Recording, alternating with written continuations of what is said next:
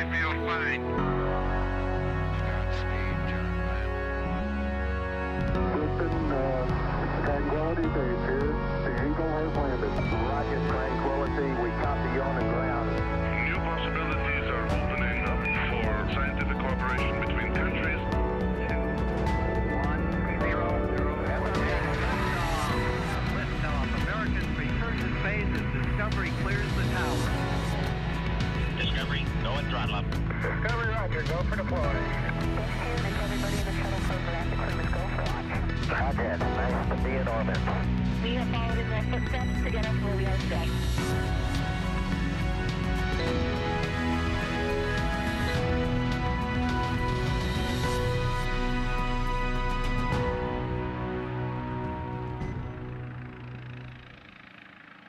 You're looking live at the Crew Dragon spacecraft on top of a Falcon 9 rocket set to launch 4 astronauts to the International Space Station in just a few hours. Today, a crew of 3 Americans and 1 European astronaut will set off on a 6-month science mission to the world's only orbiting laboratory. And welcome everyone to the Kennedy Space Center in Florida for live coverage of NASA and SpaceX's launch of Crew 3. I'm Daryl Nail with NASA, and this is NASA's astronaut, Shannon Walker. So thrilled to have you here with our launch broadcast. First time for somebody who's actually flown on the Dragon.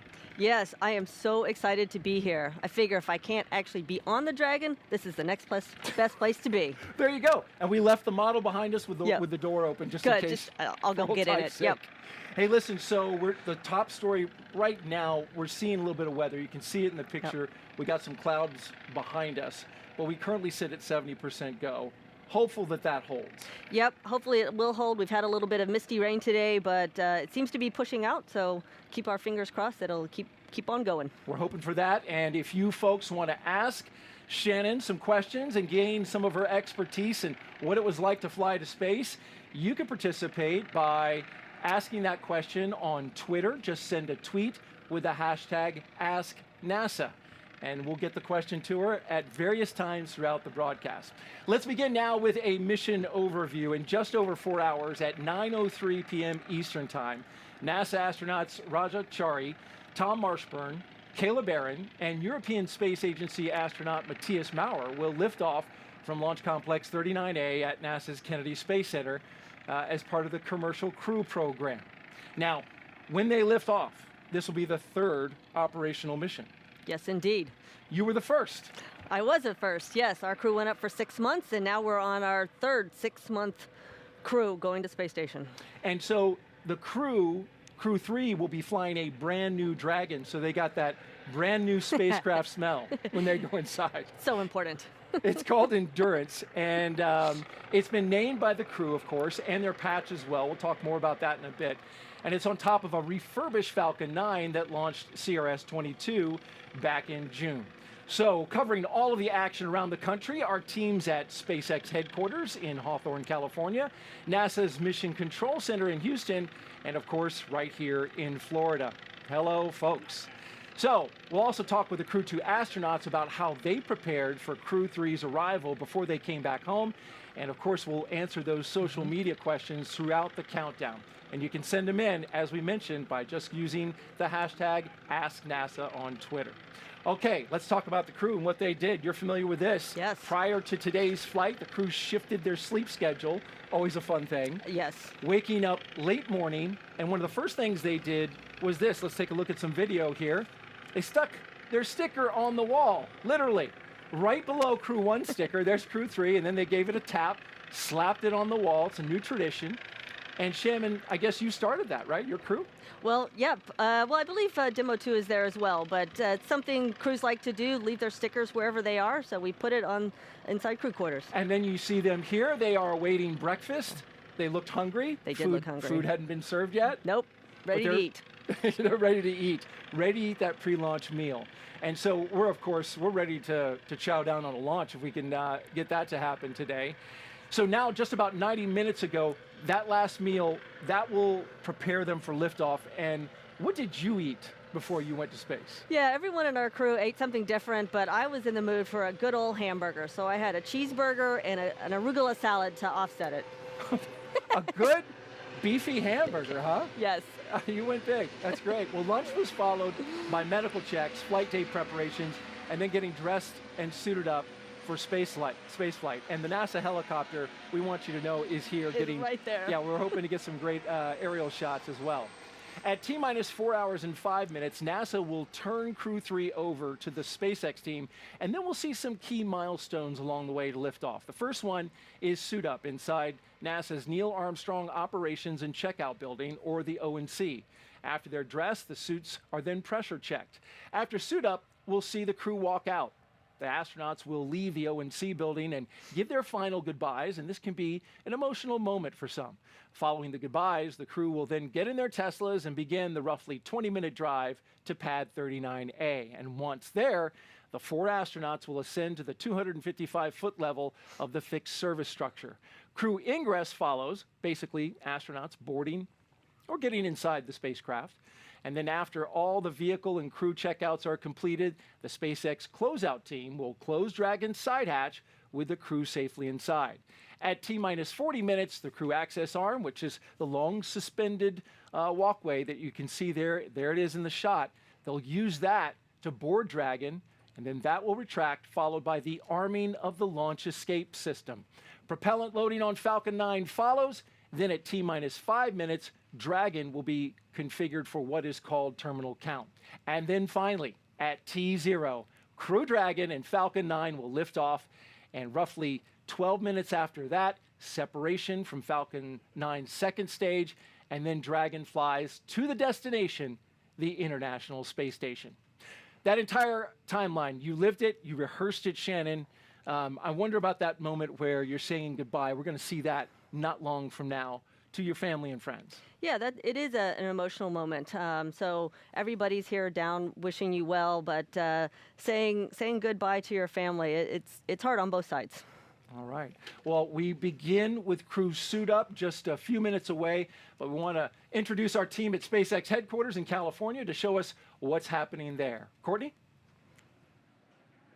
Hello from SpaceX headquarters in Hawthorne, California. I'm NASA's Courtney Beasley, and thank you for joining us live for the 4th flight of astronauts on Crew Dragon to the International Space Station. I'm Jesse Anderson, a production and engineering manager here at SpaceX. And right next to us is Mission Control Hawthorne, where our teams are monitoring the vehicle, checking in on all of its systems, and the capsule is currently go for launch. That's right, and once the crew lifts off, it will take them about 22 hours to reach their destination, the International Space Station, with Dragon flying autonomously the entire way. But the crew will have the ability to take manual control of Endurance at any time if necessary. To help make sure the crew has a safe journey, our team in Mission Control will be monitoring their progress along the way. On console or headset are 6 key positions who are monitoring the health of the vehicle and the crew. The mission director, who is responsible for mission success, is in charge in the room. The person that you'll hear talking to the astronauts is the crew operations and resources engineer, or what you'll hear is called the core. The other positions are focused on vehicle systems like navigation and control, avionics, software, propulsion, life support, and communications with ground segments. And NASA has its own team members in Mission Control Houston, where they've been preparing the International Space Station for Crew Dragon's arrival. We'll meet several of the key players later when we check in with Houston. For now, though, let's go to John Innsbrucker for an operational update on the launch countdown. John. Hi, I'm John Innsbrucker, Falcon 9 Principal Integration Engineer here at SpaceX.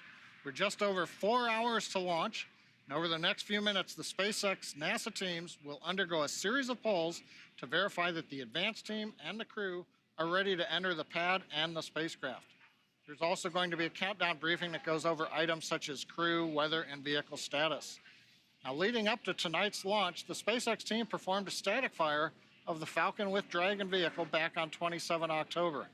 This ran the team and the flight hardware through the countdown. We ran the engines for 7 seconds. Now, following the static fire, we drained the rocket of propellants. We did a full dress rehearsal for the crew on October 28th. The crew suited up, they entered the capsule, and they performed the countdown steps with the Dragon flight team. Now, once the rehearsal was complete and the crew was out of the capsule, the SpaceX and NASA teams loaded the final cargo into lockers on the floor of the Dragon capsule. As you see on the video there, the Falcon 9 with Dragon has remained vertical on pad 39A since those tests, waiting out weather and the schedule for tonight's launch attempt.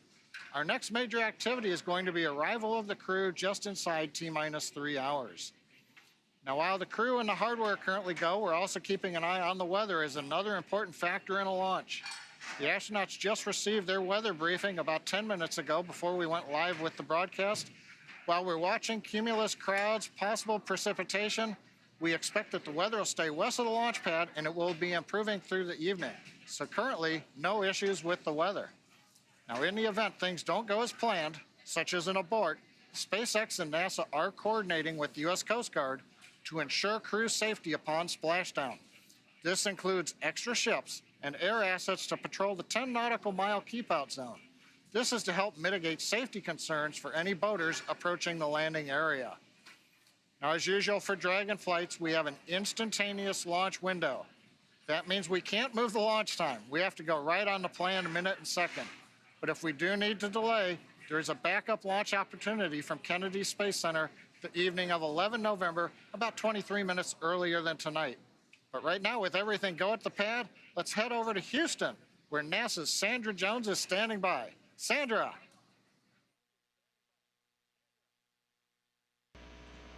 Thanks, John, and welcome to Mission Control Houston. You're inside the International Space Station Flight Control Room in Houston, Texas at NASA's Johnson Space Center. Mission Control Houston is the nerve center for operating the International Space Station, working in tandem with our partner agencies and providers around the globe. Together, we've ensured the station is ready to welcome Crew 3 as the 4 astronauts arrive and join the current Expedition 66 crew. Leading the team inside the room right now is Flight Director Rebecca Wingfield, as the crew on board station has just entered their sleep period to prepare to support approach monitoring tomorrow. Wingfield will return as NASA Flight Director for Dragon's approach and docking, and she'll lead the joint NASA SpaceX go-no-goes once we're in joint operations with mission controls here in Houston and at SpaceX in Hawthorne, working in sync to bring Crew Dragon to its new home in space. Earlier today, the International Space Station's Russian Progress 79 engines fired for 6 minutes 2 seconds at 2:15 p.m. Central Time in a planned maneuver to raise the altitude of station as a reboost, replacing a planned station maneuver next week designed to set up the correct phasing conditions for the launch of the Pre-Shal node module on November 24th and the launch of the Soyuz MS-20 spacecraft next month. The maneuver had the collateral effect of placing the station well away from the predicted path of a small piece of Chinese satellite debris identified yesterday by ballistics officials who track such objects in orbit. The maneuver raised the station's orbit by 1.1 miles at apogee and 0.3 of a mile at perigee. The complex is now orbiting at an altitude of 265.3 by 257.3 statute miles. Although ballistics specialists reported that the debris posed no threat to the station or the crew, we proceeded with the maneuver to avoid any issues to the Crew Dragon rendezvous after launch. Docking by the SpaceX Crew Dragon Endurance to the International Space Station is still planned for 6:10 p.m. Central Time tomorrow night. A little bit later, I'll go through more of the work we've been doing in space and on the ground to prepare the station for Crew 3's arrival. Until then, we'll keep an eye on today's countdown, and we'll check back in with you soon. So for now, let's head back to Daryl in Florida at the Kennedy Space Center for the latest with launch preparations. Daryl? All right, thank you, Sandra. And we are now live inside the suit-up room where the Crew 3 astronauts are getting their final checks of their spacesuits. You can see it there. This is a suit-up room, very familiar to you, Shannon. You were here not too long ago. Not too long ago, just a year ago. It's hard to believe it's already been a year. Imagine that. And there we see the commander for this mission, Raja Chari. He is seated and getting his suit checked out.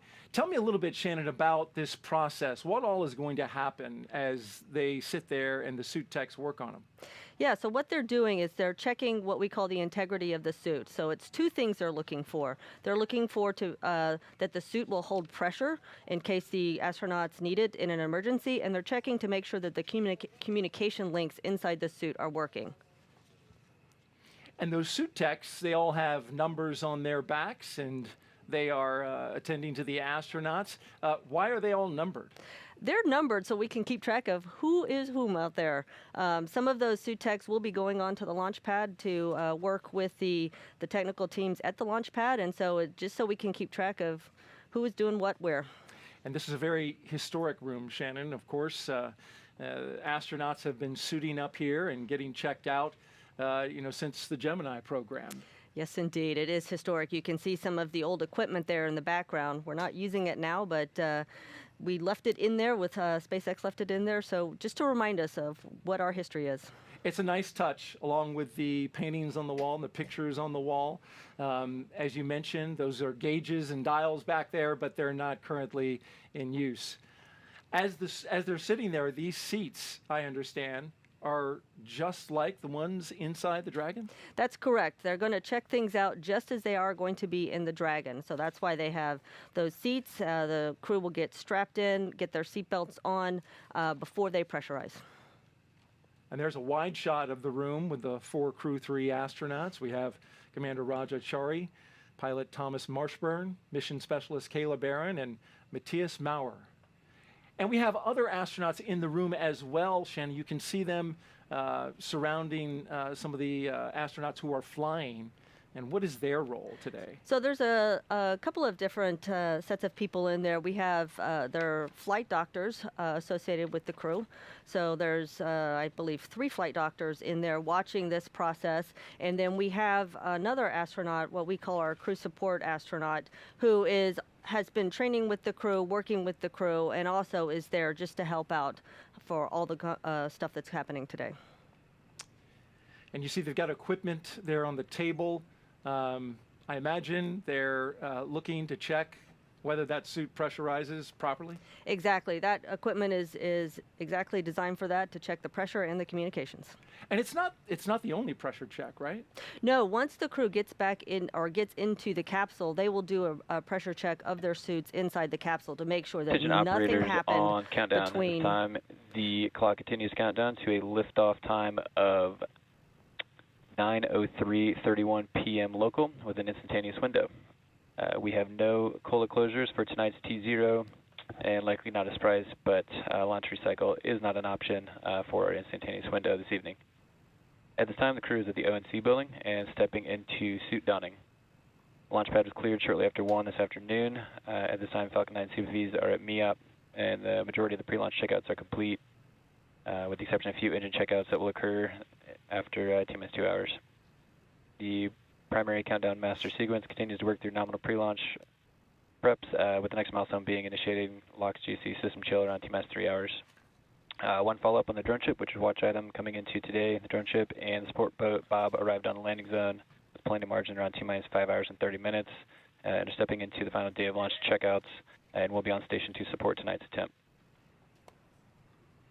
And that was upper level winds look great for tonight's attempt. We're tracking well below our allowables at 70% on gimbal and 81% on loads.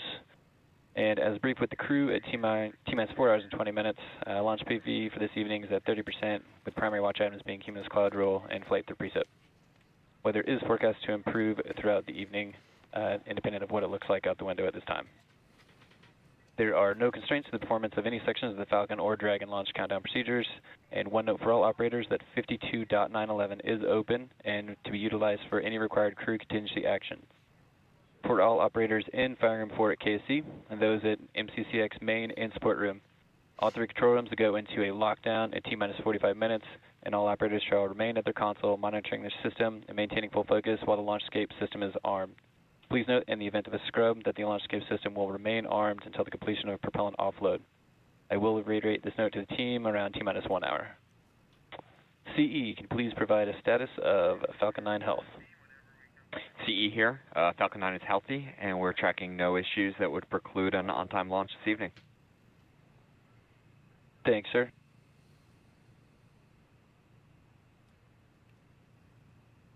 All right, that's a good call out by the launch director there for SpaceX. Everything sounding good. I particularly appreciated that he said, despite the way it looks outside the window, which is gray and cloudy, yep, and a little rainy. Yep. Hoping the weather's going to pass. Hoping the weather's going to pass, and we'll be able to launch tonight. Hey, MD, could you please provide a status on Dragon Health? No issues for launch today. Thank you, ma'am. That's good to hear. At this time, there are no additional notes for the countdown briefing. If there are no additional comments or questions, this will conclude the briefing. We'll proceed in tonight's attempt. Really quick, want to note on the screen, number 23, that's astronaut Stephanie Wilson, who a veteran of LD out. Veteran of space shuttle flights. Yes, she's had 3 space shuttle flights, and she's been training as the backup to this crew. So she is the one that's there helping them out, being the astronaut most engaged with this particular crew. And she'll go all the way out to the pad, yes, right? Yes. It's a great shot of her there as she provides that support that's really important to the astronauts. It is important. It's really important to have somebody that knows what you're going through to lend a hand. This is the 3rd rotational crew to fly on a commercial spacecraft, and of course they bring a diverse set of experiences to today's flight. Let's break them all down. Crew Dragon Commander Rajachari, he's a colonel in the U.S. Air Force. He holds degrees in astronautical engineering and aeronautics. Chari is also a combat veteran, having flown the F-15E aircraft during CE, Operation MD on Rocky countdown Freedom. 1, com check. CE, com check. How do you read me? I got you 5x5. How many? You as well. And LD, MD on countdown 1, com check. And LD, I have you 5x5. How many? Okay, great. Got you 5x5 as well. Thanks. Thank you. And we'll hear these communication checks throughout the launch broadcast, and we'll try to pause so that you can hear those. And oftentimes, they include some big milestones. We were talking about Rajachari. He actually deployed to the Korean Peninsula. As a test pilot, he has accumulated more than 2,500 hours of flight time in various military aircraft. Shannon, it's his first trip to space, and he's the commander. I know, that is actually quite unusual, but it's just a testament to all the experience he brought to the office and all the hard work he's been putting in getting trained up for this flight. Absolutely. Pilot Tom Marshburn is suiting up for his 3rd space flight. He's the veteran. He previously flew on the Space Shuttle Endeavour in STS-127 and on the Russian Soyuz in Expedition 3435 while helping assemble the International Space Station on STS-127. Marshburn performed 3 spacewalks totaling almost 19 hours. The North Carolina native holds degrees in physics and medicine, and Shannon, he's the Crew 3 pilot, and you were both in the same astronaut graduating class of 2004, I understand? We were, and it's really nice to be able to see some of my classmates going up into space. And he's got, he came from emergency medicine, so he's a good guy to have on board. He's a good guy to have on board, absolutely. Mission Specialist Kayla Barron is about to make her first trip to space. The Washington State native has degrees in nuclear engineering and systems engineering. As a submarine warfare officer, she was a member of the first class of women commissioned into the submarine community. And she deployed 3 times while serving aboard the USS Maine. Shannon, she's doing your role back in Crew 1, the mission specialist. That's right. So the role of the mission specialist in the Dragon spacecraft is to assist the commander and pilot in their duty. So everybody is working together to make sure the crew's getting to space safely. She seems comfortable, calm. There's a nice little wave from her. Hello, Kayla, and good luck. And she actually, interestingly enough, has not seen a launch. That is true. Her first launch is going to be from the inside of a capsule. That is pretty exciting. That's going to be something else. The second mission specialist is Matthias Maurer. He too will be making his debut space flight. He will be the 2nd European astronaut, there he is, to fly on Crew Dragon. Maurer is from Sankt Wendel, Germany, and is a doctor of material science engineering. He is the inventor of more than 10 patent applications and joined the European Astronaut Corps in 2015. Maurer has spent 16 days underwater during the NASA Extreme Environment Mission Operations Challenge, and he has trained in sea survival training off the coast of China. Kind of like having a MacGyver on board, I guess, with all those patents. Yes, exactly. He's going to bring a lot of talent to the science program going on the station. Each of these 4 crew members will be part of Expedition 66 once they arrive at the International Space Station, and we'll give you a closer look at each of them as we get closer to launch time. As the crews continue to work, when you're in this position and you're getting checked out, are you mainly focused on the task at hand, or do you allow yourself to kind of think about just what's about to happen in a few hours? I think all of it is going on. You're trying to enjoy the moment, but obviously you have a very serious job to do, so you think about that, so you sort of bounce back and forth and have all the emotions pretty much at the same time. I've heard that you know, sometimes, and in fact, Kayla Barron on a podcast recently said that she was in and out of these strong emotions, sometimes pinching herself, going, I can't believe that I'm going to do this. And then because you're training so much, you just kind of fall into that regimen of training, and it doesn't seem real. Exactly. That is what's so interesting about this, because you have trained so much, you've gone through all these procedures and processes, and then now is the actual one that's going to take you to orbit. We see Thomas Marshburn talking to the suit techs, and I understand you develop a bit of a relationship with the suit techs, right? Because these things, first of all, are custom fitted down to the centimeter, apparently. Absolutely. So one of the first things that happens when you get assigned to a SpaceX flight is you go out to Hawthorne and you get measured. Countdown. The advanced team has arrived at the White Room, and additionally, all 4 crew are through successful leak checks at this time, well ahead of schedule. Sounds like we're ahead of schedule, but you were saying? Yep, ahead of schedule is good, better than being behind schedule. For sure. So you get measured for your spacesuit, and so they do build it just for you, and they spend a lot of time making sure everything is right. And in fact, when you're in training in Hawthorne, they are there to help you get suited up each time you need to get suited up. And so you have familiar faces here while you're getting suited up, ready for launch. You see them a lot. Crew 3 is scheduled to arrive to station just days after astronauts from Crew 2 have already returned home from a record-setting space flight. At 10:33 p.m. Eastern Time on Monday night, Crew 2 safely splashed down in the Gulf off the coast of Pensacola. The international crew of astronauts, you see them there. Shane Kimbrough, Megan MacArthur, JAXA astronaut Aki Hoshide, and ESA astronaut Thomas Pesquet spent 199 days in orbit, and this was the shot of them coming back down from the infrared camera. There was splashdown, a beautiful splashdown. You hear the applause there. They surpassed the record, the previous record, of 168 days set by Shannon Walker and her Crew 1 astronauts. Yeah, we figured that that record would be broken just about any time. So since I'm you glad were the for them. first operation, right? Exactly. So everybody that's coming after us will probably break the record. Right. Well, you know, it's interesting because of what developed with the delay of this launch. You know, initially there was the weather, and then we had an astronaut with a minor illness. Yep. So we delayed 10 days. Initially, this was supposed to be on Halloween. Right. So they had to spend a little bit longer than they may have. They did. They spent a little bit extra time. The Crew 3 crew spent a little extra time in quarantine, and the Crew 2 crew got to come home. And there you see Thomas Marshburn having a spirited conversation with somebody. Yep, because they're ahead of schedule, they get to take a little time and talk to the folks in the suit-up room.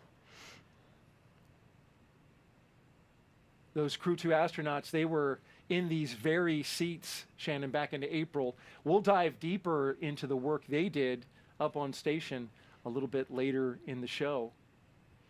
You know, what ended up happening because of the delay, there was no direct handover on the International Space Station. So now it's an indirect handover. Crew 2 is down, and Crew 3 is going up today, hopefully. Yes. So they won't see Crew 2. What does that mean?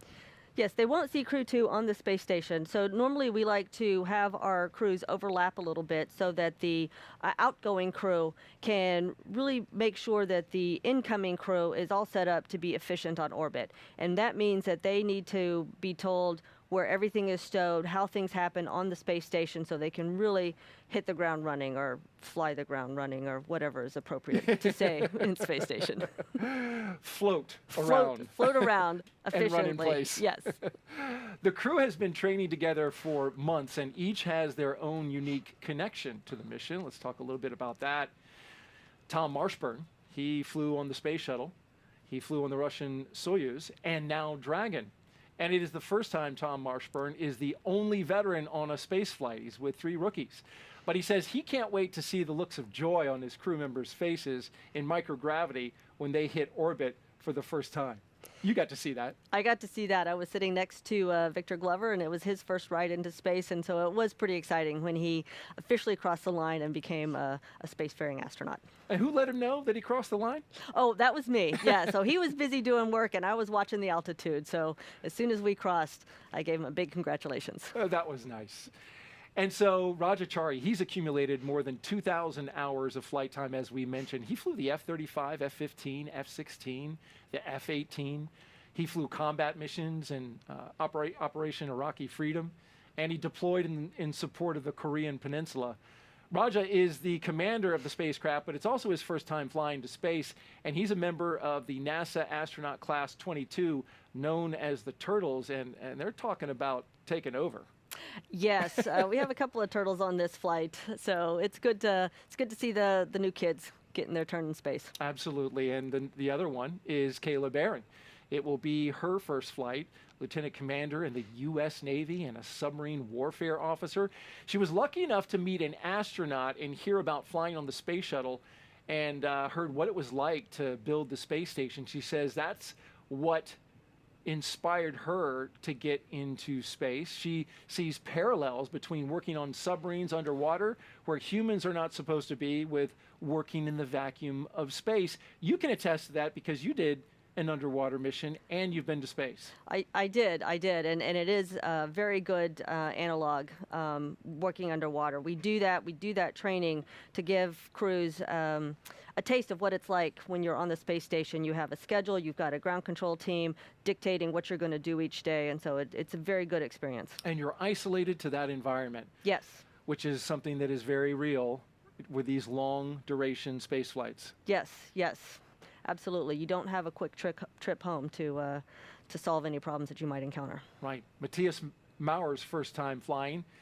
ESA named his mission Cosmic Kiss, which is basically a declaration of love for space. He'll be working on 35 different experiments over 6 months. Shannon, it's a pretty appropriate title for as busy as he's going to be. Yes, yes indeed. Cosmic Kiss, that's great. When you were up there working in space during your mission with Crew 1, what was the thing you enjoyed the most? Oh, goodness, there's so many great things to enjoy about being in space. I certainly enjoyed the work we were doing, all the science, but I also really enjoyed the camaraderie that I had with the crew. We were a very close crew. We had 5 people on the USOS side of the space station and 2 Russians, and we spent a lot of dinners together just talking about things. Sometimes that's the best. It is the best. During one of their many trips to train at Spacex facilities in Hawthorne, our team had an opportunity to chat with Crew 3, and here it is. I wake up every day, can't wait to work with this crew. I am totally inspired by watching them work. Everyone's contributed a huge amount.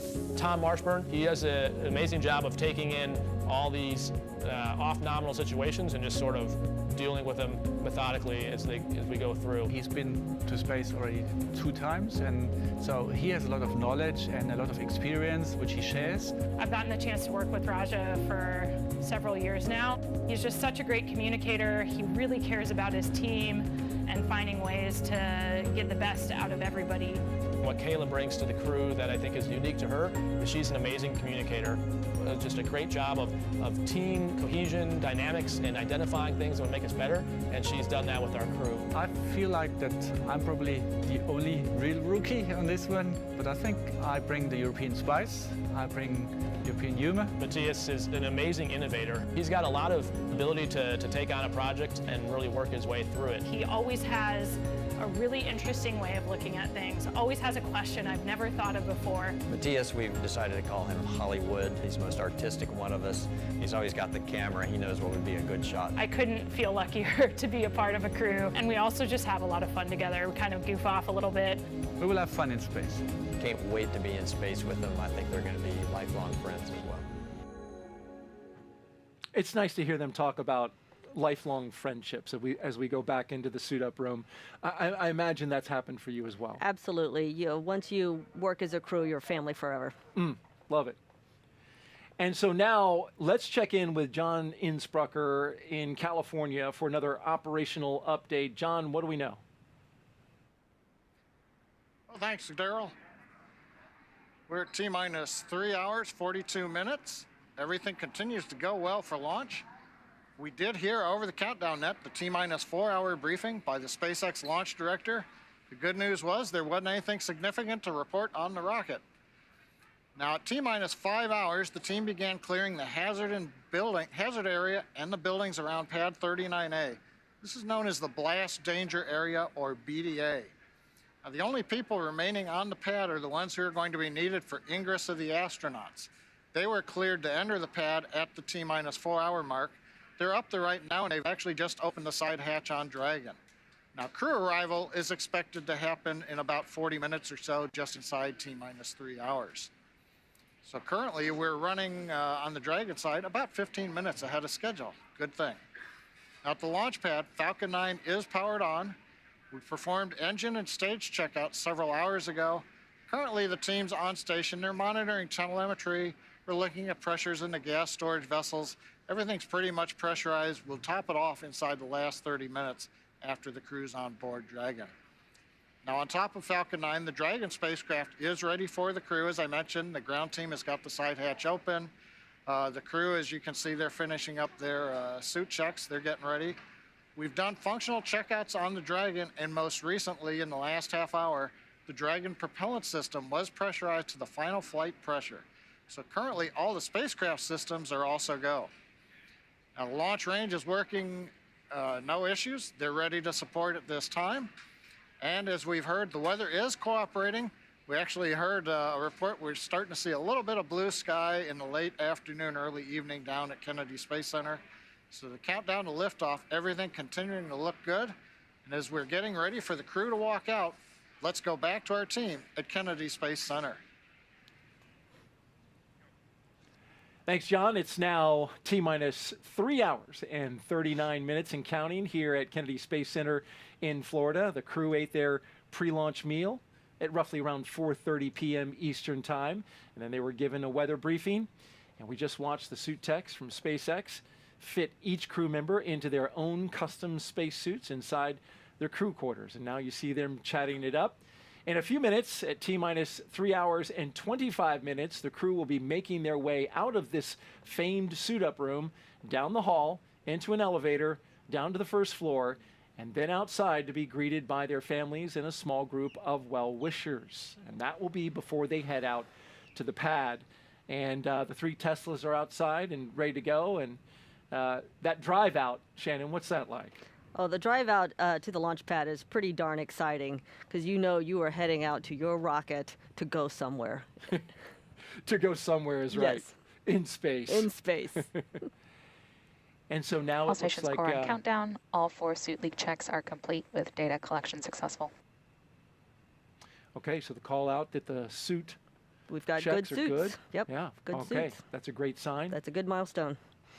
And you said you were noticing something about the tech on number 10 right there to the right of Rajachari. Yes, I was just noticing that he was actually on the ship with me for the crew to splashdown. So they are working hard getting everything done, getting a crew home and getting a crew into space. Wow, and that was just days ago. And you were on the boat too. I was on the boat too. You're working hard. We all work hard. We appreciate you being here after a long night. I know you were up well into the night and the morning on that. Now, there are 3 Teslas waiting to drive the crew out to Launch Complex 39A, and there they are under hazy skies. They'll be riding in the first car. Riding in the first car will be the suit techs and the spacecraft closeout lead. In the second Tesla, Commander Rajachari and pilot Tom Marshburn. They'll be sharing a ride with the NASA flight surgeon, a position Marshburn once held. And in the third vehicle will be Kayla Barron and Matthias Maurer and another closeout lead. And of course, we will follow the convoy every step of the way, live watching them go to their destination at 39A, the launch pad, a historic launch pad here at the Kennedy Space Center. And we're going to get you as close as we possibly can without actually being inside the car with them, Shannon. Yes, I suppose we could put a little camera in there, but anyway, we will track their progress from the ONC building out to the launch pad.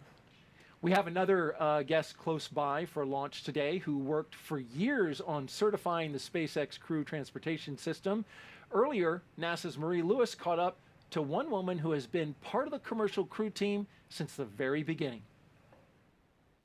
Brittany Sims, Launch Operations Engineer for NASA. Thank you for joining us. Thank you.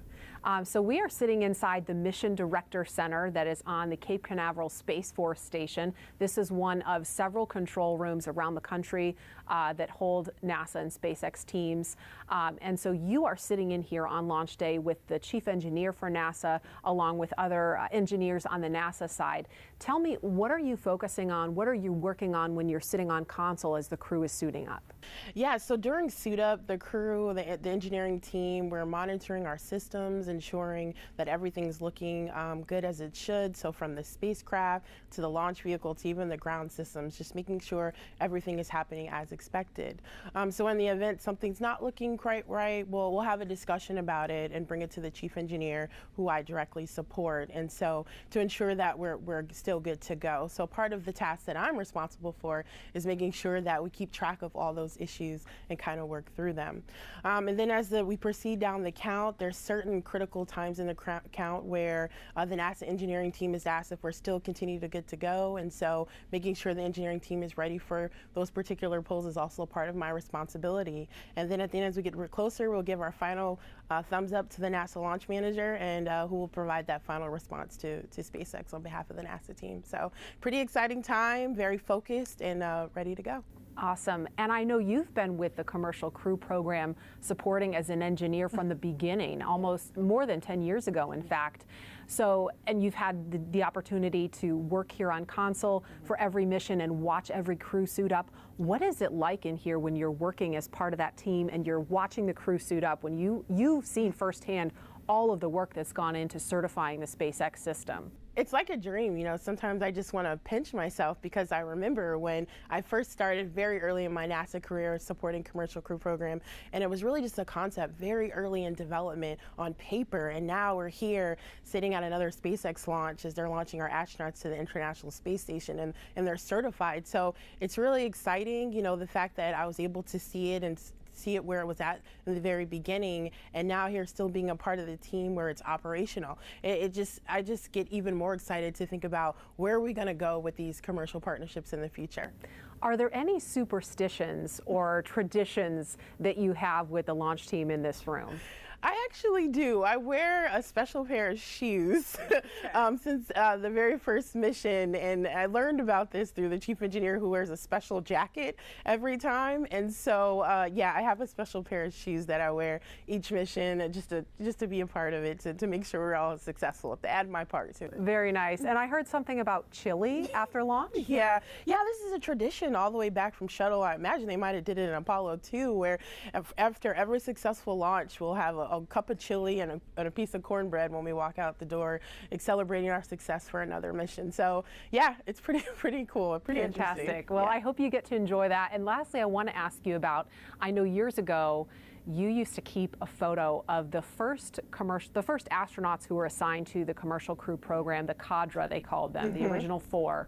And 2 of them have since flown already on the SpaceX system, Doug Hurley and Bob Behnken. And you used to keep their photo in your cubicle at the operations and checkout building. Tell me why you kept that photo there. You know, there's 2 reasons. You know, looking at that photo first is just a reminder of the importance of what we're doing and who's on these vehicles, right? They're fathers, they're sons, they have families, and so they're entrusting us to get them there safely to their destination. And so it's a reminder to continue to always be vigilant in anything I do as I get to support this team. And so it was always important for me to have that photo there, because I've got an opportunity to interact with them prior to their flight. And then also the second part of it was also a reminder to the fact that that was my dream, to come to NASA and fly astronauts safely to wherever their destination is. And so it's a reminder that, you know, you honestly can accomplish anything you set your mind to, because I'm a living example, and I was able to do it, and I'm doing it here today. All right, Brittany Sims, launch engineer, best of luck to you and the team on this launch of the Crew 3 mission. Thank you so much. Thank you. All right, and there you see a live view as we head towards sunset here on the Florida coast, which is right about now. Right about now. It's getting dark. We don't see the sun, mind you. No. We see gray skies and clouds all around, but there's a look at it there with the iconic vehicle assembly building there. But these clouds, we're told, are hoping to clear a little bit. And I talked to our launch weather officer, Brian Cizik, with the 45th Space Wing. He says that these clouds are somewhat thin. The moisture is thin, and so there's some dry air in the mid-level area of the atmosphere that's kind of drying it out. So it doesn't look good, but in fact, very thin level of moisture up there with those clouds that you see on the screen right there. Yeah, having these types of clouds is the good kind of clouds we have. What we really want to avoid is lightning. We cannot launch when there's lightning around the launch Absolutely pad. right. And there are many criteria that govern exactly whether the spacecraft can launch through weather and the conditions of lightning, as Shannon mentioned. Those apparently, the only concerns we have in this are the cumulus cloud rule and flight through precipitation, right, which we hope will only be a 30% chance at the time of launch. Let's check in at the hallway and look at the beautiful art inside astronaut crew quarters. 23,000 square feet of crew quarters there, and they have dorm rooms that are very homey and comfortable. You've stayed there, Shannon, and you've seen that art. That's a nice touch that's just been added recently. It is a nice touch, and they have all different kinds of art that really cover the whole history of our space flight that we've done in this country. And so we've got various artists making their, donating stuff to us, which is really nice. And it's space-themed art, so it fits, the area. It certainly fits the location.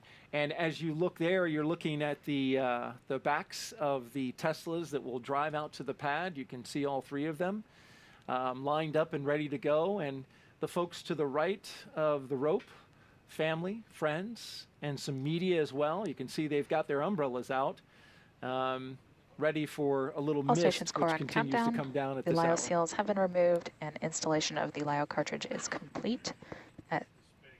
Ahead of T-minus 3 hours, 29 minutes. We are more than 15 minutes ahead of schedule.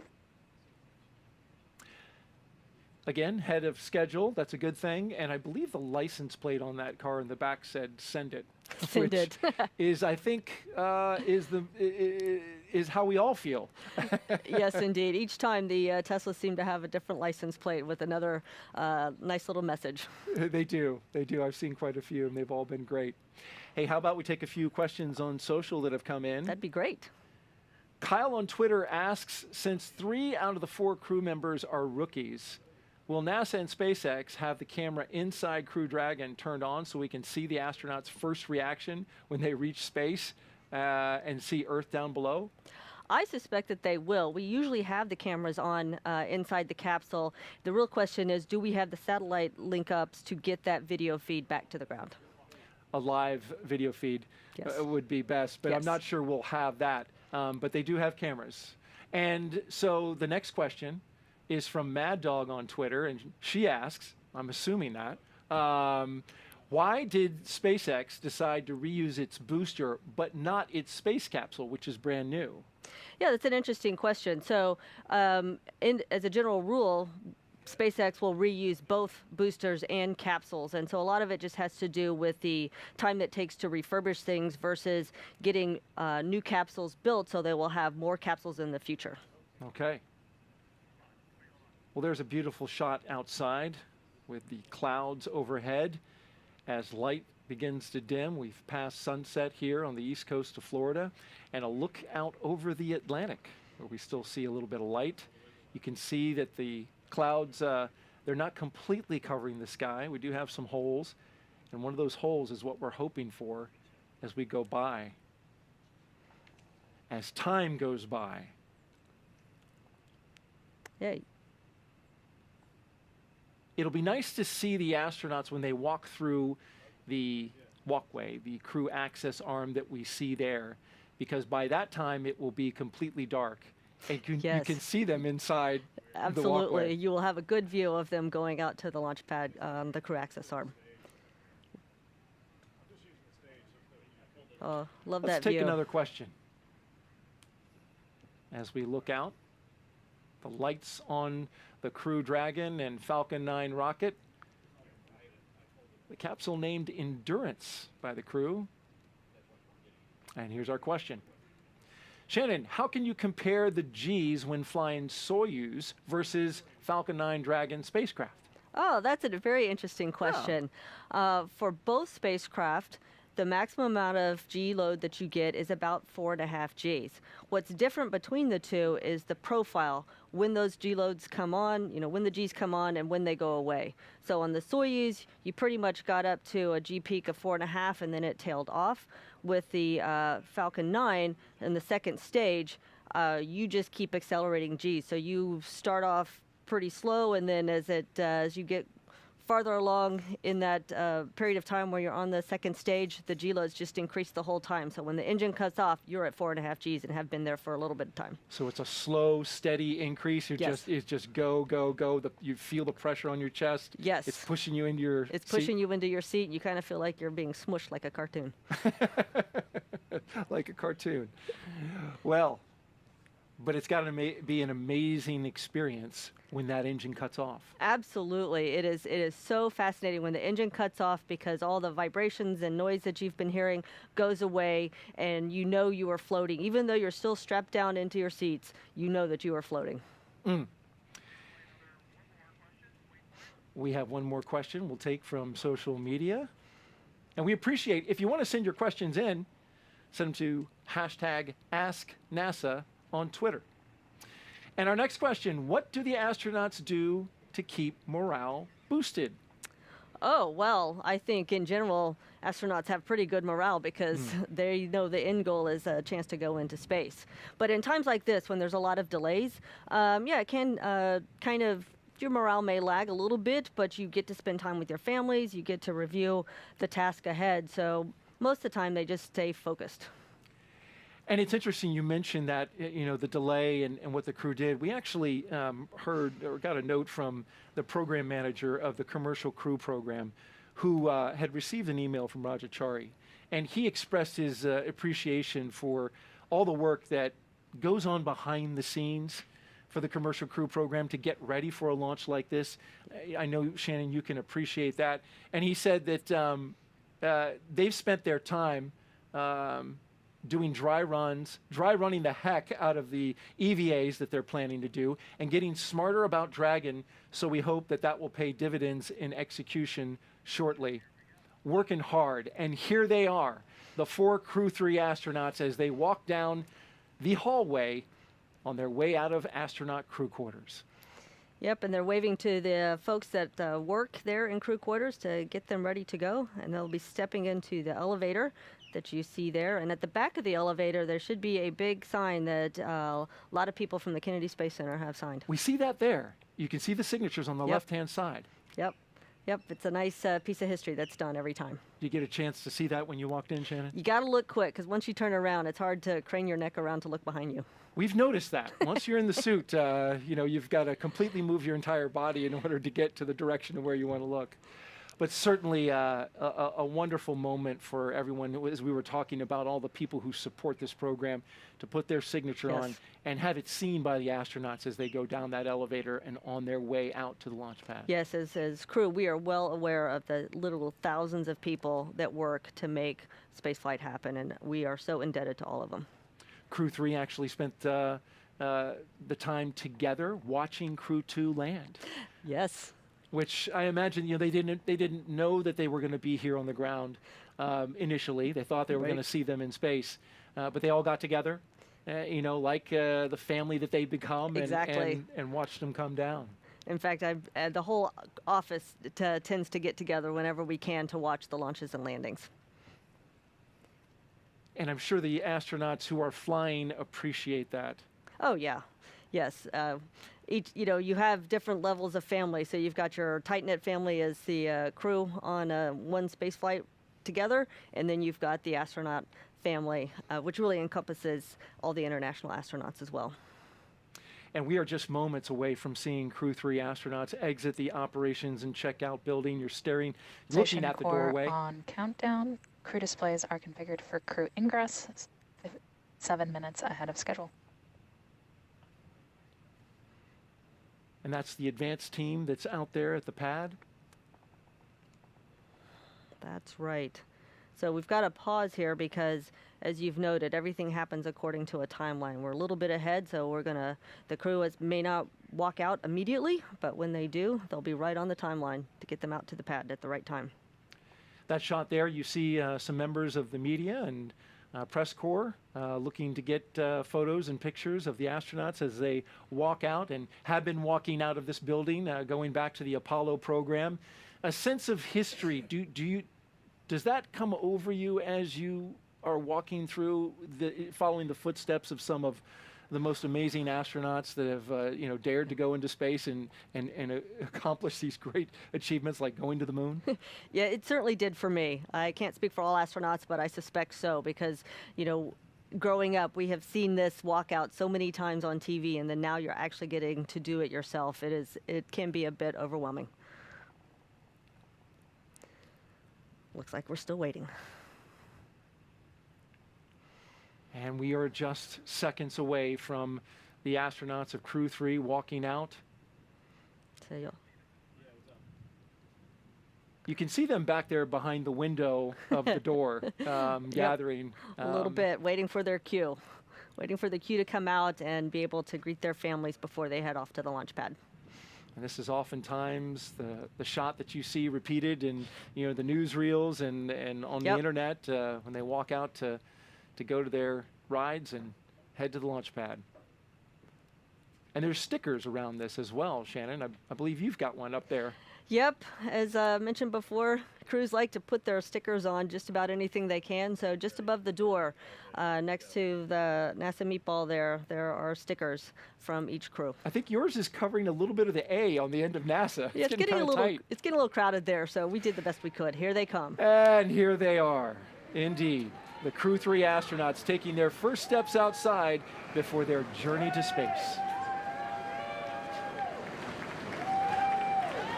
All stations, core on countdown, crew have walked out and are departing the ONC building.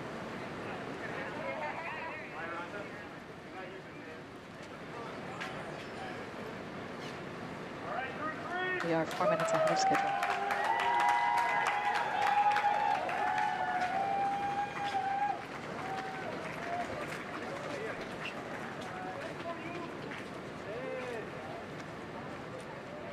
So the suit techs had their umbrellas on hand and ready? Yep, you don't want to go to space with a wetsuit. Yeah.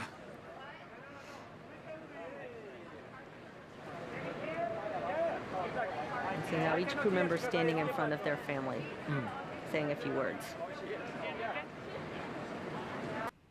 Keeping a safe distance? Yes. As required before they go into space? The crew has been in quarantine and they remain in quarantine even at this moment.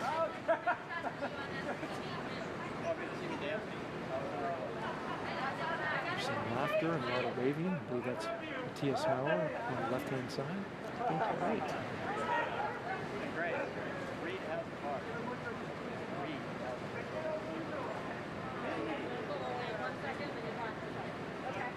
There's Roger Chong. Tapping his chest near his heart and blowing a kiss. Absolutely. What was this moment like for you, Shannon? Well, it was a bit surreal because it was, my turn to go to the launch pad for real, but it was really nice to see my husband there and get to greet him before I got on a rocket. Of course, he's an astronaut too, so I've been in the other position watching him launch into space. So you know the feeling on both sides. I do know the feeling on both sides. Former NASA astronaut Andy Thomas? Yes, Andy Thomas. Who flew on Space Shuttle, I believe the return to flight after He Columbia. did. He was on STS-114. He flew into space 4 times and actually spent 4 months on the Mir space station with the Russians. More waves there to the family. Well, the way the doors are configured on those Teslas gives you plenty of view. Yes. At least more important for the astronaut. And it makes it easier to get into the Tesla. It does indeed. Oh, they're shutting the doors, so soon they'll be heading off to the launch pad. And these seats are assigned. These astronauts knew exactly which car to go to. Yes. Yes, indeed. We've got to have it all choreographed to make sure we've got the right people heading out to the launch pad. That's right. Roger Chari and Tom Marshburn are in the second car, the second Tesla, and Matthias Maurer in the third Tesla. And there's another moment now, and the families get to come around the car. They get to come a little bit closer for one last moment with their crew member. It didn't used to be this way. No, this is actually a tradition that we picked up from the Russians and crews launching on the Soyuz. So the Russians have a space where the crew walks out getting ready to go to where they're going to suit up, and the families are there to greet them before they head off. Well, it was a great move to copy that and bring that here to the Kennedy Space Center. I think so. It really shows what an international partnership that we have. Indeed. Now, these astronauts are about to take a 20-minute drive, Shannon. There's going to be a little rocking out. Yes. Each car, the crews in each car get to have a little playlist, and they will be cranking up the tunes as they're heading out to the launch pad. So mentioning that playlist, Tom and Raja, I'm going to tell you a couple of the songs that we were sent that they're going to be listening to. Welcome to the Jungle by Guns N' Roses, Kickstart My Heart by Motley Crue, and Don't Stop Me Now by Queen. That is a great collection of music for sure. If that doesn't get you going. I think so. They will not be sleeping in that car.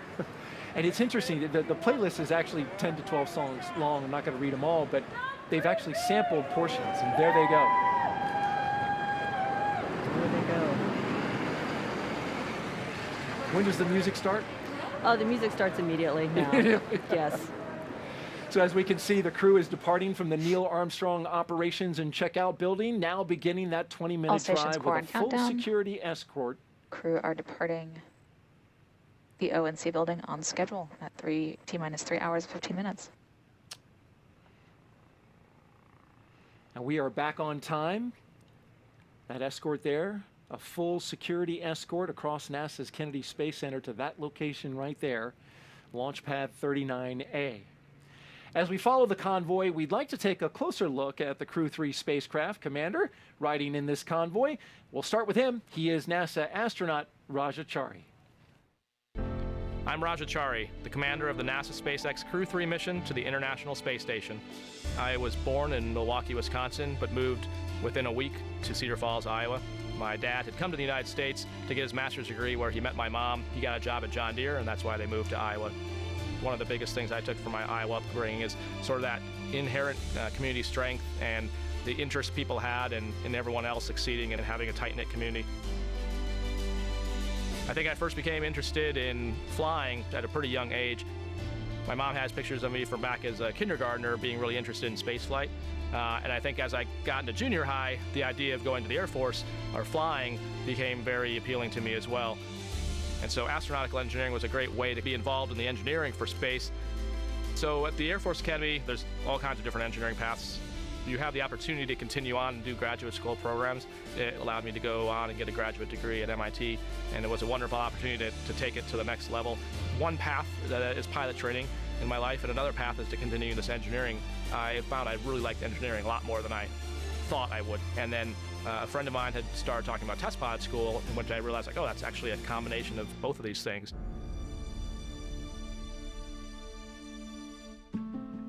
So for me, I think I first started thinking about the idea of being an astronaut was about the 2008 timeframe. But it dawned on me that, oh man, this is not just some weird, like, I want to be an astronaut when I grow up. It's actually in the path that's realistically achievable. So what do you say? How about I introduce the 2017 astronaut candidates? Raja's a 39-year-old lieutenant colonel in the United States Air Force from Cedar Falls, Iowa. And so that was how I wound up on the path of applying.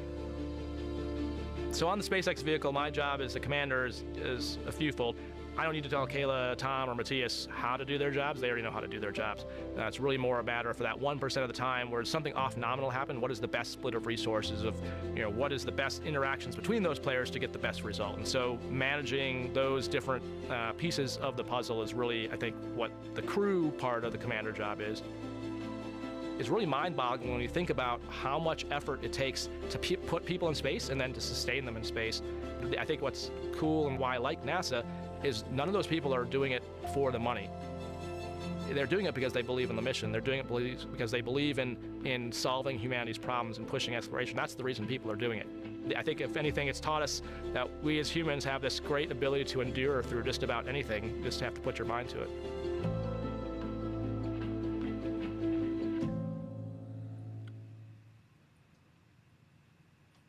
And riding alongside Rajachari is Crew Dragon pilot and NASA astronaut Tom Marshburn. The North Carolina native is about to embark on his third space flight.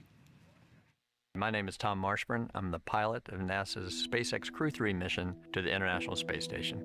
Not quite sure why spaceflight grabbed me the way it did. It found me, really, more than me deciding to become fascinated with it. There's something about leaving everything we know behind, everything, not just our friends or family or home, but even the planet, going to places that we knew almost nothing about at the time I was reading about it, and understanding how somebody could change. So it was almost like going up into heaven or something and coming back. And that was just infinitely fascinating to me. I have 3 brothers and 3 sisters. 5 of them had decided to become doctors. So the one thing I knew I was never going to be was a doctor, because I didn't want to be just like them. But while I was in graduate school in engineering physics, I realized that everybody I was hanging out with, everybody I enjoyed being with, were either medical students or doctors. Maybe medicine's something for me. And it turned out I loved it. Got so immersed with it that I actually forgot about space for a few years. Began to practice after that in Toledo, Ohio, where they had a life flight program, and that's where I did my residency for emergency medicine. I wanted to fly, and so I applied for the first class of what was then the Space Medicine Fellowship, and in '93, I showed up at NASA. I was all starry-eyed, excited, and ready to start learning about space medicine. I got to know the patients. I got to know the astronauts and the pilots that I would be working with later. And that was an enormous amount of fun. One of my first jobs then as a flight surgeon was to get shipped out to Russia to support the Phase 1 program, which is when we took NASA astronauts, put them on the Mir space station so that we could learn about long-duration spaceflight before we started sending astronauts to the International Space Station. There's something about working at Johnson Space Center, I think, that if anybody had ever considered flying in space or wanting to, when you show up and you see the incredible things that everybody is doing, it's hard not to get the bug to want to apply and become an astronaut. So I did 3 spacewalks and supported a 4th as the inside crew member. The main goal for us was to take these batteries, each weighing about 200, 250 pounds, and move them from the robotic arm that was holding them from the space shuttle and move them onto the space station. This had not been done before, so they're very thrilling. The long-duration mission is quite a bit different from the shuttle mission. You really feel like you've become a resident of space, a resident of zero-G, and you start to feel like you're getting an idea of how this works. I'm looking forward more to flying with 3 people that haven't flown in space before. This is a very unique crew. They are incredibly operationally savvy already. Those, I imagine from their prior jobs at ESA and in the military. I know they can do the job. There's no question about that. One of the great legacies of the space station is not just going to be the science, but very importantly, the international cooperation. It's not for survival, it's not for competition in the marketplace, it is for just exploration. And it's just a vibrant, wonderful place where great science is happening.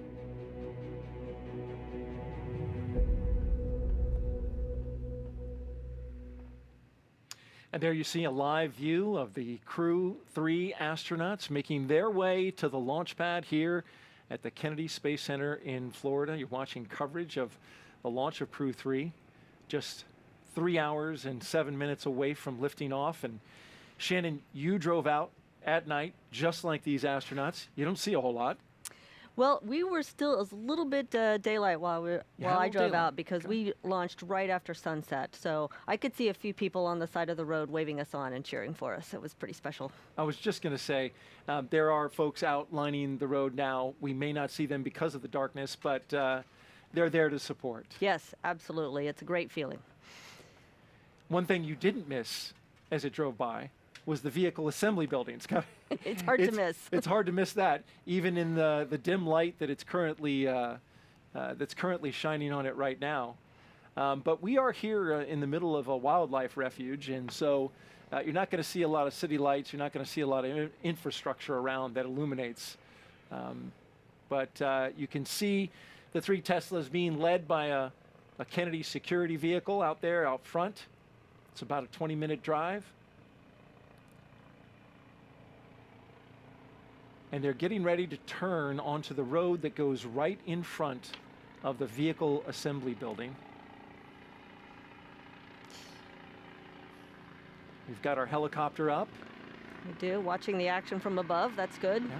Watching the convoy as they go along.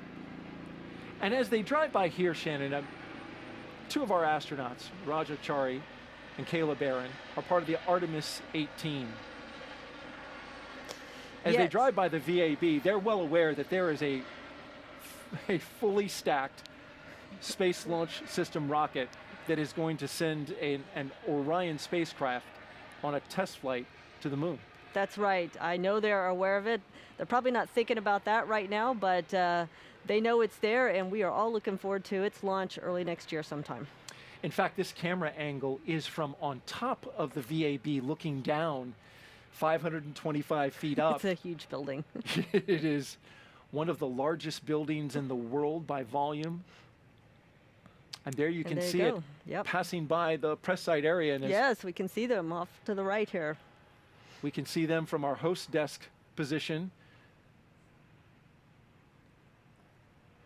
Passing right by the VAB on the way to pad 39A. Now the crew convoy is approaching the pad and entering what is known as the blast danger area, or BDA. Before any pad technicians, engineers, or astronauts enter this area around the launch pad, the SpaceX and NASA teams have conducted internal go and no-go polls to make sure that the area is safe to enter. And on that ride is mission specialist Kayla Barron, riding along with Matthias Maurer. She has a unique background as a submarine warfare officer. She was a member of the first class of women commissioned into the submarine community, and this is her first trip to space. I'm Kayla Barron, a mission specialist for NASA's SpaceX Crew 3 mission to the International Space Station. I was born in Idaho. My family moved a lot when we were kids. We lived in Montana, Colorado, but for most of my middle school time and high school, lived in Washington State, in a town called Richland, which is in southeastern Washington. I'm the middle of 3 girls. My dad's an engineer, my mom's a math whiz and a runner. They always really raised us to be ourselves, which was really cool for me and my sisters to all kind of find our own paths. I knew that I would want to find ways to challenge myself and become a leader. That's how I first got interested in joining the military and ultimately got interested in attending the Naval Academy, where I studied control systems and robotics engineering. When I showed up at the Naval Academy, I thought I wanted to be a fighter pilot. And we have this really cool training between our sophomore and junior year. I kind of think of it at like the Navy's job fair. You go spend a week with every single major warfare community: surface ships, submarines, aviation. And when I got to go underway on a submarine, I just felt like this is where I belong. It's not for everyone. It's kind of a fascinating world. You develop your own little microcosm under the sea because you have to be able to provide everything you need to live and work safely and also accomplish a mission within your own crew. The time on my submarine was the most developmental period of my life for a lot of reasons, but especially because of the operational experience and operational teamwork I got to do while we were underway when we were deployed.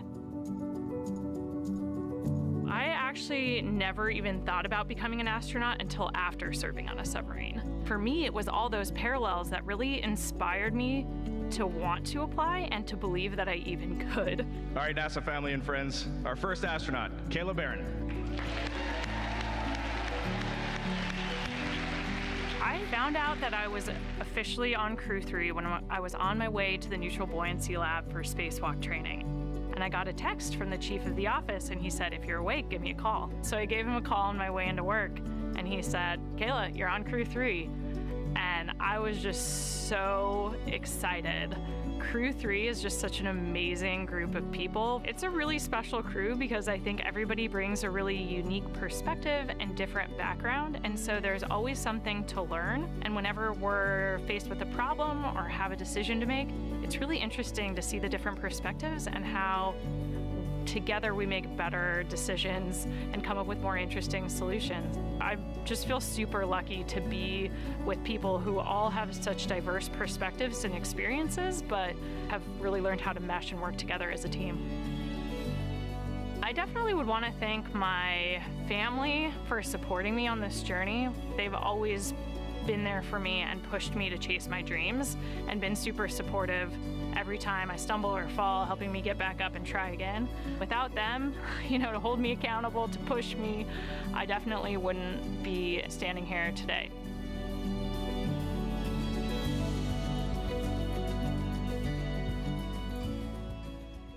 I love Kayla's story. It's a fantastic story. Yeah, and has a degree in nuclear engineering, has served on the USS Maine. Impressive.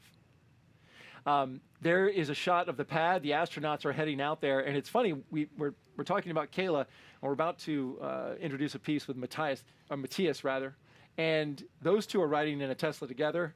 You got to check out their playlist because it's an eclectic mix.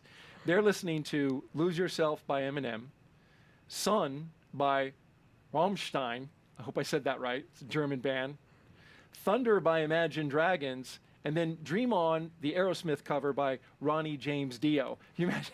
That is quite a collection of music there, but it'll get them in the mood. It will. It will. And there they are driving up to pad 39A, Shannon, and they might have spotted two rockets because SpaceX actually has a second rocket up on pad 40 for the Starlink launch. There's a static fire tomorrow. So as they drive out there, one rocket on the left, one rocket on the right. Let's hope they pick the right rocket to go to. It looks like they're headed the right direction. It does. So that's a good thing. And here comes the vehicles, the Teslas, with the astronauts inside.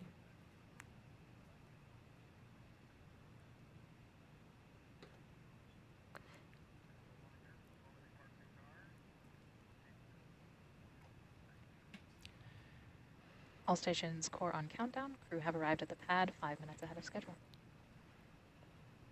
So they're going to pull the cars around and park right at the base of the launch structure there.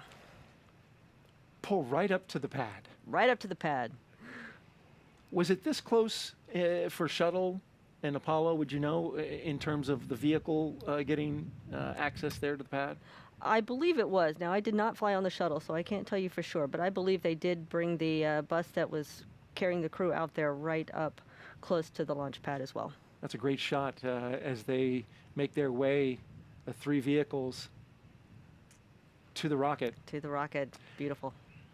Now, before the crew makes their way to the elevator at the ground level of pad 39A, let's get a look at mission specialist and ESA astronaut Matthias Maurer about him making his first flight into orbit. I'm ESA astronaut Matthias Maurer. I will be mission specialist on the NASA SpaceX Crew 3 mission to the International Space Station. I was born in Germany. I grew up there, and for the first 20 years I actually stayed in the more or less the same area. I was an ambulance driver for almost 2 years, and I also financed my studies later on by working on the weekend. I studied 2 years in Germany, material science, then I went for a year to the UK, studied there material science, and discovered how much you can learn while being in a different country. That was a huge inspiration for me, and I decided to keep on learning more languages and continue in different countries. In 2008, ESA started the call for new astronauts. Out of 8,500 applicants, only 10 candidates passed all the tests and were considered suitable for astronauts. I was one of them. I was always fascinated by space. And what does an astronaut actually do? So an astronaut works with a lot of engineering stuff. We do science in space. We work in international teams. And the adventure that we are able to live as astronauts in a combination of these 4 facts: engineering on the edge of what is possible, science, international teams, and adventure that's only possible as an astronaut. I think Crew 3 is a kind of a rookie crew with only one experienced spaceflyer, Tom. But on the other hand, I don't feel like that we are rookies at all. Raja has a huge background in flying. Kayla, she has a huge background in working in a very difficult and highly technical environment. I don't consider both of them rookies. I believe we are an extremely good team, and after a few days in space, I think we will be there and it will be our environment. Once we arrive on the International Space Station, we will run a lot of experiments. My focus will be lots of experiments in the material science domain.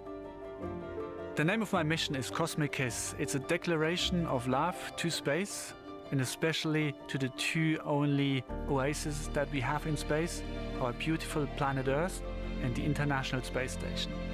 The patch is inspired by Guides of Nebra. It's a 4,000-year-old disk that was found in Germany. And it shows to me that people already 4,000 years ago watched the night sky and were fascinated with the universe. And they probably asked the same questions that we ask ourselves. How did the universe start? How did life come to our planet Earth? Is there life somewhere else in the universe? There's a huge number of people in Europe, in the US, in Russia, in Canada, in Japan, all those people that contribute that human spaceflight is actually possible. I want to say thank you to everyone who helped me to arrive at that point that I'm today. I will be thinking of you when I fly to space, and I send all my love to you down on the ground.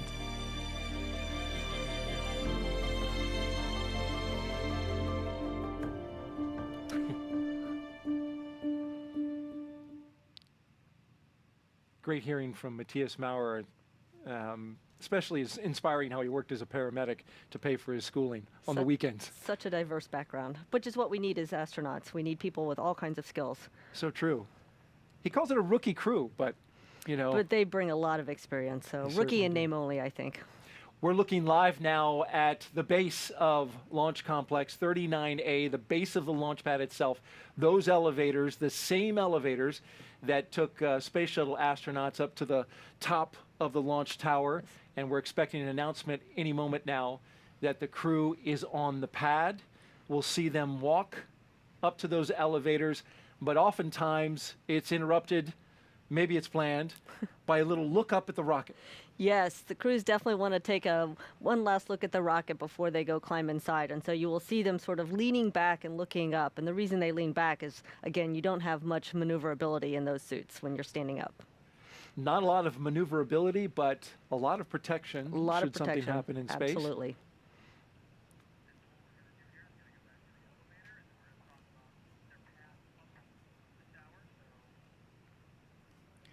As we look at the elevators there is a specific path that you must take to get to the rocket, and you're looking at some of the shots of inside the launch tower.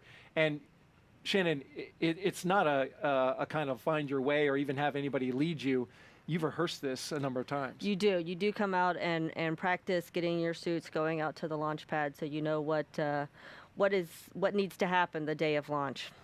And what are the white chevrons on the floor that we see there? Those chevrons are actually part of the safety system that we have on the launch pad. So if anything should happen while the crew is out there by themselves before they lift off, and they need to exit the capsule quickly, those chevrons will give them the direction that they need to run or walk quickly. We don't really want them to run in their spacesuits and hurt themselves, but you know, it could be dark, it could be you might have fog, rain, smoke, who knows? So you just need to make sure you are heading the correct direction. And they stand out brightly against that black background. And there is the Dragon capsule. Won't be long until there's crew inside. It certainly won't. And you can see the The systems that are connected inside, those are temporary until they get them sealed up. That's right. So you've got that hose going in there is providing some air circulation to keep everything temperate for the crew. And once they're inside, then the crew will hook up to the systems of the Dragon, and they will get air flowing through their suits. Very good. They pre-chill the engines with fuel, and they also pre-chill, now I know, the capsule. They pre-chill the capsule, absolutely. It's called the White Room, that area right there, and there's a lot of history behind that room as well. Yes, that is the room that all the shuttle astronauts were in before they stepped into the shuttle for their flight, and so we have the same White Room in use for the Dragon flights. And once again, we're back at the base of the launch pad with the elevators, and we should see the astronauts walking in at any moment now. Yes, any moment. What's interesting about the trip up for the Dragon versus the shuttle is actually, the ingress was a little bit lower down than we have for the Dragon. So you'll see after they step out of the elevators, the crew actually has to go up a flight of stairs. Look, I see one of the crew members right now. And there comes the first two astronauts. Looks like Commander they're gonna... Raja Chari and pilot Tom Marshburn. Yep, and it looks like they are going to take a look at the rocket. There they are, bending back, looking up. Having a little chat as they look.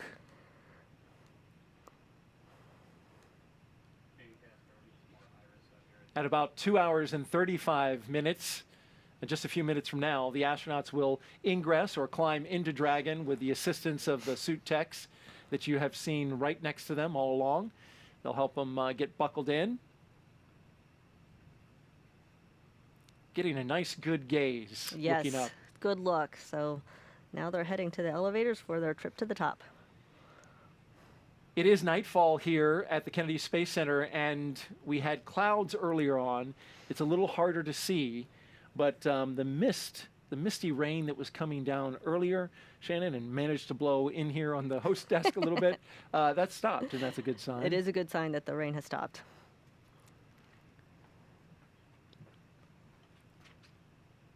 They've made, of course, upgrades to Pad 39A over the years. In the 1960s, of course, it launched the Saturn V for the Apollo program. It was then upgraded to support the space shuttle. And then SpaceX took a lease of it in 2014. And the first flight after it was reconfigured was a CRS flight in February of 2017. And there they are, popping up from the elevator, having a look around. That's right, and you'll see them head to the stairs to go up one more level with the suit techs and the team following behind. And exactly what you mentioned, this is the additional flight that they must take to get to the top of Dragon. And it looks like Stephanie Wilson is in their group. Yep, she will be there with the crew just as long as possible to aid them in any way that they might need.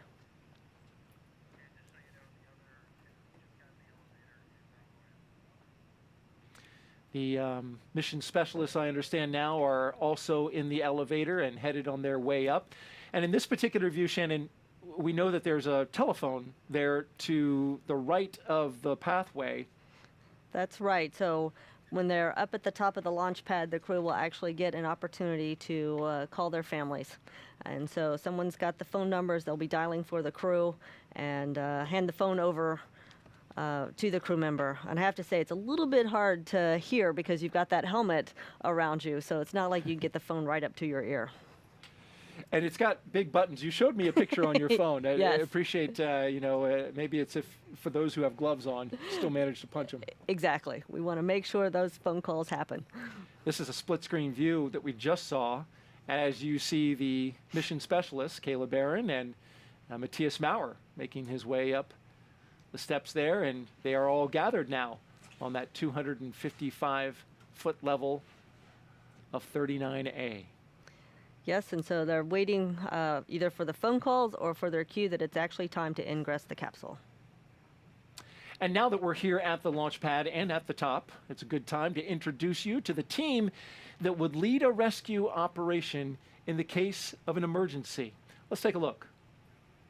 Safety is critical. We're in the business of launching people into space, and it is a dangerous job, and we want to make sure that the people who are going on the rocket know that their lives are in good hands. My role is to make sure all ground operations run smoothly. We take human spaceflight safety very seriously, and we are ready to jump in at a moment's notice with a team of fire rescue, decontamination, triage, and medevac forces ready to respond at a moment's notice. We're there as a specially trained group of folks because these people are inside the blast danger area. And it's called that because they're operating next to a fully fueled rocket. NASA prides itself on putting safety first and foremost, and we've got a great record of that. The fulfillment that comes from seeing that rocket lift off the pad, there's no feeling like it.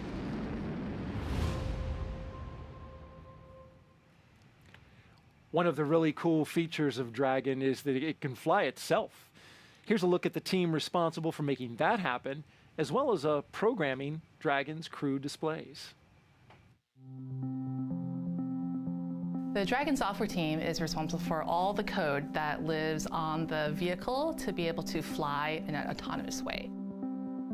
Autonomy in the vehicle basically means that Dragon can fly itself.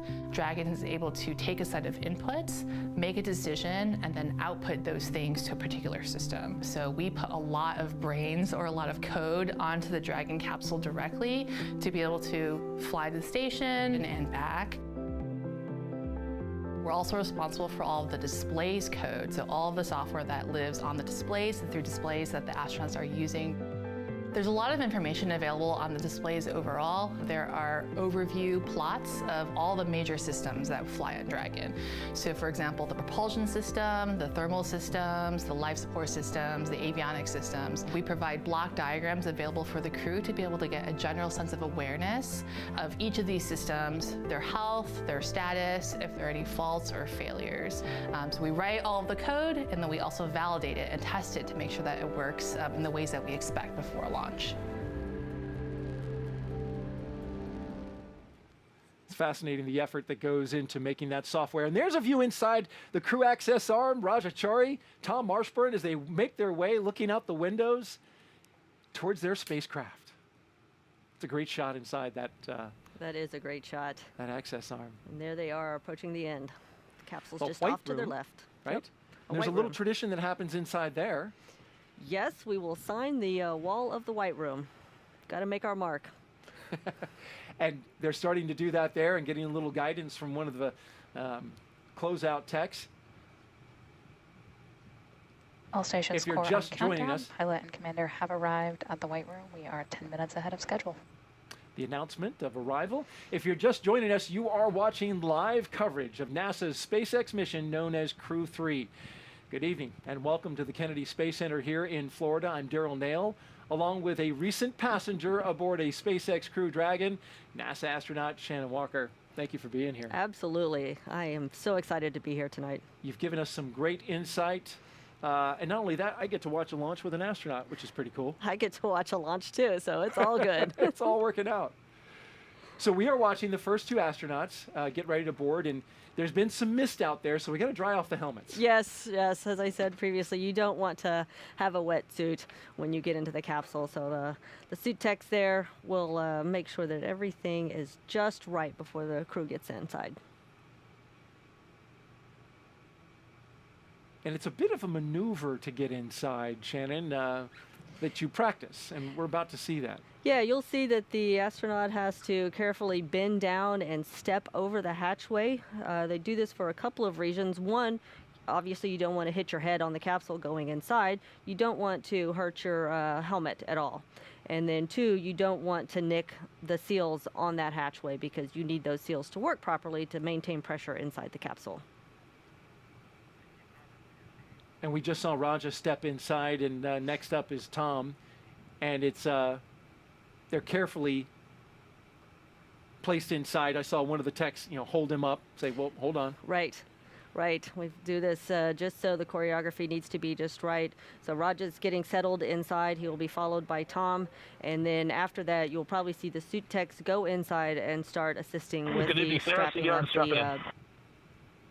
the seat belts. And good evening, Raja. I have you loud and clear. Welcome to Endurance. All right, for now, let's... I got you loud and clear as well. had a communication check there, and we'll watch Tom ingress to the Dragon capsule carefully. Watch your head. Yep, watch your head, watch the seals. As he goes inside and takes a seat right next to the commander, Raja Chari. And for now, let's check back in with Jesse and Courtney back at SpaceX headquarters in Hawthorne, California. Jesse? Thanks, Daryl. Right now, we're watching the crew ingressing Dragon, which is just a spaceflight term for climbing aboard. Ingress is what we use when crew members are getting into a spacecraft or airlock, while egress means the opposite, they're exiting. Before climbing into the capsule today, the crew completed a Foreign Objects Debris Check, or FOD check. That means they themselves have to be inspected for any substance or debris that isn't supposed to be on them or their suits, which could potentially cause damage to Dragon. To help protect against debris, the crew has covers on their boots as well as their umbilical port on their suits that need to be removed before they can ingress. As you can see on your screen, they are now actually crossing the crew arm right now, and soon they will start ingressing into the vehicle and then start attaching their umbilicals to their suits from Dragon, and the suit techs are there to help them as needed along the way. And what a great shot of a couple of our crew members crossing the crew access arm, waving hello. The umbilicals allow the crew to have comms through their suit, air to help keep them cool, as well as delivers nitrox for the suit pressurization. Now, as we mentioned earlier in the broadcast, the suit's primary function is to protect the crew in the event of a cabin depressurization. Yeah, that's right. And there are 4 seats configured right now inside of Dragon, and they are numbered 1 to 4 from right to left when looking at the seats. Raja Chari will be in seat 2, or the commander seat, and Tom Marshburn will be beside him in seat 3, which for Crew Dragon is the pilot seat. Kayla Barron will be in seat 1, and Matthias Maurer will be in seat 4. Directly in front of the crew members are 3 displays, which they'll use throughout flight, getting inside into Dragon systems, seeing any alerts or issues with the vehicle, if required, taking control and manually flying Dragon. Now we're getting some great shots of the crew members signing that white wall room. And once they ingress and get buckled in and strapped into their seats, they will do a comm check to make sure that they can hear mission control, and then their seats will be rotated into position for launch.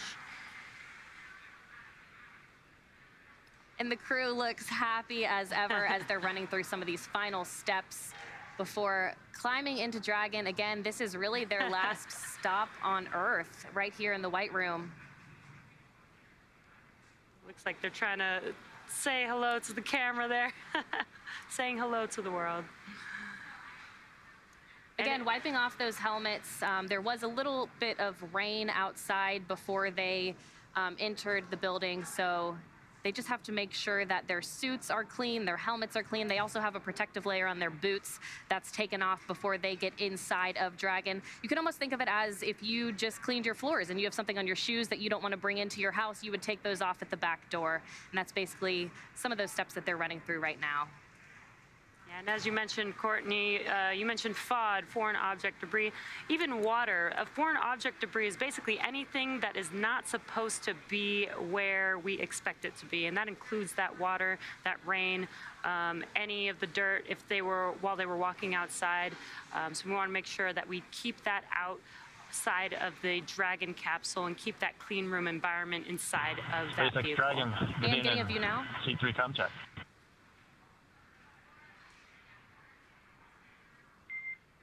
And Tom, great to hear your voice. Welcome. That's loud and clear, Sarah. Good to hear your voice, too. And we'll hear some of those informal comm checks as they climb aboard Dragon and get hooked in to their umbilicals and into their seats. Getting a view right now inside of Dragon. Raja Chari closest to us right now. Sarah, this is Kayla with a comm check from seat 1. Kayla, I have you loud and clear. Great to have you on board. Welcome. Have you loud and clear as well? Thanks, Sarah. And again, an informal comm check from Kayla Barron, mission specialist on this mission, and you just saw them already working on those displays, those gloves that they have touchscreen capabilities, so they're able to just get into their seats and get right to it. Yeah, it must be pretty exciting. As soon as they got into their seats, they started to check it out. And we can see Matthias Maurer climbing aboard now.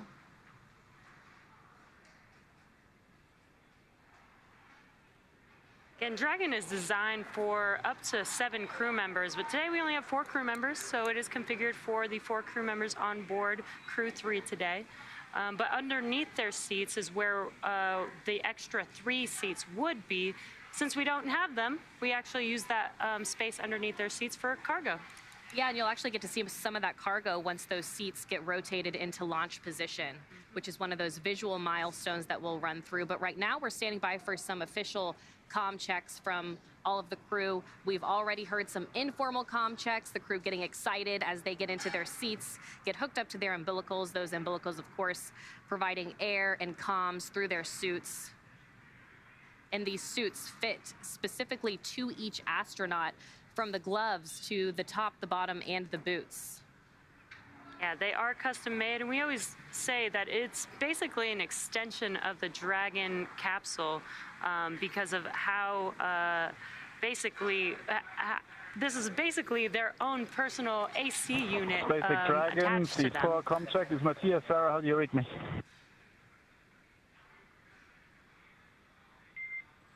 I have you loud and clear, Matthias. Guten Abend und willkommen.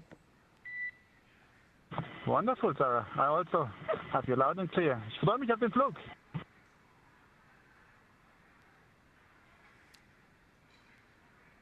And another successful informal comm check from Matthias Maurer.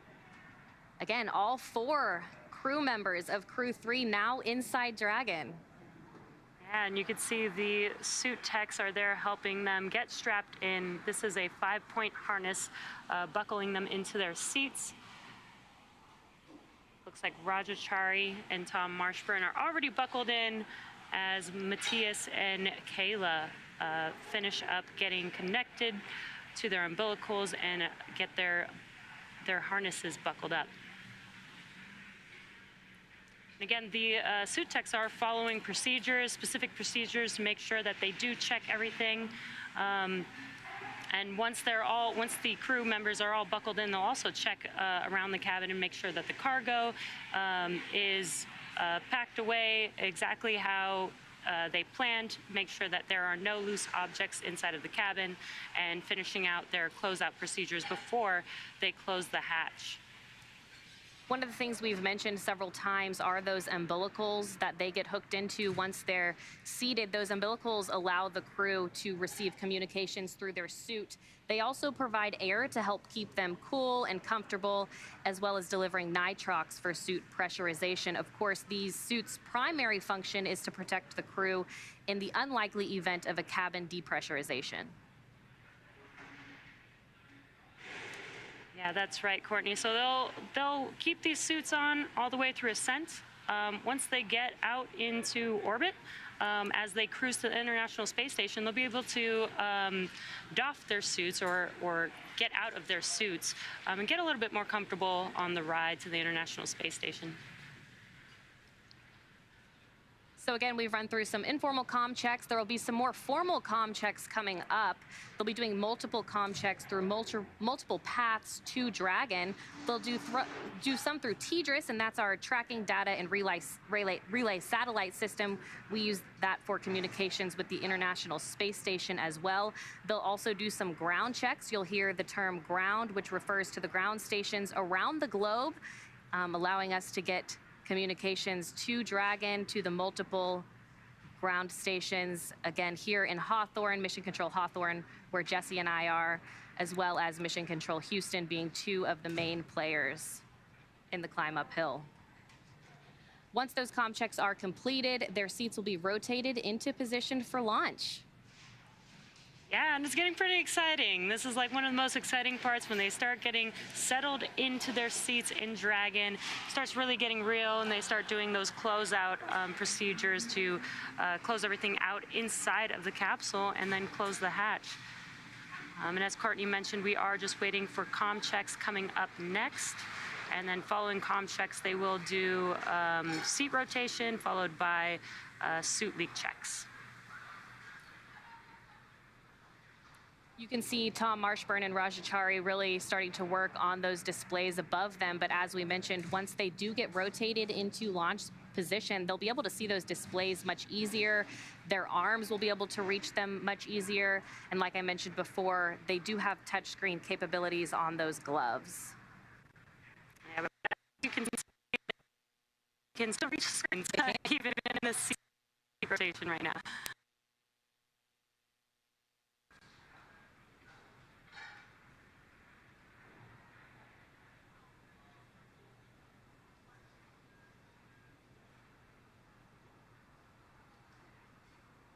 So if you're just joining us, the crew already arrived at pad 39A. They walked down the crew access arm to where they are now inside of Dragon. Of course, they made that stop in the White Room. They got to sign the wall before climbing in.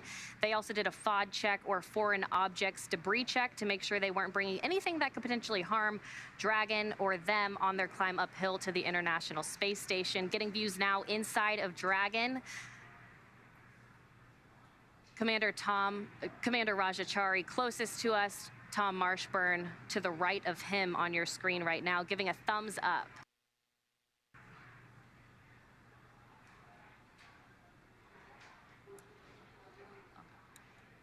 Yep, and everything is still on track right now for an on-time launch today. So let's check in with John Innsbrucker for the latest with the health of both of the vehicles.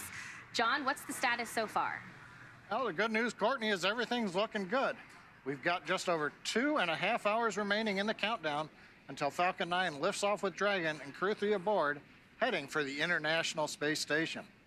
Now, the Dragon Launch Ops team has completed their major activities to prepare the spacecraft for the astronauts, obviously, now that we've got the crew inside. We've done checkouts of the major systems, including the escape system. We've got all 4 crew members inside the capsule, getting strapped down, getting ready for their comm checks. There are no issues in work right now on the Dragon spacecraft. Now, in the next few minutes, we should be starting up the comm checks with the crew and Dragon. We heard the informal ones as each member got hooked up, but there are 3 sets of comm checks that get done. As Courtney mentioned, the first one is the umbilical comm checks. That's essentially a hardline harness that's attached from the ground up through the launch tower into the Dragon capsule, right to the spacesuits. Then we'll do a check with the ground station. That's essentially where we bring up a SpaceX ground station here on Earth, and we talk to the crew through the radio frequency link. And then lastly, when we're on orbit, we will also use the NASA tracking and data relay satellites called TDRS. That's a constellation of 10 geosynchronous satellites that allows us to be in communication with Dragon most of the time when it's in orbit, and especially when we may not be over a ground station. We're waiting to hear those call-outs right now in the Dragon countdown procedure. And once they're complete, then we'll move on into the next steps, which is essentially getting the crew into launch configuration and backing the ground support team out of the capsule. Now, over on the Falcon 9 side, the team is located in Firing Room 4 in the Launch Control Center at Kennedy Space Center. They're settling in for their final checkouts and propellant loading and launch.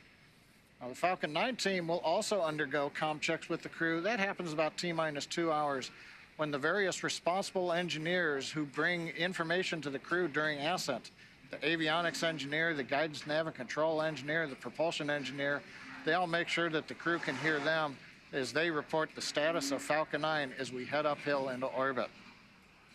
Now, currently on the range, the third of what we call the 4 factors to support the launch: spacecraft, rocket, then we've got range.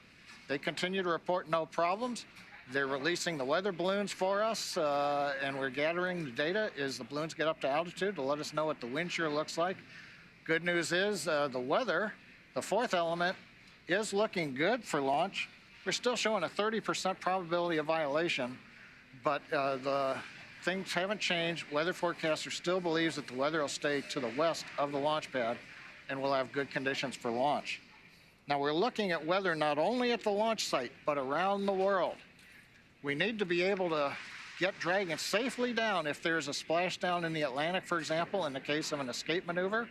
We're also monitoring contingency splashdown locations if the crew had to come back to Earth before docking with the space station. Now, if this were to happen, SpaceX and NASA, as I mentioned earlier, we are coordinating with the U.S. Coast Guard to ensure crew safety upon splashdown. That includes extra ships and air assets to patrol a 10 nautical mile keep-out zone. This helps mitigate safety concerns for any boaters who might be trying to approach the landing area. But the good news is the clock continues to count down at T-minus 2 hours, 27 minutes, and 35 seconds. All systems are go.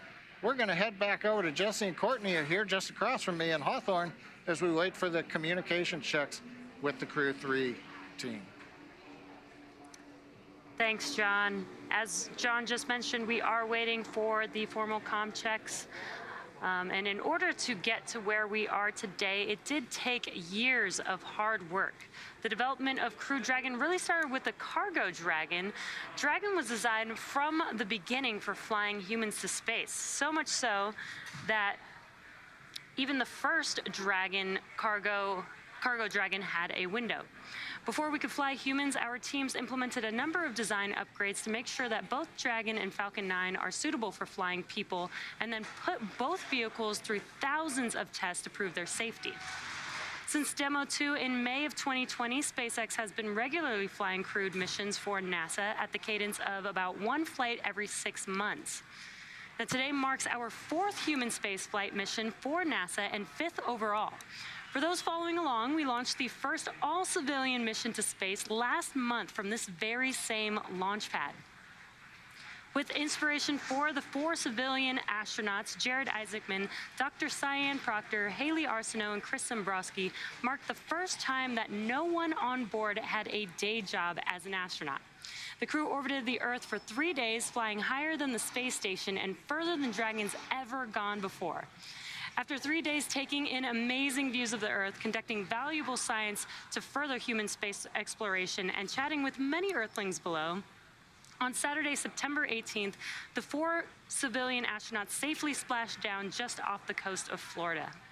Inspiration 4 really was a historic first, and what's really exciting is it certainly won't be the last of its kind. Low Earth orbit is an incredible space for scientific research, technology development, and astronaut training.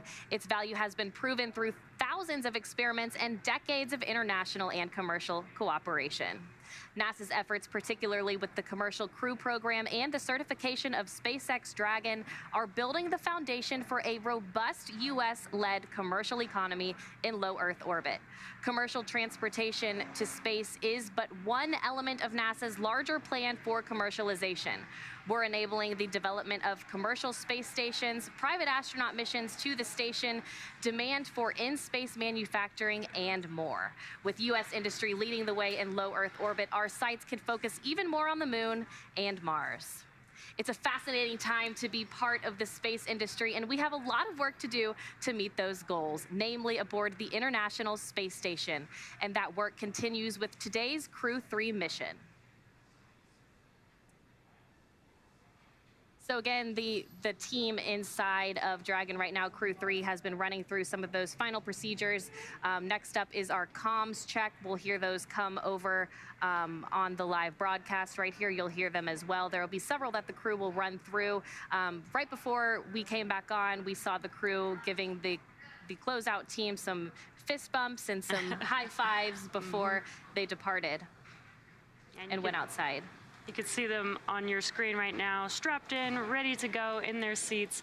Again, up until this point, they've been able to ingress the vehicle, get strapped into their seats, and now they're ready for those comm checks that we're waiting for. They did do some informal comm checks. We're ready for comm checks of 1.3 to 4.100. Copy, Dragon. Stand by for umbilical comm check.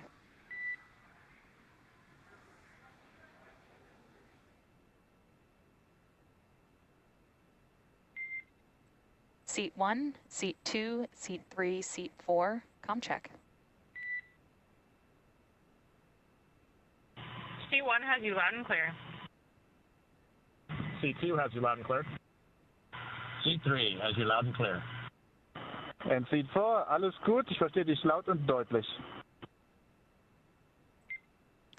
Super. And core loud and clear as well. Umbilical comm checks complete. Stand by for ground station comm check.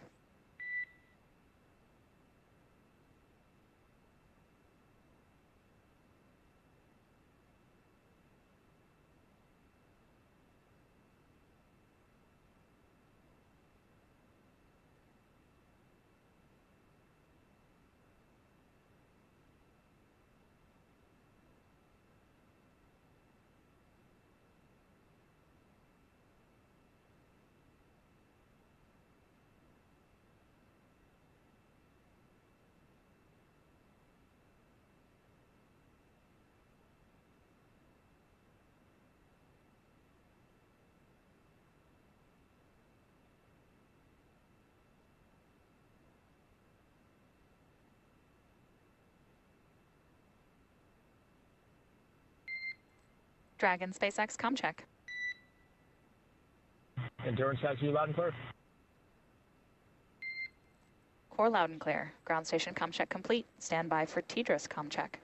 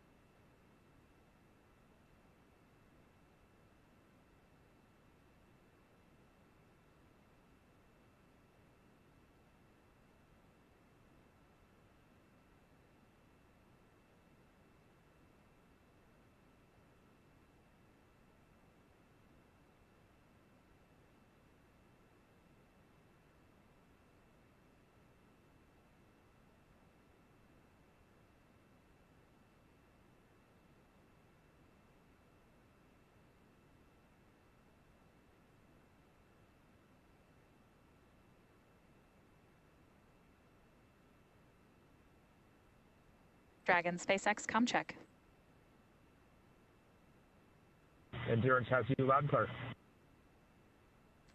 Core loud and clear. TDRS comm check complete. Stand by for comm checks with MD and LD in the launch configuration. Dragon, MD on countdown 1, comm check. And MD, Endurance has you loud and clear. MD, loud and clear. Stand by for comm checks on Dragon to ground. Dragon, MD on Dragon to ground, comm check.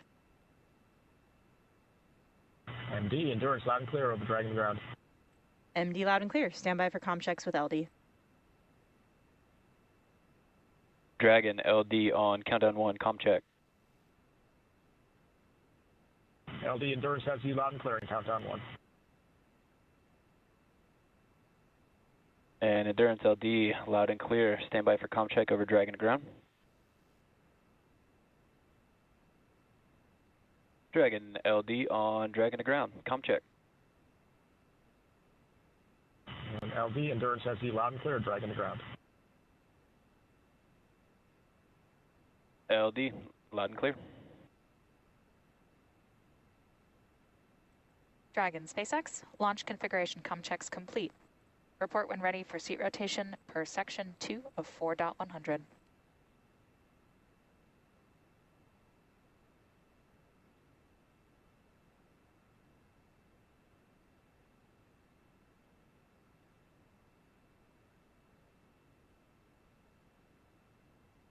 And SpaceX Endurance, we are ready for seat rotation 2.2 of 4.100. Copy Dragon, we will report when initiating.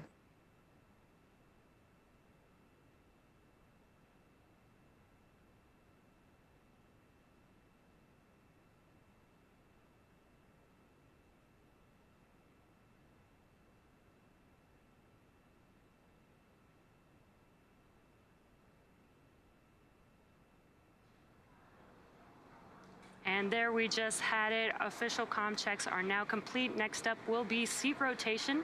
So in the meantime, let's go over to Houston to check in on what's been done on board the International Space Station to prepare for Crew 3's arrival. Sandra.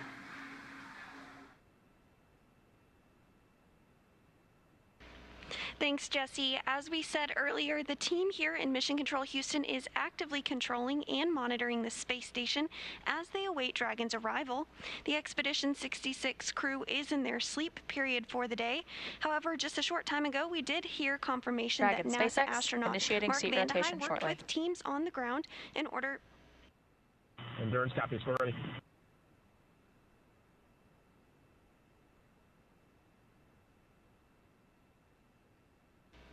NASA astronaut Mark Vande Hei did work with teams on the ground in order to get the broadcast streamed up to the space station, so he's going to watch his soon-to-be crewmates launch live as well. The crew on board have completed a number of other tasks as well to prepare the station for Crew 3's arrival. NASA astronaut Mark Vande Hei received some additional onboard training for monitoring Dragon during its final approach, which he'll do from the station's cupola. In addition, he will set up computers and control panels needed for approach monitoring and hatch operations, and pre-position emergency equipment. Back here in Houston, our rotating flight directors and their teams will be in constant communication with the SpaceX Dragon mission seats are director in the launch for position. the duration of the flight uphill. Endurance copies.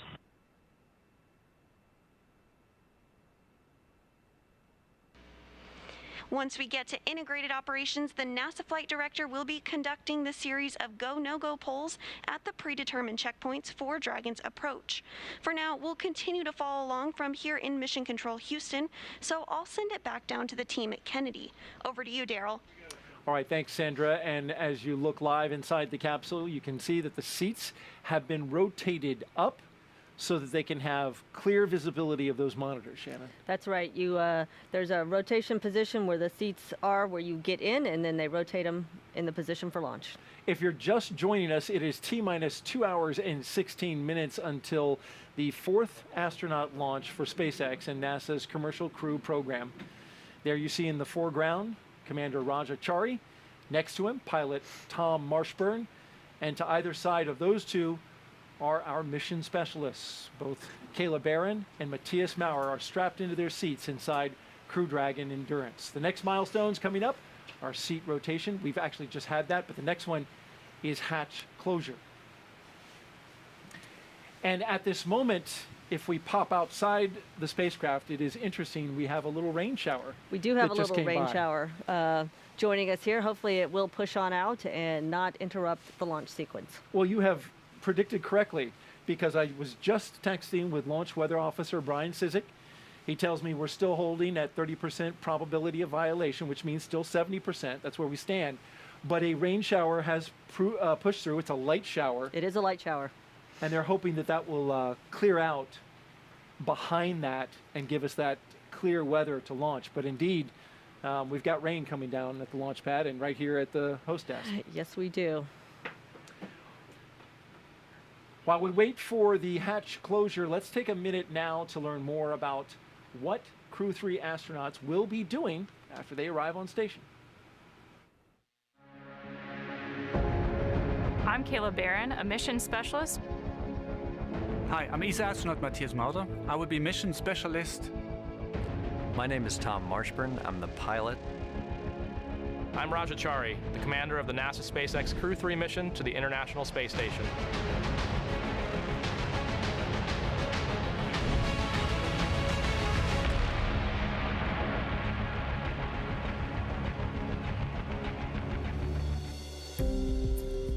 So the Crew 3 mission is on the NASA SpaceX commercial space vehicle to the International Space Station.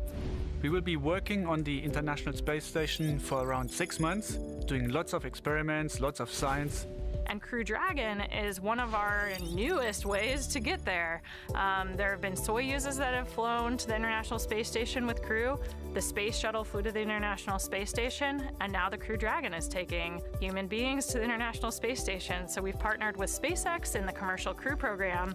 They design, build, and operate these vehicles that transport us to the International Space Station so that we can contribute to the amazing work that we're doing up there. Yeah, you know, it's exciting to fly on a new spaceship for sure, and a new design of a spaceship. But I'm looking forward more to flying with 3 people that haven't flown in space before. This is a very unique crew. They are incredibly operationally savvy already. So what I try to do is, if there's any gaps in their knowledge of how they're going to feel, how they're going to operate, what is the zero gravity going to be like, how that might challenge our expectations for what we can get done. So you really feel like you've become a resident of space, a resident of zero-G. And you start to feel like you're getting an idea of how this works. Every day is a long series of problem solving. You got to figure out where to put your pencil, where to put your drink if you have it. So maybe 10,000 times a day you're solving little problems like this. And when that becomes fluid, then you really feel like you can be efficient and get a lot of work done. And there's a lot of work to get done on the space station right now. We spend a lot of our time training in Dragon because that's a really dynamic phase of the mission, but it's just such a tiny fraction. The whole point is going to the space station and doing some incredible work up there. So our time on the space station is spent, one, keeping the space station healthy. It's been up there for 20 years. There's a lot of systems that need maintenance and upgrades and operators there to keep them working well, but we also do some incredible science. The space station is a national laboratory orbiting around the Earth, and it's a really, really unique environment. Once we arrive on the International Space Station, we will run a lot of experiments. I'm a material science engineer, and so my focus will be lots of experiments in the material science domain, but also life sciences will be very important. There's all kinds of research going on a daily basis that lead to just fundamental changes in the way we understand how our world works. I will definitely be the eyes, ears, hands, and the actuator for the experiments that help lead to the science, the discoveries that can push our species further, both beyond the planet and just understand and operate on our Earth even better. One of the great legacies of the space station is not just going to be the science, but very importantly, the international cooperation. This is one of the first, certainly today's perhaps most prominent, international cooperation for exploration. It's not for survival, it's not for competition in the marketplace, it is for just exploration. I think we're now about to enter a new era of human spaceflight. In the past, we astronauts flew to the International Space Station to do purely science. Now the station will become more and more commercial. There are commercial experiments on one side, but there are also commercial astronauts who come up to run maybe their own science programs, but also to enjoy just being up in space, to experience space, and to convey this message, the fascination of space, to all the people on the ground.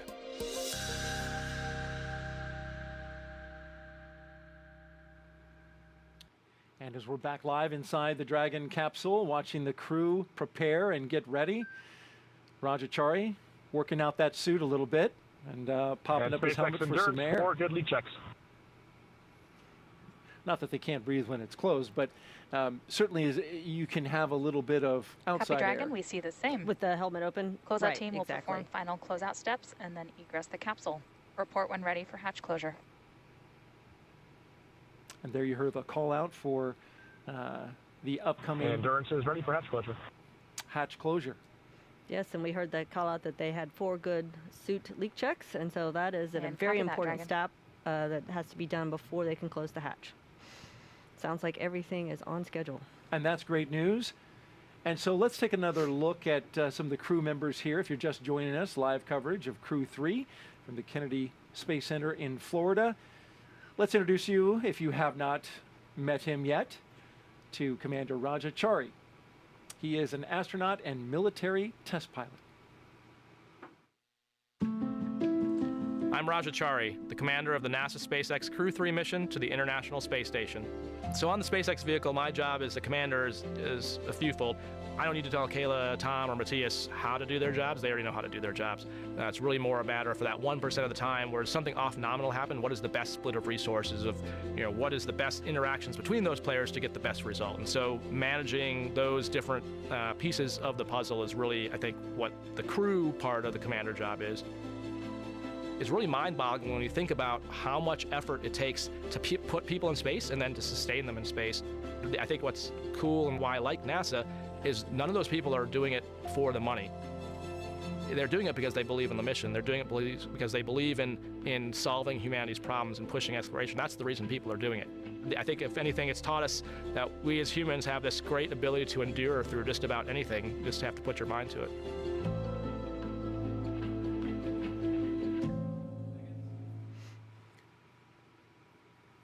Seated next to Rajachari is Crew Dragon pilot and NASA astronaut Tom Marshburn. He is a veteran of 2 space flights, STS-127 on the Space Shuttle Endeavour and Expedition 3435 on the Russian Soyuz. My name is Tom Marshburn. I'm the pilot of NASA's SpaceX Crew 3 mission to the International Space Station. Not quite sure why spaceflight grabbed me the way it did. It found me, really, more than me deciding to become fascinated with it. There's something about leaving everything we know behind, everything. It was almost like going up into heaven or something and coming back. And that was just infinitely fascinating to me. The long-duration mission is quite a bit different from the shuttle mission. You really feel like you've become a resident of space, a resident of zero-G. One of the great legacies of the space station is not just going to be science, but very importantly, the international cooperation. It's not for survival, it's not for competition in the marketplace, it is just exploration. And it's just a vibrant, wonderful place where great science is happening.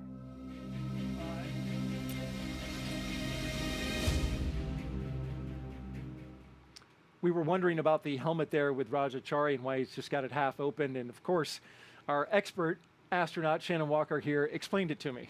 Yeah, you want so you see that white band on the bottom of the helmet, so if it's in the wrong location, you won't have as good visibility to read the items that you need to read on the screen. So he's got it positioned to help him read the screen. You can look further lower as well. It appears that he's got a checklist on his knee there. Yes, on each leg of the crew there is a satchel that holds a tablet with procedures and other information. It looks like Roger's tablet. He probably has it placed on the display above him, but you will see before they launch, they will take that down and replace it on their satchel on the knee. Holds better there, I imagine, with the forces of launch. Exactly. You do not want that falling on you as you're launching into space. Seat number 1 is behind this camera shot, and that is mission specialist and NASA astronaut Kayla Barron. She'll be making her first trip to space today. The submarine warfare officer has deployed 3 times aboard the USS Maine. I'm Kayla Barron, a mission specialist for NASA's SpaceX Crew 3 mission to the International Space Station. When 9/11 happened, watching New York City respond and how we came together as a country really cemented for me a desire to serve. That's how I first got interested in joining the military and ultimately got interested in attending the Naval Academy. I found myself really drawn to the submarine warfare officers as mentors. And when I got to go underway on a submarine, I just felt like this is where I belong. If I hadn't had that experience, I don't think that I would have believed I could become an astronaut. Crew 3 is just such an amazing group of people. It's a really special crew because I think everybody brings a really unique perspective and different background. I just feel super lucky to be with people who all have such diverse experiences, but have really learned how to mesh and work together as a team.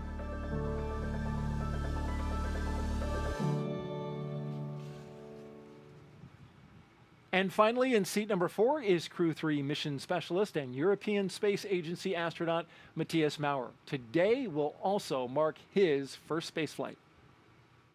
I'm ESA astronaut Matthias Maurer. I will be mission specialist on the NASA SpaceX Crew 3 mission to the International Space Station. In 2008, ESA started the call for new astronauts. Out of 8,500 applicants, only 10 candidates passed all the tests. I was one of them. I was always fascinated by space and what does an astronaut actually do. So an astronaut works with a lot of engineering stuff. We do science in space.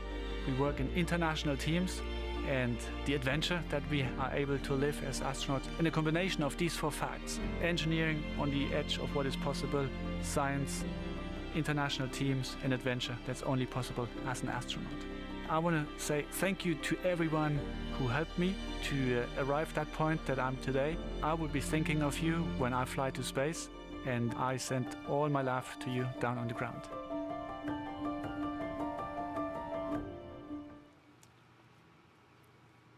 Back live inside the Dragon capsule as the crew goes through their various communication checks and suit checks.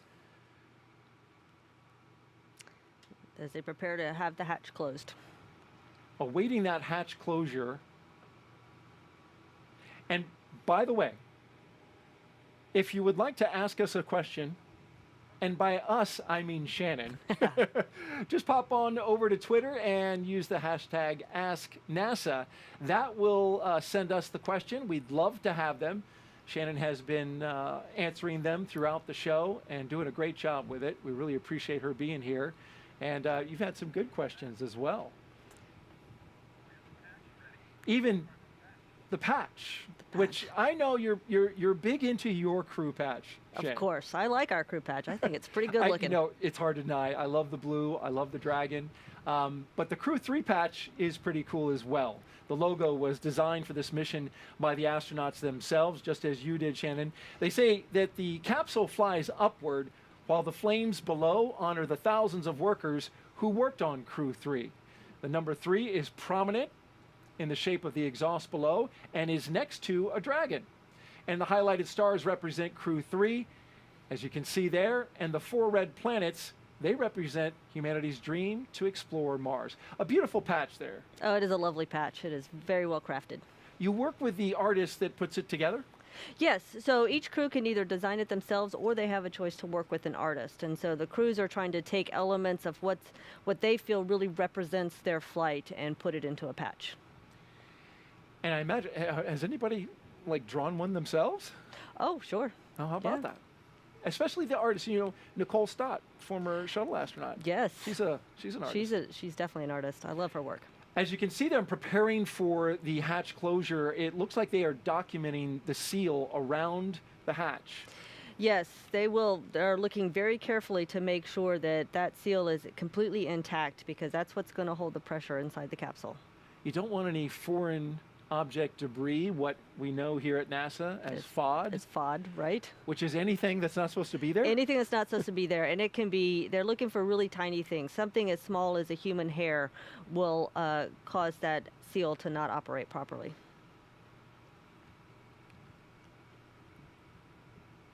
And they're using, it appears to be smartphones to take these pictures. They do. I mean, the cameras on the phones are so good these days that you can take some pictures and blow them up and really get a good view of what that hatch seal looks like. They are good cameras indeed.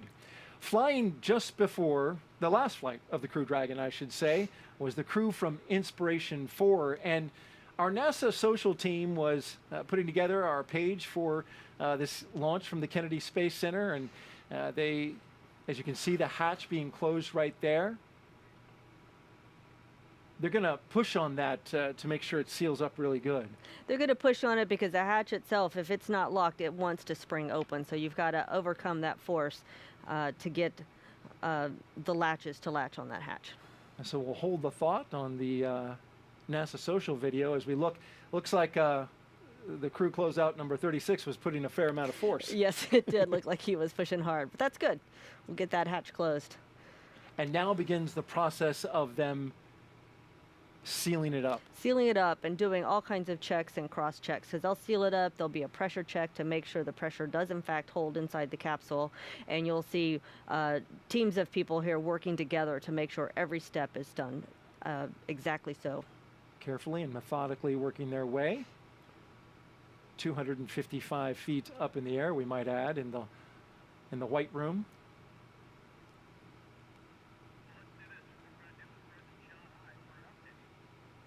As they work on closing up that hatch, let's head out to California and catch up with John I for an update on the operations. John? Countdown is proceeding nominally at this point, and thanks, Daryl, for that handoff. We're coming up just inside T-minus 2 hours. Now, on board the brand new Dragon spacecraft Endurance, we've heard a lot of the communication between the crew and the ground. Comm checks were complete. We saw the astronaut seats rotated to the flight position. The suit leak checks were successfully completed, and we've been watching the closeout leads lean into that hatch, getting it secure, and we're getting ready now to begin what will be the hatch leak checks to make sure that all the seals are good, everything's bolted down tight, ready to go. Once we finish the final leak checks, the team will begin the steps to close out the White Room and get the access arm ready to retract. And then that closeout team that you see there will leave the pad by about T-minus 1 hour, and that'll leave just the 4 astronauts on the pad. Now for Falcon 9, their team for countdown is on console. Here you can see firing room 4. They're preparing for communication checks with the astronauts coming up in just a few minutes. Currently on Falcon 9, the engineers have pressurized launch vehicle gas storage bottles. That was done before we cleared the pad. These are composite overwrapped pressure vessels. They hold gases that are used to fill the propellant tanks with hot helium as that propellant is pulled out of the first and second stages by the Merlin turbopumps. As we get into the last half hour of the countdown, we'll do a final top off of those pressure vessels, make sure that we're at flight load. We also use these pressurized gases to spin the Merlin engine turbopump when we have to start an engine in space. So the second stage MVAC engine has to start up after the first stage separates. And the first stage engines, we've got 3 of them need to restart to begin the entry, and then 1 engine for the final landing sequence. So all of those engines need the helium gas to be able to spin and start the engines. The gases are also used for attitude control systems. Not so much on the way up, but it helps orient the vehicle after the first stage separates and comes back down for the landing on the drone ship. And we also use the gas to deploy the grid fins and to kick the landing legs out just before we land on the drone ship. We're continuing to monitor weather at the launch site and around the world at contingency abort and landing zones. Concerns we're looking at continue to be the same too since we started the webcast, cumulus clouds and flight through precipitation. Now, a moment ago, the range did report that currently right now we are no-go on weather for flying through precipitation, but they also expect that to clear up and for us to be go when we get to launch. So this is just a temporary, they have to tell us when we're not meeting all of the weather rules, but right now it doesn't look like a concern. So the good news is weather's looking good. Dragon's right on time. Falcon 9 is quiet, getting ready for its big events coming up here in another hour or so. And so with that, we're going to hand it back to the team at Kennedy. All right, thank you, John. And yes, indeed, we can confirm there was some weather that came through here. Yes, there was. It was a little bit of rain, a light storm, our launch weather officer tells us, Ryan Sizik, informing us that it was a light one. It was passing through, but in fact, when it's here, it does cause that to go red. Exactly. If it's raining here, we would probably not launch into it. Thankfully, there is no lightning, which is another criteria that we use to determine whether or not we are go for launch. We're back inside the capsule now. We're awaiting a couple of things. They're going to do some comm checks. They're going to do some suit leak checks. And in fact, I think you were able to eye when that happens. The suit leak check, do they? Oh, the suit leak checks. Yeah, you can tell when they are doing a leak checks. I believe they've already occurred, but one of the things that happens is you have your visors closed, all your zippers zipped up, and they will pressurize the suit. So you'll get extra air volume inside your suit, so the suits will kind of puff up. You can see that when the leak check happens. And now the half-down visor look is it's very fashionable. The look of the day. In this moment, as they wait, what is that like? Because, I mean, they're waiting to go to space, launching on a rocket. Yes, they know they've got just under 2 hours to wait. So a couple of things are going on. Of course, each crew member there is thinking about their role during the launch. They're probably chit-chatting a little bit amongst themselves, trying to stay comfortable in those suits, and probably just trying to enjoy the experience of actually being in their Dragon spacecraft. SpaceX, we will be commencing health checks for the launch escape system. Expect momentary flight computer state change, followed by a transition back to pad hatch closed. Endurance copies. That's a call out to check the health of the emergency escape system. Yes, this is what's primarily happening in those last hours before launch. Is the SpaceX team is checking all the systems on the spacecraft to make sure everything is working properly. And of course, the launch escape system is one of the main systems that we need to work properly during a launch. Especially with that hatch closed. Yes, exactly. So we've got about an hour now until the pad team wraps up the final checks and clears the white room, and that's when the action will pick up with the crew access arm retracting. We'll have the arming of the launch escape system, as we just mentioned, and then prop loading will follow. So we'll keep a live view of the crew here as they're sitting tight for the next hour or so and provide you with some more context about this mission. But for now, let's head over to Houston for a closer look at what the crew will be doing when they reach their destination. Sandra.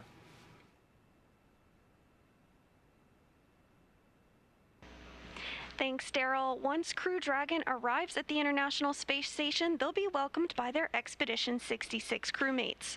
Since the Crew 2 astronauts splashed down Monday evening off the coast of Pensacola, Florida, we're doing something called an indirect handover, which just means a new crew of astronauts arrives at station after another crew departs. This mission will also continue keeping the long-duration crew size on station at 7. On the U.S. side, we'll have 4 astronauts to conduct research until NASA astronaut Mark Vande Hei returns to Earth in March of next year. That jump from 3 to 4 astronauts takes our average of 30 to 40 hours of science work a week on station all the way up to sometimes 80 to 100 hours, effectively doubling our amount of time dedicated to research. As the station is first and foremost a laboratory, the crew will jump right into conducting experiments with new research still to be delivered on upcoming cargo flights, including another Spacex Dragon scheduled right now in December. I'll toss it over to Marie now, where we will learn more about some of the exciting science on the horizon for Crew 3. Marie? All right, thank you so much, Sandra. I am here with Dr. Hector Gutierrez. You're a professor of mechanical and aerospace engineering at the Florida Institute of Technology down the road in Orlando. And you actually have an experiment launching aboard Crew 3 tonight. That's right, Mary. Thanks again for the opportunity of being here. Very excited to be here to the launch of our flight units. Our experiment is called the Smartphone Video Guidance System. The name is a little bit misleading because we're actually not using any smartphones. But this is technology that was originally developed by NASA Marshall for guidance of spacecraft and proximity maneuvers. And we're finally going to, after several years of working on the deployment of SVGS, we are going to have the opportunity to deploy it on the robot on the space station, which is called Astrobi. So the smartphone guidance system is essentially a software sensor. So it's an algorithm that can be deployed using the hardware resources of a robot, a CPU, camera, and in this case, that will be the resources of Astrobi.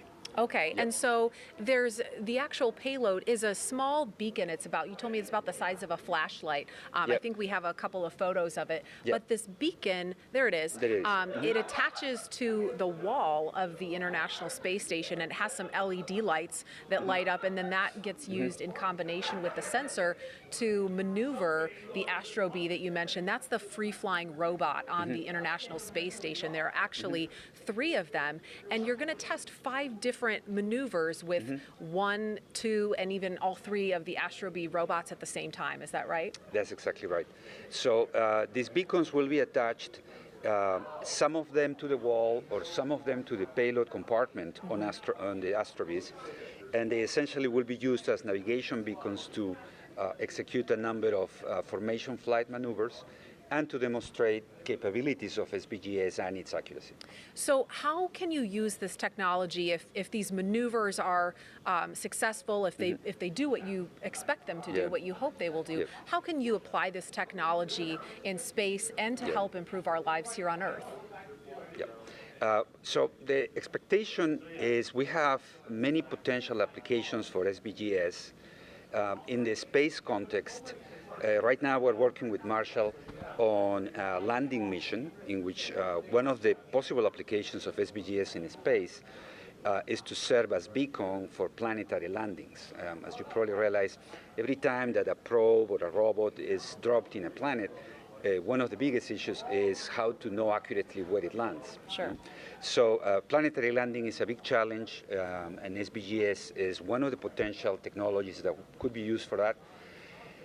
But besides that, SBGS can be used for formation flight of a small spacecraft. One of the trends in the future of space exploration also includes that instead of launching large spacecraft, it is much more cost-effective and robust to launch a cluster of items that then need to be oriented relative to each other at a relatively short distance. So SBGS is a strong candidate to fulfill that role. But so within space applications, the potential uses of SBGS are for proximity maneuvers, formation flight, landing. But besides that, we're very excited that SBGS can also be used on Earth for similar applications where you need robots to cooperate between each other to dock or land, if it's a drone, for example. Picture in the not too far future, you can put your beacon at your doorstep, and a delivery drone will drop the package right where the beacon is. You know? And it can save significant effort to a delivery person who has to go up three flights of stairs or something like that. You know? Just have the drone drop it off. Picture it in New York. So there are a number of applications. We want to go into a commercial, explore the commercial possibilities of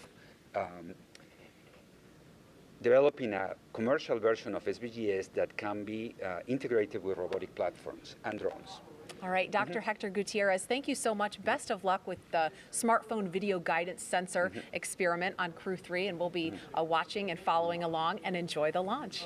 Thank you very much. A pleasure to meet you. Thank you. You too. Daryl, we'll send it back to you. All right, Marie, thank you. Here's a closer look now at some of the life-changing science astronauts are performing aboard the International Space Station. The International Space Station is a state-of-the-art microgravity laboratory that is unlocking discoveries not possible on Earth and helping us push farther into deep space. Every single day, we are answering big questions about Earth and about space, about where we came from and about where we're going. But the other thing that we're doing is we're learning more questions to ask. Microgravity turns almost everything we know upside down. Liquids behave completely differently. Fire burns in new ways. Biological systems reveal surprises. There's a few things that have made me gasp out loud up on board Space Station. Watching heart cells actually beat has been a pretty big one.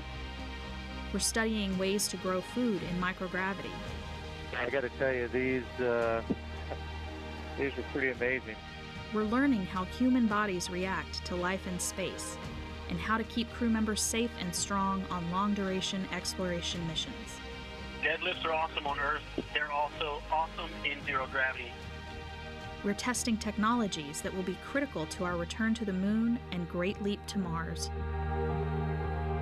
Our research has contributed to medical and social benefits on our home planet, allowing us to find new ways to combat disease back on Earth and develop technologies to deliver clean water to remote communities in need.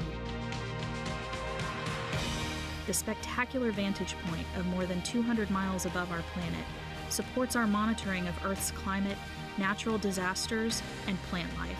Our planet Earth is absolutely stunning. To me, it doesn't matter where we are in the world, I just see beauty in different ways.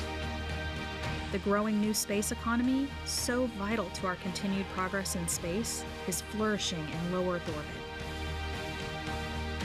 We're inspiring future generations from a platform that is one of the largest international collaborations of our time. We're doing science at 17,500 miles per hour. Come along for the ride.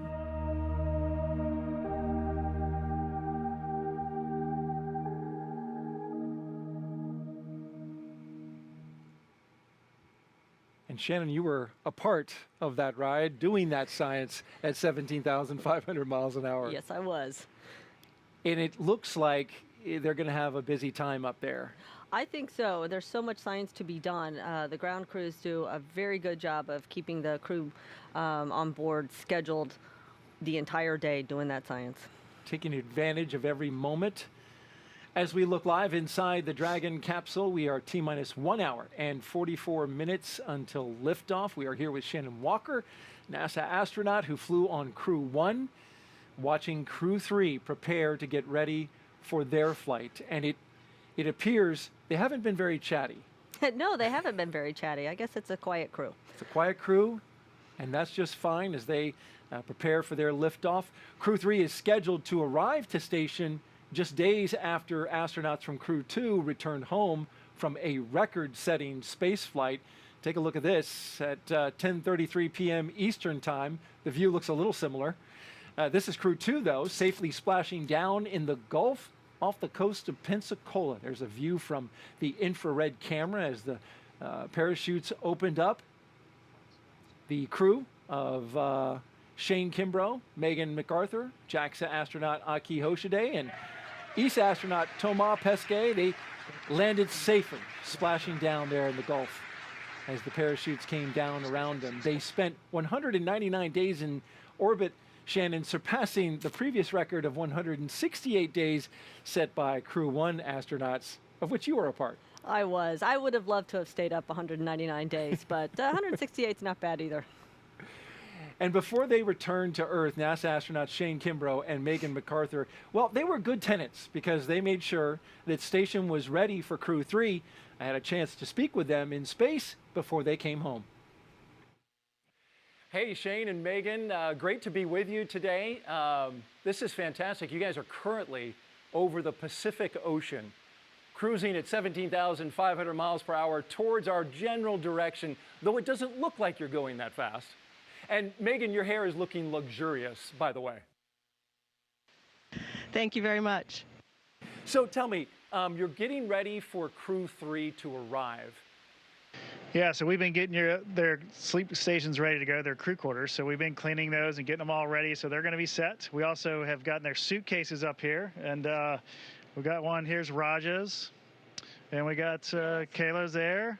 And so we got Tom's and Matthias's as well. So all your clothes are ready to go for the next 6 months. So that's going to be set. All your food's ready to go as well. And given the size of those suitcases, it doesn't look like the wardrobe is having a lot of variety. But you don't need a lot of that up in space. Tell me, for the first space flight, you know, for the folks that are coming up, 3 of the 4 astronauts, this is going to be their first space flights. For those 3 astronauts, we know they've trained extensively, but what is something as a first-timer they will experience that you just can't train for? Well, Daryl, that's a great question. And really, it's the physical environment that we live in that is really hard, obviously, to train for when you live in 1G on Earth. And so it's how you move around, how you move efficiently, how you can, you know, go floating and flying through the space station without crashing into things, without knocking things off the walls. But these are all smart folks. They're going to figure it out really quick, and they're going to be doing great work up here before we know it. Hey, Shane, one of the veteran astronauts, Thomas Marshburn, you know him pretty well. You got any stories about him? He's a veteran astronaut, just like you, flew on shuttle, been up to the station before, and both of you the astronaut class of 2004. So you got any good stories about Tom? Nah, none really. Tom's such a great guy. I mean, he was at NASA before we were selected as astronauts as a flight surgeon. So some folks may not know that. So he was kind of the go-to person in our class of, hey, what's it really like? I don't understand this, how NASA runs. And since he'd been here a little while, he was definitely our go-to person for that. Tom and I are also both from Atlanta, so we have that in common. And we've enjoyed working together and training together over these many years. Couple of Southern guys. That's great. Want to ask you, though, currently Crew 3, as they're getting ready to go up, I was watching you guys play a game. In fact, the entire world was watching you guys play a game with your thumbs. And I'm just curious, what was that game? And why were you playing it? So that is actually a French game that our ESA crewmate Thomas Pesquet taught us. It's called the Game of Thumbs, so very original title. And we were basically playing it to pass the time. So we were, you know, you have a lot of time when you're sitting in the vehicle. And we had, during that launch week, you know, you have some practice runs as well. And so you have a lot of time sitting in the vehicle while the vehicle is getting fueled. And of course, you know, we talked to each other about what, you know, to be prepared for any emergency scenario that might happen. We talked through all of our nominal tasks and monitoring that we're going to do, and then we still have some extra time. And so Thomas had this game at the ready for us to play, and that kept us entertained for the time between the activities that we had to do. Shane Kimbrough and Megan MacArthur aboard the International Space Station, thank you so much. And by the way, fun fact, during this interview, you just traveled 3,000 miles. Incredible. Thanks, Daryl. Really great talking to you, and get Crew 3 up here safely. We're looking forward to having them on board. Will do. Take care. And there's the floating flip. You can't talk to astronauts without having a flip. Always got to do it. Shane and Megan, they were great, and you know it was great to find out about that game. They enjoyed games. This crew apparently is enjoying some solitude. I think so. They're all, but they are doing what Megan just said. They are going through the nominal procedures. They're talking through the emergency procedures to make sure that they are prepared when launch actually happens. Shane and Megan back on the ground. Shannon, you were out there when they came down, and you were one of the first people they saw? I was. It's hard to believe it was just Monday night when they splashed down, but it was pretty special for me to be out on the ship that gathered up the capsule, and I got to see the crew, and it was extra special because I was on station when they came on board, and then I got to be there when they splashed down. How about that? That must have brought a smile to their faces even after, coming back from space. Yes, they all told me that it was great to see my friendly face. Great story, Shannon. Thank you so much. And now let's check back in on launch operations in Hawthorne. John I, what has the team at SpaceX been working on? Thanks, Daryl. We're coming up on just under 1 hour and 38 minutes before launch. Now the crew of 4 are in the capsule, hatches closed, and we have heard a successful completion of the hatch leak check. So pretty much everything is finished with the capsule. The ground team will be securing the white room, the access arm, and they'll be off of the pad in just about a little more than 30 minutes. Now the launch engineers for Falcon 9 are in their firing room 4 in the NASA Launch Control Center. That's just outside the Vehicle Assembly Building at Kennedy Space Center. You can see the view they're going to have through those large windows of Pad 39A. It's 5 kilometers just east of them.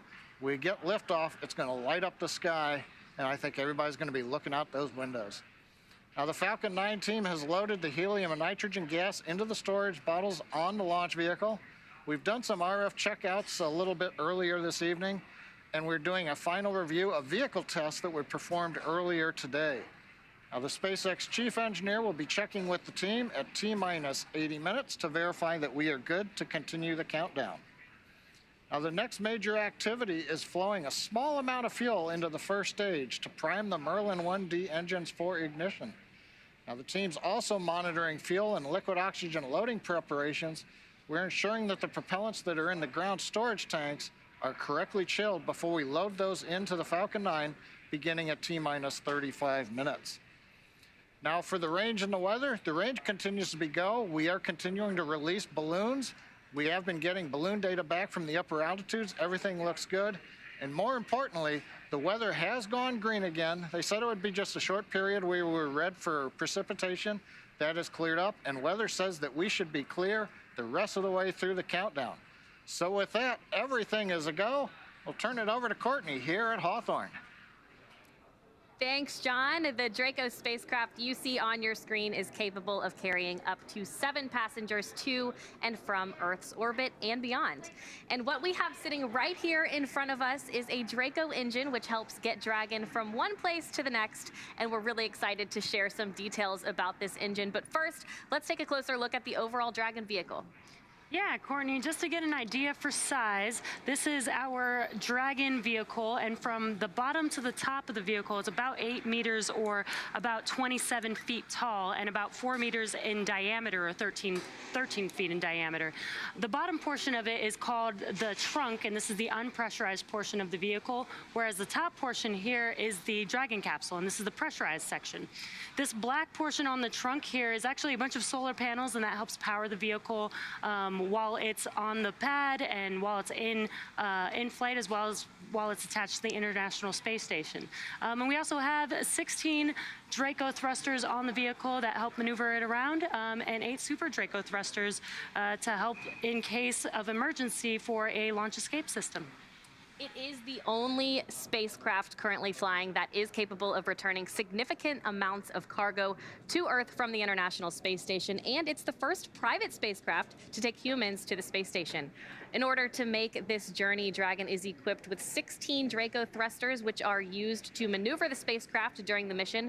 And today, we actually have some flight-proven thrusters to show viewers. Each were flown on the first version of our Dragon vehicle, and we have one right here. Yeah, Courtney, I think this is so cool that we have this in front of us. This specific Draco engine has actually flown twice, and that's been on CRS-9 in 2016 and CRS-15 back in 2018 on the first version of our Dragon vehicle. And reusability is so important to us, so it's really great to see a vehicle or a thruster right in front of us that has proven that it can refly in this design. Each thruster is capable of generating 90 pounds of force in the vacuum of space. And the earlier cargo version of Dragon fired its thrusters more than 450,000 times, and that's between missions and testing. An interesting fact about the Draco engines is that they can serve different functions based on their positions on the spacecraft. So if you can see on the vehicle, you know, depending on what orientation we need to maneuver the vehicle, there are thrusters that are oriented differently so that we can make those maneuvers. Yeah, well, thank you for your demonstration. That was great. And I just want to be sure everyone knows not to be confused with the Super Draco thrusters. We're coming up on the Launch Escape System health checks. The Launch Escape System is the automated system in place that can fire the 8 Super Draco thrusters on Dragon to quickly separate the crew from the rocket, either on the pad or during the ride uphill. While we wait on those Launch Escape System health checks, let's check back in with our team at Kennedy Space Center. Daryl. All right, thank you, Courtney, and a great show and tell there with I enjoyed that. I thought that was kind of neat. Yeah. We're currently T-minus 1 hour and 32 minutes and counting until liftoff, and until Crew Dragon flies its next 4-person crew to the International Space Station. They'll of course have the astronauts inside the spacecraft. You're looking live down the crew access arm at the capsule on top of that Falcon 9 rocket there. Inside the spacecraft, Commander Rajachari, pilot Tom Marshburn, and mission specialist Kayla Barron and Matthias Maurer. We've had some progress since we had John's update. Some of that progress we've seen so far. Shannon, why don't you outline some of that for us? Well, so what we've done, you can see there that the closeout crew is still working on closing out the hatch. That does take a while, longer than one might expect. But again, you know, I want to make sure that everything is done just so that hatch will hold its pressure. Before the hatch closure, we had the suit leak check, so we want those space suits to work properly should we need them in an emergency. And they've done some other systems checks to get ready for the all-important arming of the launch escape system. Absolutely. We saw a shot there of the crew, or the closeout crew. They were tethered, as you can see there. Both the crew member on the left and the right, you can see those tethers because they're literally 255 feet up in the air. They are, and there's a little space there that we do not want them to fall through. So absolutely, that's why we keep them tethered. And it looks like a step ladder there, in case they need to get up a little higher. Boost up, right? Exactly. It's good to have the right tools on hand. Here in just a few seconds, around an hour and 30 minutes before liftoff in our launch timeline, we should have that launch escape system and communication checks conducted by the Falcon launch team. These checkouts, as Shannon mentioned, they're standard part of the launch countdown. Of course, it's critical to make sure everything is working in order before arming this launch escape system.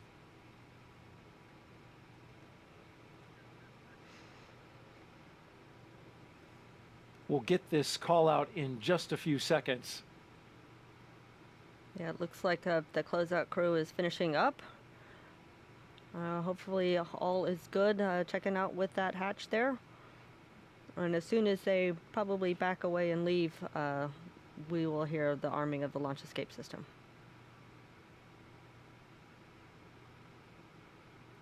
But I tell you, if there's still work to do, they will sit there and keep working until that hatch is adequately closed and we know that it will hold pressure. What does it sound like as you're sitting there in the seat and they're working on it from the outside? Yeah, you kind of hear some thumping and bumping going on, and you do have those 2 windows in front, so you can kind of see a little bit what's happening, but mostly you really don't know exactly what they're doing. You just know that they are working on it and getting that much closer to launch. Looks like we're going to need to check something out a little bit taller, higher up on the capsule there. Well, that step ladder came in handy. Yeah, it sure did.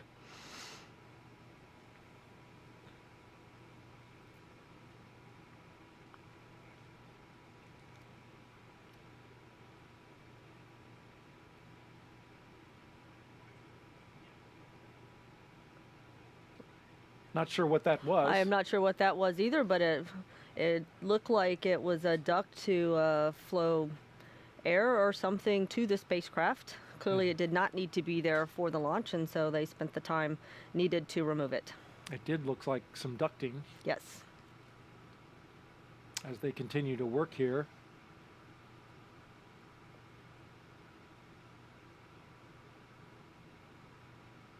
And as you mentioned, they will take the time necessary to make sure everything is secure.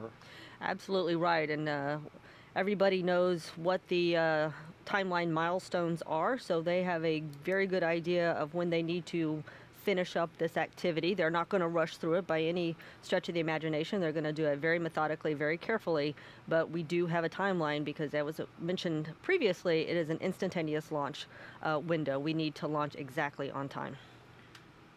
That instantaneous window needed to rendezvous with the International Space Station on time. Exactly. But in this schedule, they're aware, as you said, of where they have some flexibility. Right. So nothing is timelined so tightly that we don't have a little bit of padding to take care of problems. Now, I don't know if they've got a problem they're addressing or if they're just doing the normal work, because I was not a member of the closeout team, so I don't know all of what they are doing, but they do have a good sense of when that work needs to be finished. You were on the other side, inside the capsule for Crew 1. It does appear that the closeout crew member is now documenting with the camera phone. Right, again. All of the area around that capsule. Yep. You can see some of the closeout crew making their way out of the White Room and down the crew access arm. Oh, that's a very good sign. So looks like they are definitely finishing up their work. And soon, hopefully, we will hear that the launch escape system is armed. We're expecting that in just a few seconds. Really any moment now. But he's got the light and the camera, still working that. Yep, they're taking one last look to make sure that there is nothing trapped in that hatchway and that would inhibit the seals from working properly.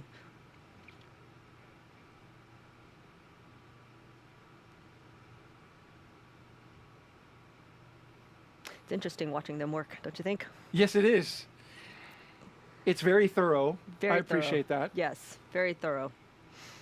They'll have a set of procedures. I don't know if we've seen it, but the closeout crew will have tablets with them, and they will have on the tablets every step that they need to do. And they'll also have those pictures that accompany each and every step that they took. So if they need to, for any reason, to go back and look at it. Yep, exactly so. This is, we should note, a brand new Dragon capsule. It is. They get to ride in a new Dragon. That's exciting.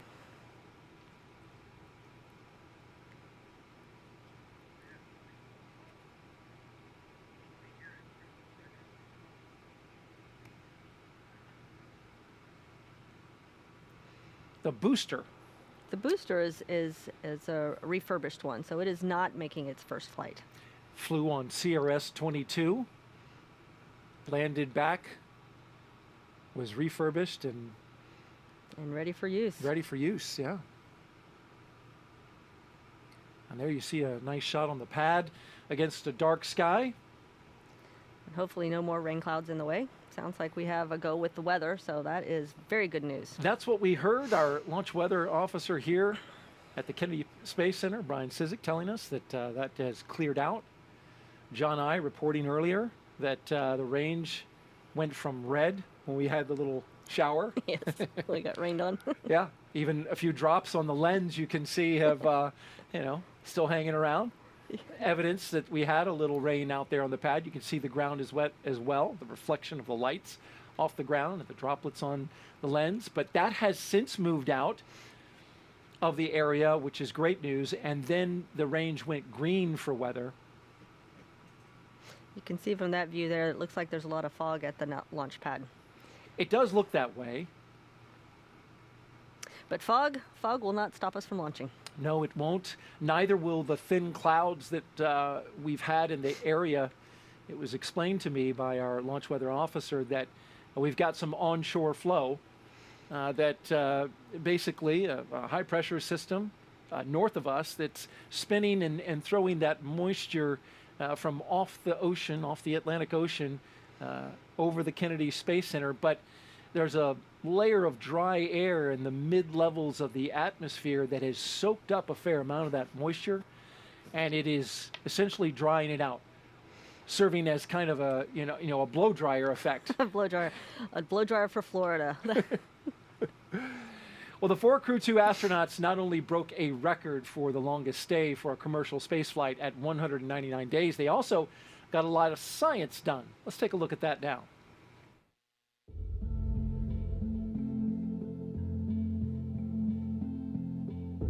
Everything we're doing up in space is to benefit humanity or benefit human exploration. We are natural explorers. We want to explore our environment. Whatever small area we start in, we always want to push the boundaries. The great thing about space travel is the perspective that it gives you. I feel a sense of pride getting up there, but at the same time, I want a lot of people to experience the same experience.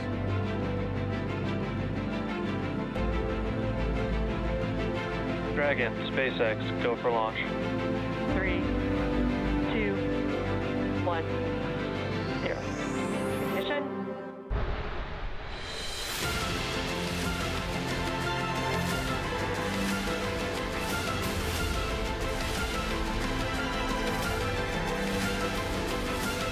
Falcon 9 is supersonic.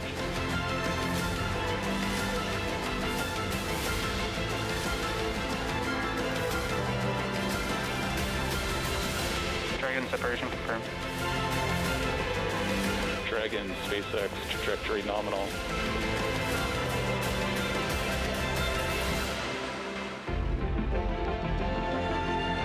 You are part of this big team. You are part of an effort that is larger than yourself. It is a cool perspective to see from up there that, wow, this whole planet looks pretty special. Dragon separation visually confirmed. Just flying a few hundred kilometers away from the Earth changes everything. Endeavour, on behalf of SpaceX, welcome home to planet Earth. Welcome home to planet Earth, and welcome to the Kennedy Space Center if you're just joining us for the launch coverage of Crew 3 as we await liftoff just an hour and 21 minutes from now. Crew 2 that you just saw splash down in the Gulf off the coast of Pensacola on Monday after a very eventful yet productive stay, 6 months in space. Shannon, it looked to me from the infrared video that they had pretty calm waters, and you were out there, you experienced a similar. Yes, you definitely want calm waters when you splash down in the water because you really don't want that capsule rocking too much. That's going to make the crew feel badly if they have too much motion. You don't want to be bouncing around in the seas, No. whether it's in a boat or a space capsule. No, it's same not effect. Good. Not good. It's not good. Well, NASA leaders are watching this launch from right here at the Kennedy Space Center. They're watching the astronauts inside Crew Dragon Endurance with great anticipation. NASA's Marie Lewis is with a special guest right now from ESA at OSB-2. Marie. That's right, Daryl. I'm here with ESA astronaut and geophysicist Alex Gerst, two-time flyer to space on the Russian Soyuz. Alex, thanks for being here. Hey, Marie, good to be here. And it's finally good to see the stars come out.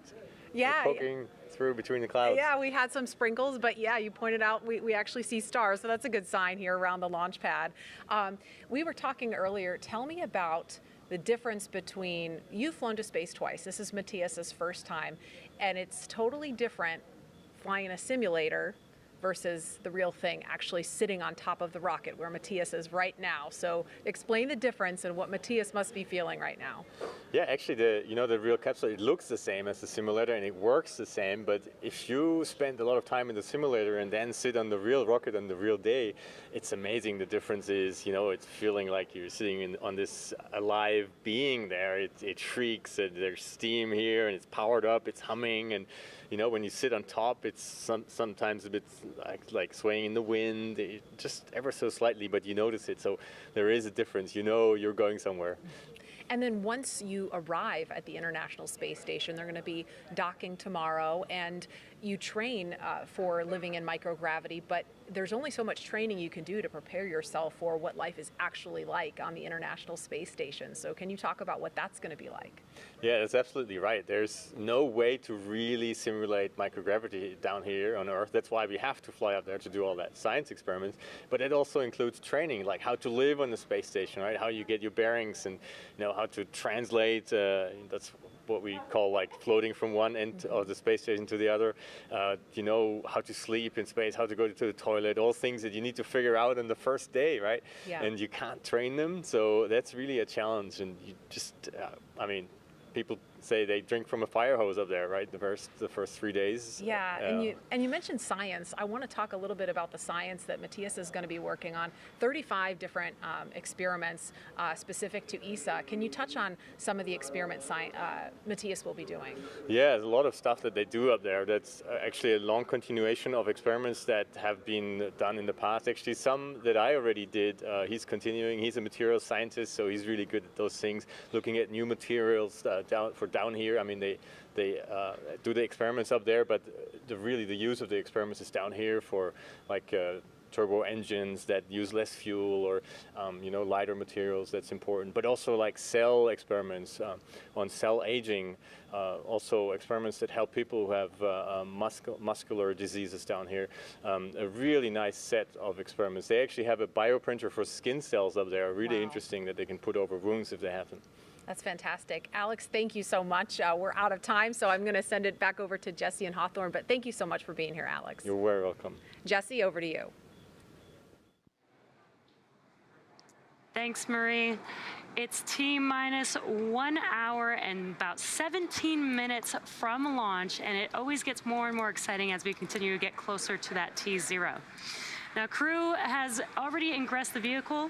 They have been helped out by our closeout team to get into their seats and get buckled in, attach their umbilicals to the spacecraft, which provide breathing air and comms to Dragon. And then they've completed comm checks and suit leak checks, and those comm checks were completed with the core here. Endurance copies. All right, and confirmation that the closeout team is now departing. So after those suit leak checks, the closeout team was able to close and seal the hatch, which also gets its own leak check. As we just heard, the closeout team has departed, and those final weather checks are coming up, which will be necessary before that final go, no-go is given for launch.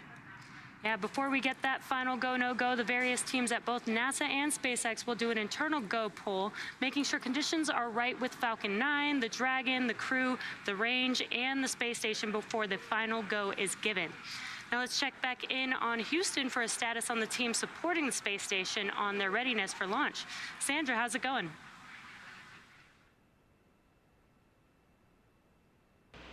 Thanks, Jesse. The team here in Mission Control Houston remains go for launch. All systems on board the station that are required to be healthy for this mission are continuing to look good. Before the station team is go for launch, they must verify that key systems on board the station are functioning as expected. This includes life support systems like oxygen generation, carbon dioxide removal, and the water recycling system that allows us to reuse about 90% of the water we send to station. We're also ensuring that the computers that allow us to command station's major subsystems, essentially the station's nervous system, are functioning normally. We also work with our Russian counterparts to ensure both methods of controlling the station's attitude are fully functional. This includes the large U.S. gyroscopes and the thrusters found on the Russian segment. Both systems play a critical role during Dragon's docking. Mission Control Houston will closely monitor the crew's flight and will continue to check off milestones for most of the journey. So I'll send it back to Hawthorne. The International Space Station team is ready for launch. Courtney? Thanks, Sandra. We're so happy to hear that the space station team is ready for launch. As we mentioned, the Crew 3 astronauts will spend about 6 months aboard the International Space Station. They're starting their journey after the departure of the Crew 2 astronauts from the space station. Crew 2 splashed down off the Florida coast Monday night, where they were picked up at sea by SpaceX's Go Navigator recovery vessel. Next, SpaceX will launch Commercial Resupply Mission 24, or CRS-24, to Space Station to deliver cargo and supplies to Crew 3 and the astronauts and cosmonauts aboard. It will automatically dock to the International Docking Adapter 3 on the space-facing port of the station's Harmony module. Before Crew 3 returns home, they will hand the baton to the next crew to arrive at the orbiting lab on Crew Dragon, the Crew 4 crew. That mission is targeted to launch in April of next year, and it will carry Crew Dragon commander and NASA astronaut Kjell Lindgren, pilot Bob Hines of NASA, and mission specialist Samantha Cristoforetti of the European Space Agency, or ESA, and a fourth crew member who has yet to be named. The Crew 4 astronauts will also complete a 6-month mission as expedition crew members aboard the space station. Now, they will be joined there by 3 additional crewmates who will launch on a Russian Soyuz spacecraft, and this will mean that 7 people will be on the space station at one time, allowing NASA to increase the amount of science conducted in space.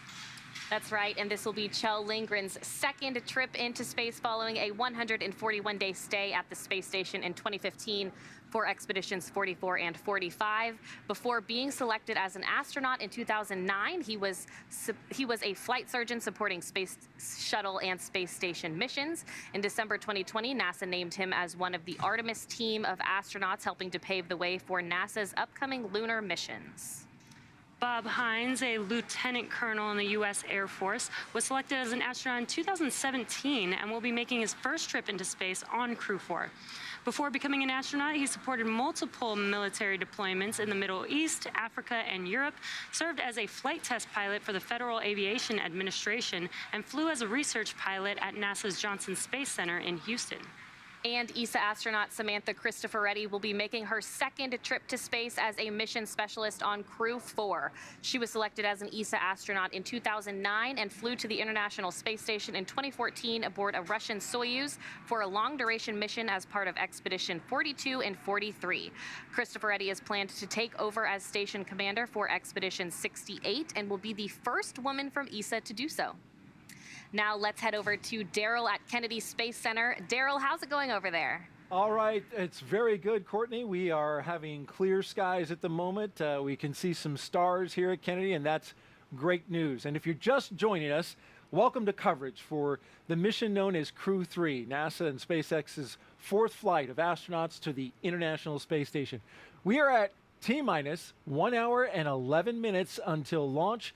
Liftoff time still holding for 9:03 p.m. Eastern time, and we're tracking no issues with Falcon 9 or with Dragon. The range is green, and the weather, it's cooperating. Moving on out, we had a light shower earlier, but it is gone. The range is now green, and so over the last 3 hours, our crew of Raja Chari, Tom Marshburn, Caleb Barron, and Matthias Maurer, they donned their SpaceX suits in the historic crew quarters suit-up room. They walked out of the crew quarters building, as every NASA astronaut has done since Apollo 7, and then they were transported to the pad where they climbed inside the SpaceX Crew Dragon Endurance. And now we are seeing them live while they await liftoff. And Shannon, what is the crew doing right now in these moments as they wait? Yeah, it's they are waiting, but they know that they're getting closer and closer to launch. The time really starts to feel like it's speeding up, especially when we get that launch escape system armed. But what they're doing is they're thinking about their task ahead. They're thinking about running through the nominal procedures as well as running through any emergency procedures that in case they need them. If you remember back in April, and we've talked a lot about this, we launched NASA astronauts Shane Kimbrough, Megan MacArthur, JAXA astronaut, and Aki Hoshide, and ESA astronaut Thomas Pesquet to the space station, and those 4 returned from their 6-month mission. Shane Kimbrough saying after he splashed down, it's great to be back on planet Earth. It's always nice to come home. It is. And so, not that I would know, you've told me a few times that it is great to come back home. It's just, it's a long journey, so it is nice to go home to somewhere familiar. Over the next hour, we will conduct a series of polls. The pad crew has departed, and we watch them leave the area as we zoom out. We get ready for launch through these series of polls. The crew will also arm the launch escape system, and fueling of the Falcon 9 will then begin.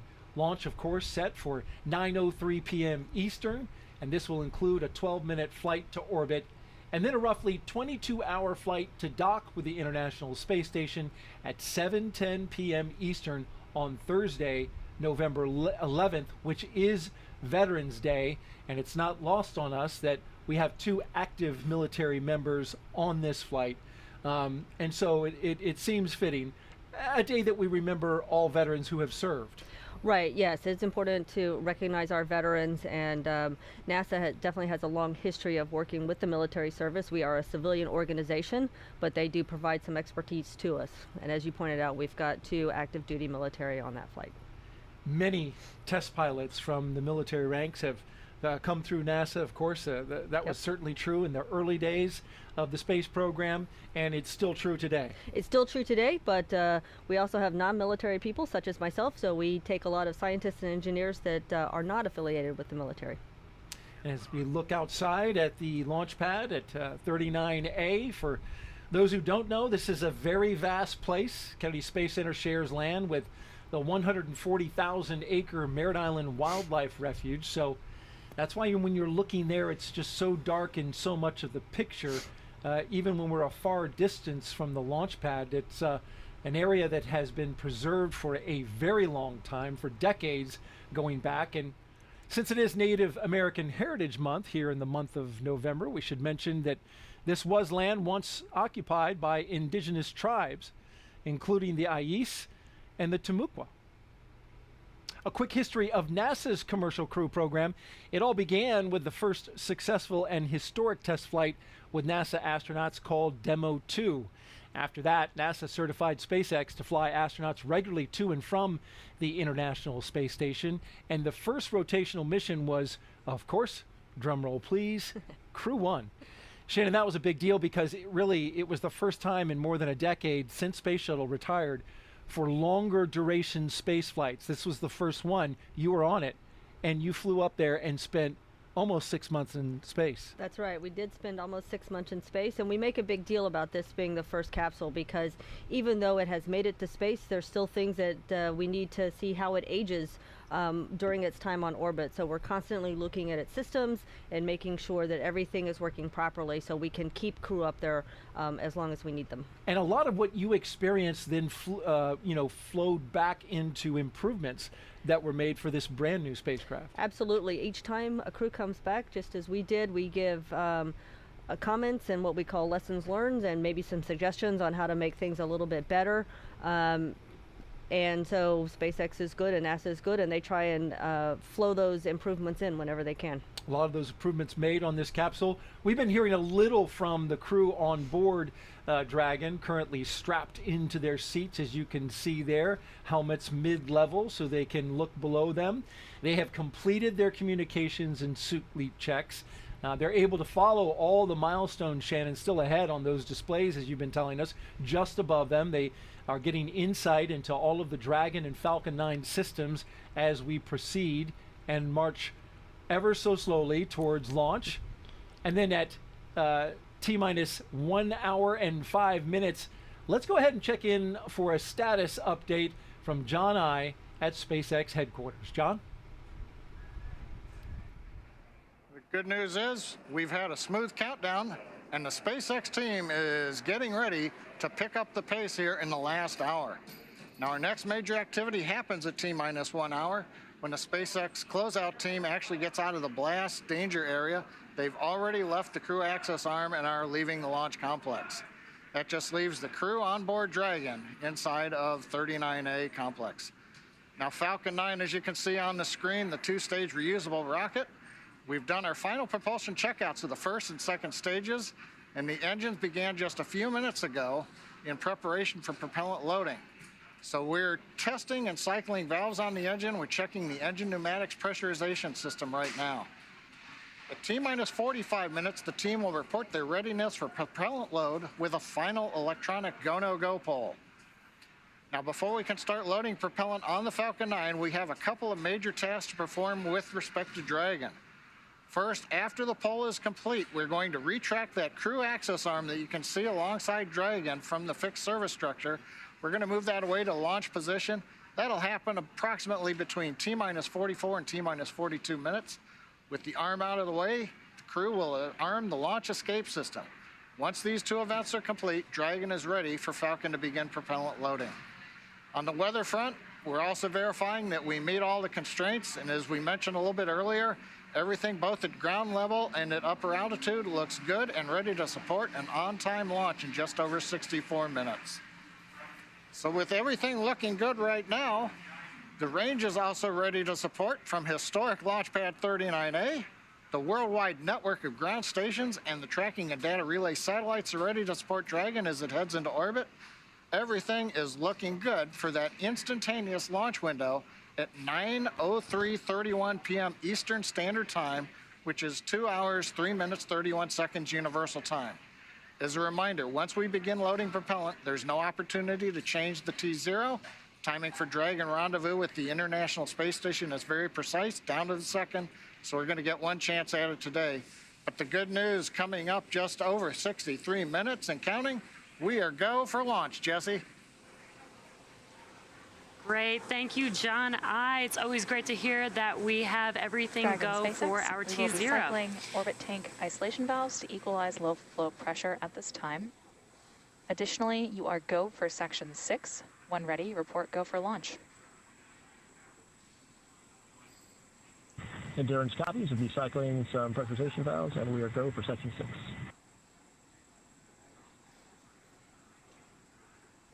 Awesome. Just hearing some comms from the teams. Today's launch marks the third time a rotational crew will fly on a commercial spacecraft, and each of our crew members brings a diverse set of experiences to today's flight. Rajachari is the commander of the Crew Dragon spacecraft and the Crew 3 mission. Chari is responsible for all phases of flight, from launch to re-entry. Once on board station, he'll serve as an Expedition 66 flight engineer. He was born in Milwaukee, but considers Cedar Falls, Iowa, his hometown. He is a colonel in the U.S. Air Force and joins the mission with extensive experience as a test pilot. Over his career, he has accumulated more than 2,500 hours of flight time.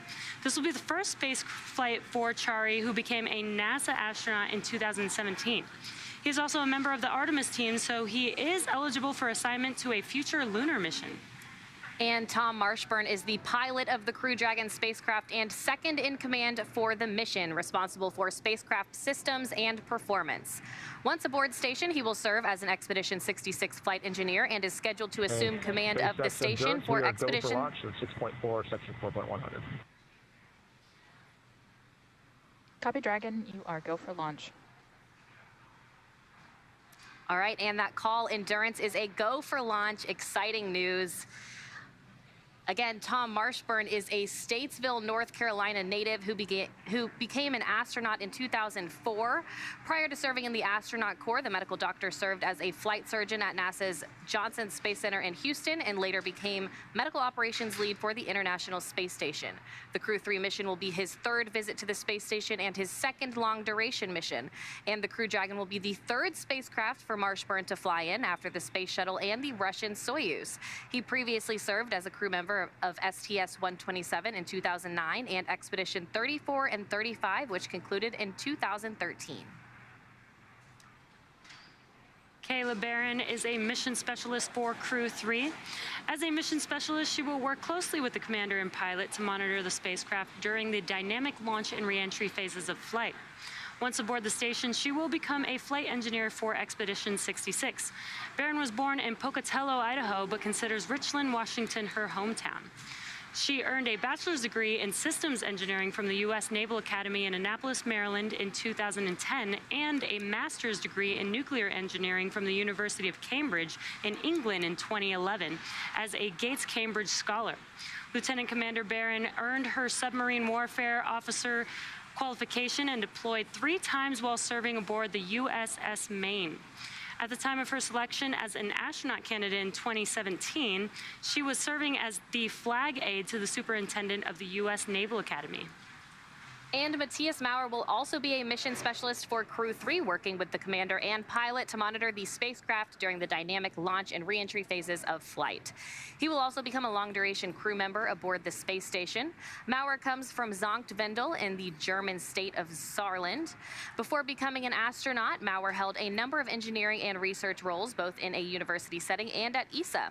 In 2016, Maurer spent 16 days on an undersea mission as part of NASA's Extreme Environment Environment Mission Operations, or NEMO, space analog. Like Chari and Barron, Maurer will be making his first trip to space with the Crew 3 mission. Each of these 4 crew members will join Expedition 66 once they arrive at the International Space Station, with Russian cosmonaut Anton Shkaplerov as commander. Yep, and it looks like we are just under 1 hour from liftoff now. And this day is a continuation of regular crew flights to the space station from U.S. soil. This will be the 4th flight Dragon. This will be the 4th flight of Dragon with NASA crew and its 3rd long-duration mission to the International Space Station. And today, our crew is flying the newest Dragon in our fleet, and we'll be taking a ride on board the Falcon 9 that supported the CRS-22 mission back in June of this year. Now, it's been a great countdown so far. Weather is still looking good, so the excitement is continuing to pick up here as we get closer to that T0. That's right. We started our coverage with Suit Up just over 3 hours ago. The SpaceX team helped the crew put on their suits and conduct initial checkouts before crew walkout. Crew walkout was where Raja Chari, Tom Marshburn, Kayla Barron, and Matthias Maurer gave final goodbyes with friends and family gathered outside of the operations and checkout building before they began that roughly 20-minute ride to pad 39A. And though it was just after sunset and already dark outside, we did still get some awesome views of those Teslas heading down the NASA Causeway before the crew arrived at the pad. And once they arrived, they all took a brief moment to enjoy the view of the vehicle that they will be taking flight on, and then headed up the fixed service structure to begin a process known as crew ingress, where the astronauts entered the vehicle, and the SpaceX team performed a series of checks to ensure that the suits, seats, and vehicle interactions were all functioning properly. Then about 30 minutes ago, the team closed Dragon's hatch with the crew safely inside. So again, we're just under 1 hour to go until Dragon starts breathing fire. Things will pick up as we get close to the go, no-go pole to arm the launch escape system and begin propellant loading. Now, the crew pull for readiness was completed at T-minus 60 minutes, and the Dragon pull for prop load is coming up here in about a minute at T-minus 55 minutes. Now, next up at T-minus 45 minutes after that will be an internal mission control Hawthorne pull, and then the launch director's pull for propellant loading.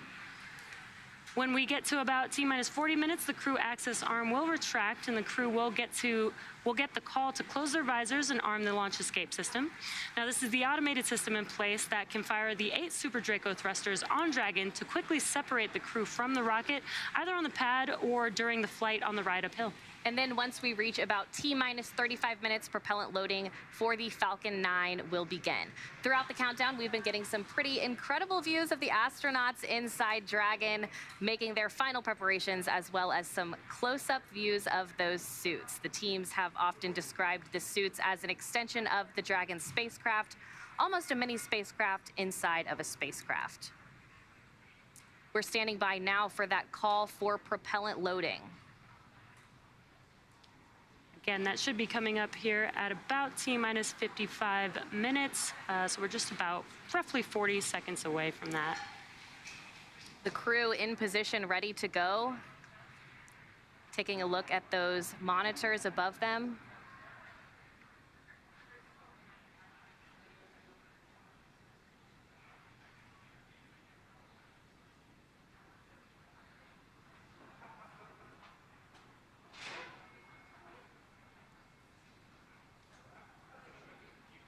And from the view that you can see on your screen, we have Raja Chari, the commander of Crew 3, closest to the screen, with Tom Marshburn in the pilot seat next to him.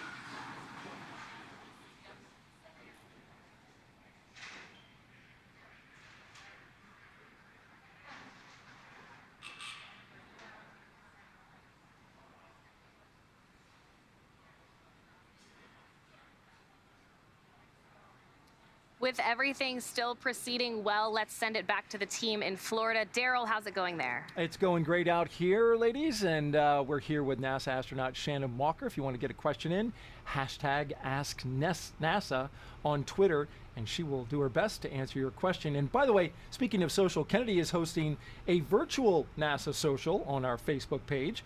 People who have joined are posting messages, pictures, and videos with their fellow space fans. And we want to share now 4 video messages that came into our virtual social for Crew 3 that were posted by the last 4 crew members to fly on Dragon. That is the crew of Inspiration 4. I want to wish the astronauts of Crew 3 all the best on their journey to the space station. It's going to be one heck of a ride. Falcon 9 and Dragon, as you guys know, is an incredible vehicle. Hi everyone at Virtual NASA Social. I'm Dr. Cyan Proctor. I am the mission pilot from Inspiration 4, and I just want to wish Crew 3 an awesome liftoff as they head to the International Space Station. Hi Raja, Tom, Matthias, Kayla.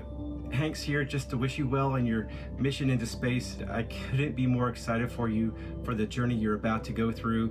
Getting into that Falcon rocket with your suits on to have your name on it is a feeling like no other. Crew 3, I just want to say I'm so excited for all of you. I know that rush of emotion that you're going to feel with your spacesuit on, strapped into the capsule, and you're about to have the best ride of your life.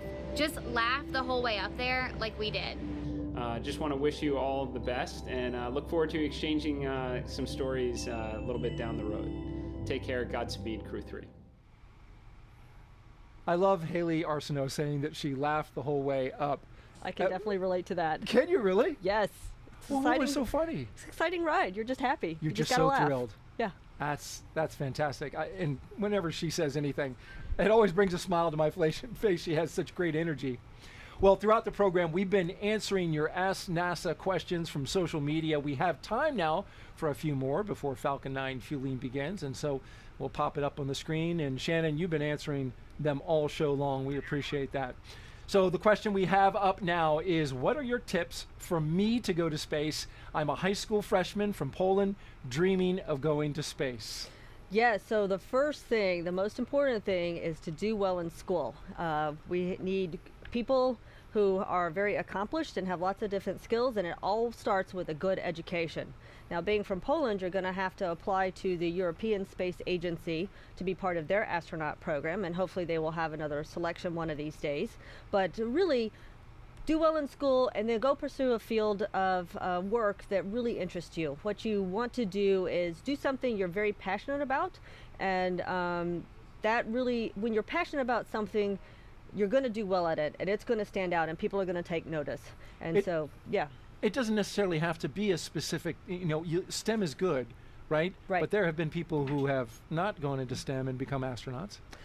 Every astronaut that we have taken on the NASA side has got a STEM background. Oh, they do, and so that is a requirement. That is a requirement right now. Now, of course, we're starting to fly more people, and there are more opportunities to get to space, so it may not be a requirement in the future, but right now, at least on the NASA side, you need a STEM background. A STEM background and study hard and get some good grades. Yes. Our next question, does it get very hot wearing the spacesuits, or is the material breathable? Yes, no, the material is absolutely not breathable because you need those spacesuits to hold pressure should something go wrong in the capsule. So you need it to completely contain that atmosphere around you. So they can get a little hot, but the entire time you're in the suit, they're flowing air through it to keep you cool. You've got an air conditioning system for the suit. Yes. Blowing that air around. Yes, exactly. You need the air to be blown around because you really don't want to end up with a carbon dioxide bubble right in front of your face. All right. Thank you so much, Shannon, for answering those questions. And keep the questions coming. We appreciate them at #AskNASA. Now we'll send it over to Marie, who is standing by with the Deputy Director of the Kennedy Space Center. Marie?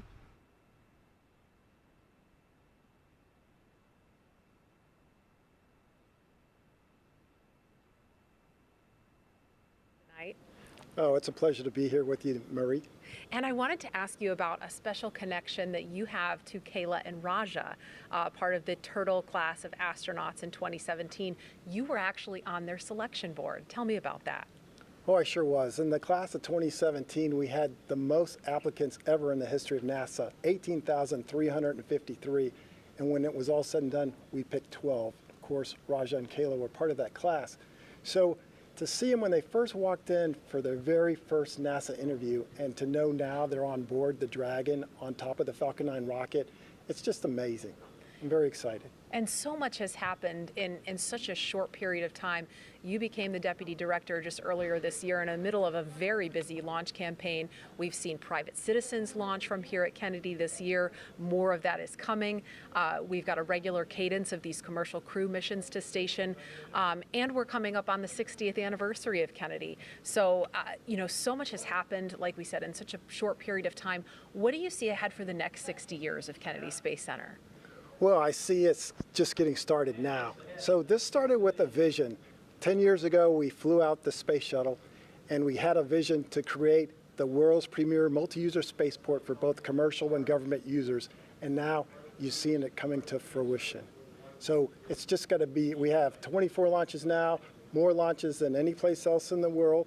When we finish this year, we should have close to 50 launches, and it's just going to increase more and more. I want to also ask you about what is in the building right behind us. Of course, the Goliath vehicle assembly building, the Artemis rocket, the SLS Space Launch System rocket is fully stacked. We want to show you a peek inside. Our gigantic moon rocket, there it is. That is the Space Launch System and the Orion capsule being stacked on top. This is video from late October inside the vehicle assembly building. And now that the rocket and capsule are fully stacked, it stands at 322 feet tall, and that is taller, in fact, than the Statue of Liberty. Quite a sight in there, Kelvin. I don't know if you've had a chance to actually go inside since that stack in October, but it's just astounding. And what do you have to say about that if you've seen it inside, and what do we have to get through before that first launch of Artemis 1? Okay, I saw it today, and I see it about every week, you know, and it is just humongous to see that rocket and to know that that rocket will carry our astronauts to the moon and beyond, hopefully to Mars. So right now we're undergoing something we call IVT, Interface Verification Test. We'll do that for a couple more days, and then we're getting prepared to roll it out for a wet dress rehearsal. So hopefully that'll happen at the end of this year, early next year. We'll roll it out to the pad, fully fuel it, test all the interfaces, pad, vehicle, and roll it back for a launch, hopefully in February. Fantastic. Calvin Manning, thank you so much. And by the way, happy Veterans Day a little early. I know you served, so thank you for your service. Hey, thank you, Marie. All right, we're going to go over to John Innsbrucker now in Hawthorne as the action begins to pick up on the pad. John? We're just inside T-minus 47 minutes. We're listening right now to the countdown net, waiting for the SpaceX launch director to discuss the propellant load and launch poll results and give final instructions to the launch team. At this time, we have completed all checks on the Falcon 9 and the Dragon spacecraft. We're also checking with the Dragon mission director to make sure that they are ready to go. And right now we're waiting to listen for that launch director to come up. Now we have been checking, as I said, with the Dragon mission director, also NASA launch manager to make sure they're ready. Now you can see on the screen right now, Falcon 9 on the pad, crew access arm alongside the Dragon capsule. Earlier you saw the vehicle assembly building during that previous interview. The Falcon and Dragon launch team, as well as key members of NASA, are in the Launch Control Center, which is just adjacent to the vehicle assembly building. And as you saw earlier, if you were with us, they've got a view straight towards Pad 39A through the large windows of Firing Room 4. Now, going back to the current screen view, you can see the crew access arm. That arm, once we finish the readiness poll and instructions to the crew, or instructions to the launch attention team. On countdown net. And here it comes. The poll is complete, and teams have pulled go for propellant load and launch.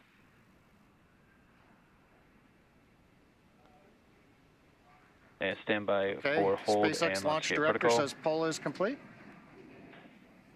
And he's For preparing to brief non-urgent, the no-go hold conditions, and brief safety CE or protocol. LD, and they will approve aborting the countdown.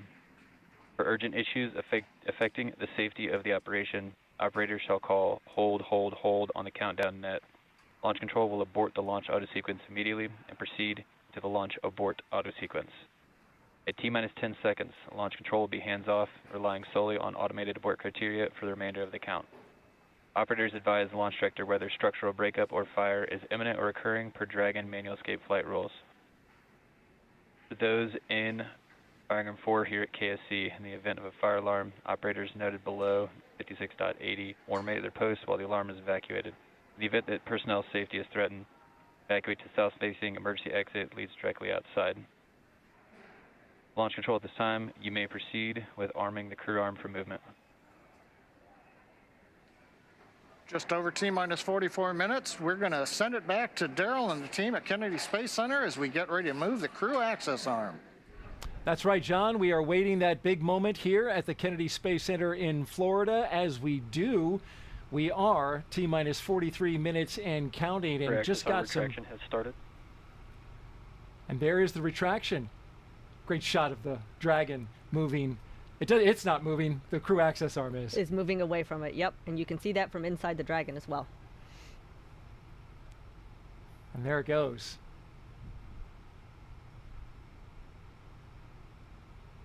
When you're in the capsule, can you see that? You can. You have windows that are at pretty much your foot level, and you can see a little bit out. So you do see that moving away, and once it's gone, you know it's just you and the rocket. There's the camera pointed directly at Dragon. Great view there. You can see the strong back at the top. Oh, that is a fantastic view.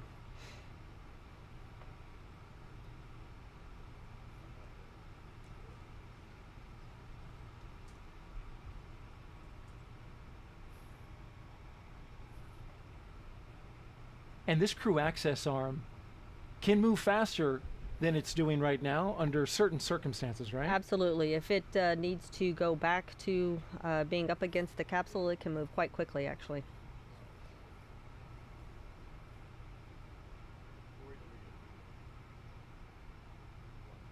It was just not too long ago, about an hour ago, that we saw the astronauts walking down that very crew access arm. Now it is rotating away from the rocket. Just one more step closer to launch. An important milestone. Absolutely.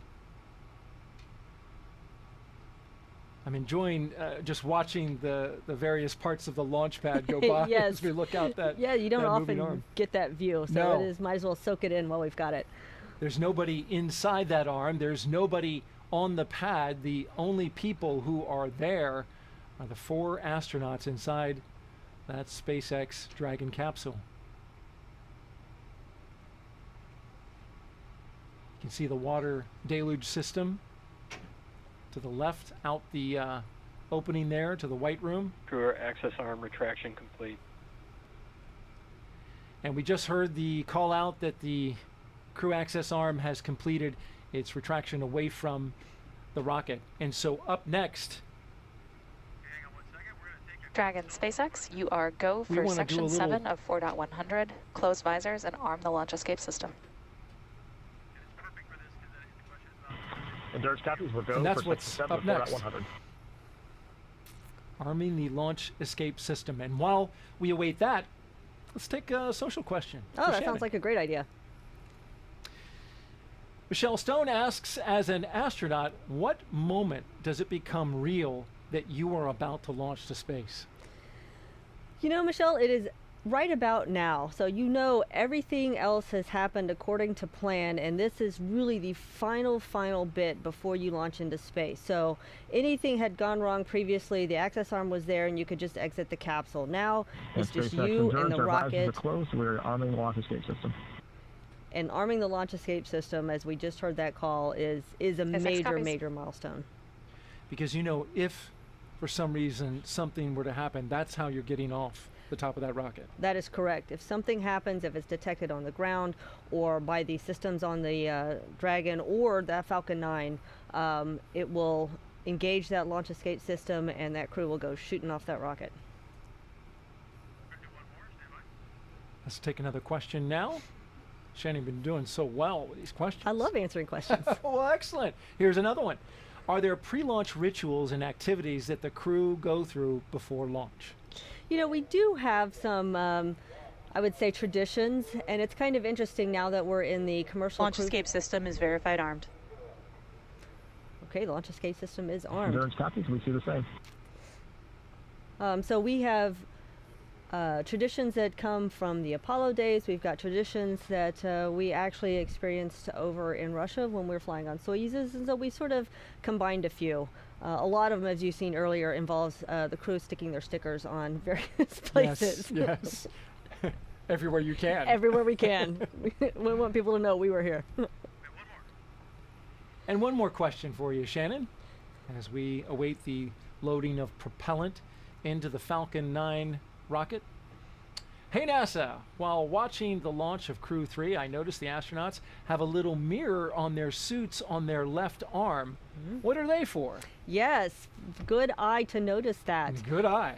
Good eye. Yes, that mirror is actually will let you inspect your spacesuit to make sure everything is fine. So once you're in the spacecraft by yourself, if you open your visor and you need to shut it, you want to make sure, in my case, that your hair is not crossing the boundary and would interrupt the seal that is necessary to keep that pressure on the inside. So they use that to make sure their spacesuit is in perfect condition. How about that?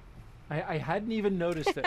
It is wonderful when we get these questions from the viewers and the people who are watching, because they're looking so closely. They are looking closely, and it's great that people are picking up those details. Well, let's take another one then, since we've got some great questions coming in. Can you keep your spacesuit after the mission? Oh man, I wish I could keep my spacesuit. I don't know where I would put it, but no, unfortunately we are not allowed to keep our spacesuits. You couldn't stuff it and put it in the foyer? I suppose I could. That would be a bit pretentious, don't you think? But you know what's interesting is if you don't keep it, it is made exactly to your specifications, so... What do we do with it? So, yeah, actually, after a flight, the spacesuits go into rotation for training. And so, at this moment, Samantha Cristoforetti, who is about my size, is using my spacesuit for her training while her spacesuit is being built. Ah, okay. So they really are used again, but not for spaceflight. They go into a life of training. That's correct. Great questions, folks. We really appreciate these. These are some good ones. And Shannon, load in approximately 25 seconds. Expect loud venting. So we're getting a call out as we prepare for propellant loading. And you see the crew there, Crew 3. And they have their visors closed, so they are ready. They have them closed before the launch escape system is activated in case it needs to be put into action. They will be safe in their suits. Another safety measure. As we are here at the Kennedy Space Center taking another question from social media. Shannon, what was it like to feel the weightlessness of space for the first time? Oh, that is such an interesting feeling when that happens. Of course, I felt it for the first time on the Soyuz spacecraft. When we got into space and the engines cut off, to me it felt like we were sort of tipping forward. I felt like I was floating forward in my harness that was holding me down. Huh. Don't know why. I don't think we were, but that's what it felt like. Yeah. And not too long after you get up into space, don't you get ready to sleep in anticipation for getting to the space station? It really depends on your profile. So what the Crew Dragon will do is what we did on our flight up, also had a 22-hour-ish rendezvous. They will go through systems checks, make sure everything is working on the Dragon, and then they will have a sleep period before they do the final rendezvous. And I want to ask a follow-up on this question. Okay. What's it like to sleep in space? Like, what happens? Does your head what does your head do, and how do you get comfortable with not being against anything? It is interesting to sleep in space. It is actually pretty comfortable to sleep in space, but it does take a little bit getting used to. I will tell you, the first time I was up there, for about the first month, I would wake up in the middle of the night and feel like I needed to turn over. But of course, that's not going to do you any good in space. So that's just part of adjusting to learning how to sleep in space. There's certainly no pressure points, are there? There are no pressure points. You're just tucked into your sleeping bag. Are you restrained? You have a sleeping bag on the space station. You have a sleeping bag that's inside your crew quarters, and that sleeping bag is attached to the wall. So you sort of float inside your sleeping bag, which is attached to a wall. All right. Great job, Shannon. Thank you for all the answers to the questions there. And thank you, folks, for sending them in. They were wonderful. We enjoyed them. And Shannon did a great job of answering them. Just a few seconds away from prop load. Propellant load has started. And there we heard the call out. Yes. This rocket is being loaded with propellant. Yes, obviously another major milestone, and that is something that is very obvious to the crew. They can feel it loading into the tanks. It starts low down at the bottom of the rocket, but as the propellant gets, the tanks get more full, it gets more vibrations and louder as it gets closer to the crew. Yeah, you can hear that inside the capsule, right? Definitely hear it. You know something big's getting ready to happen. Absolutely. Well, we are T-minus 34 minutes and counting away from the launch of Crew Dragon's third flight with astronauts and the second for 2021. Today begins the next 6-month rotation mission to the International Space Station. The launch escape system is armed, as we just heard, which happens just before we have started loading propellant onto Falcon 9. That propellant is now flowing into Dragon. The Dragon capsule was loaded with its propellants about a week and a half ago, just a few miles down the road at what we call Dragonland. And in order to fly, Dragon needs a fuel and an oxidizer. So for the fuel, we use monomethyl hydrazine, or MMH, and nitrogen tetroxide, or NTO, for the oxidizer. Together, these propellants feed the Draco engines that must maneuver Dragon on orbit, as well as the 8 Super Draco engines that would power the launch escape system in an abort scenario. And again, that fueling, it is flowing. And that means the 8 Super Draco engines inside Crew Dragon are ready. If needed, they can launch the capsule away from the Falcon 9 rocket in an instant, should there be any kind of emergency associated with the rocket or the pad. And the NASA and SpaceX teams have trained extensively for exactly that type of contingency. So we'll send it over for now to SpaceX headquarters in Hawthorne for an operations update with John I. We're counting down those final minutes. Everything's still looking good for Falcon 9 and Dragon for an on-time launch just over 32 minutes from now. Falcon 9 did begin propellant load on time at T-minus 35 minutes.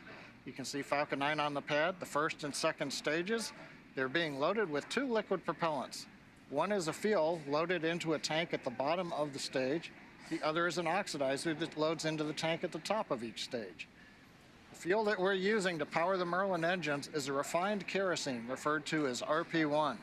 And the oxidizer loaded on each stage is densified liquid oxygen, or LOX.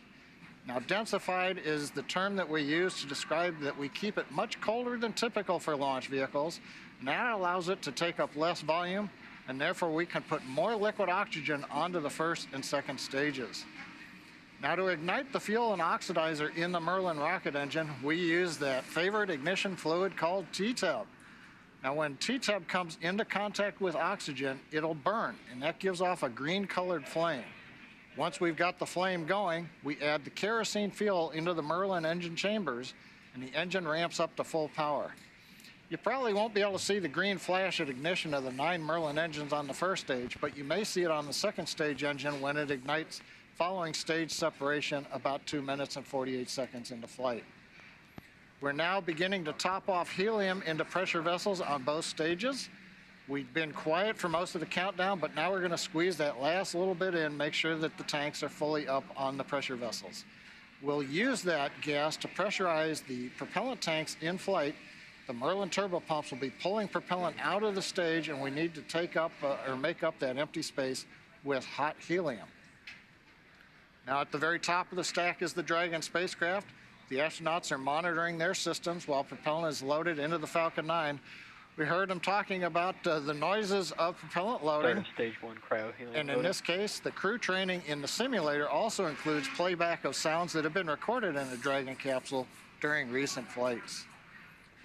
Good news on the range, they are ready to support. They've been doing the balloon launches. They've been making sure that the air and sea space is clear, and they are go to support launch. And the good news on the weather front, a little while back, the launch weather officer came and reduced the probability of violation from 30 to 20%. The biggest thing that we're going to be looking for is precipitation, and that's less than 10%. The wind speeds are low, probably about 5 miles per hour or less. So everything is actually looking good. Now, as a reminder, we do have an instantaneous launch time for tonight's countdown. So from this point on, if we hear hold, hold, hold for any reason, we'll have to stand down and target our backup launch opportunity tomorrow night, which is about just under 24 hours from tonight's planned launch. But with that, everything's looking good, and we're going to turn it over to Jesse and Courtney for an overview of what comes after liftoff. Great, thank you, John. We love good news. For Crew 3, the astronauts' flight to station will take about 22 hours. As we await T-0 in just about 28 minutes, the ground operations teams are doing a series of systems checks to make sure both Dragon and Falcon 9 are ready for launch. You're looking at a live view of our teams at the Cape as they prepare for liftoff. As we wait for the launch clock to hit 0, we wanted to give you an overview of what the ascent portion of the mission will look like. Once we hit T0 and a successful launch occurs, we will watch Falcon 9 and Dragon lift off from the historic launch pad 39A and make their ascent. At about 50 seconds into flight, Falcon 9's engines will throttle down to help pass through the period of maximum dynamic pressure on the rocket, or what we typically refer to as max Q. It's worth noting that once we hit max Q, the vehicle will be going supersonic. Now, once we are through the period of maximum dynamic pressure, we can throttle up our 9 Merlin engines again. Now, from there, at about 2.5 minutes into flight, we have a series of 3 events that will happen in rapid succession. First is MECO, or main engine cutoff. This is where all 9 Merlin 1D engines shut off in preparation for stage separation, which is our second event. This is where the first stage detaches from the second stage, with the first stage making its way back to the Earth for landing as the second stage continues on its journey with the third event. SES-1, or second stage engine start number 1, is where the MVAC engine lights up and propels the second stage, along with our Crew 3 astronauts, into orbit. As Stage 2 heads towards its targeted drop-off orbit, Stage 1 will execute 2 burns in order to make its way back to Earth. The first is the entry burn, where 3 of the 9 M1D engines will reignite and then shut down. Now, this helps to slow the stage down in preparation for entry back into the Earth's atmosphere. While the first stage is heading back to Earth, the second stage will cut off its 1 Merlin engine that was ignited right after stage separation. Once that happens, we will wait for confirmation of a good orbital insertion. About 90 seconds after Dragon gets into orbit, Falcon 9 will land back on Earth.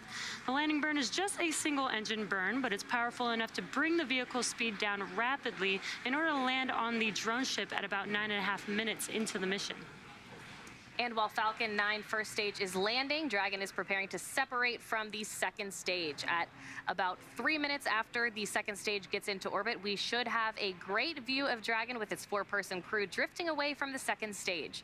Once Dragon is a short distance away, it will begin checking out its Draco maneuvering thrusters to make sure Dragon continues to increase separation distance from the second stage. It's worth noting that these are not the Super Draco engines that would be used during an abort scenario. About 40 seconds after separation, Dragon's nose cone deploy sequence will begin.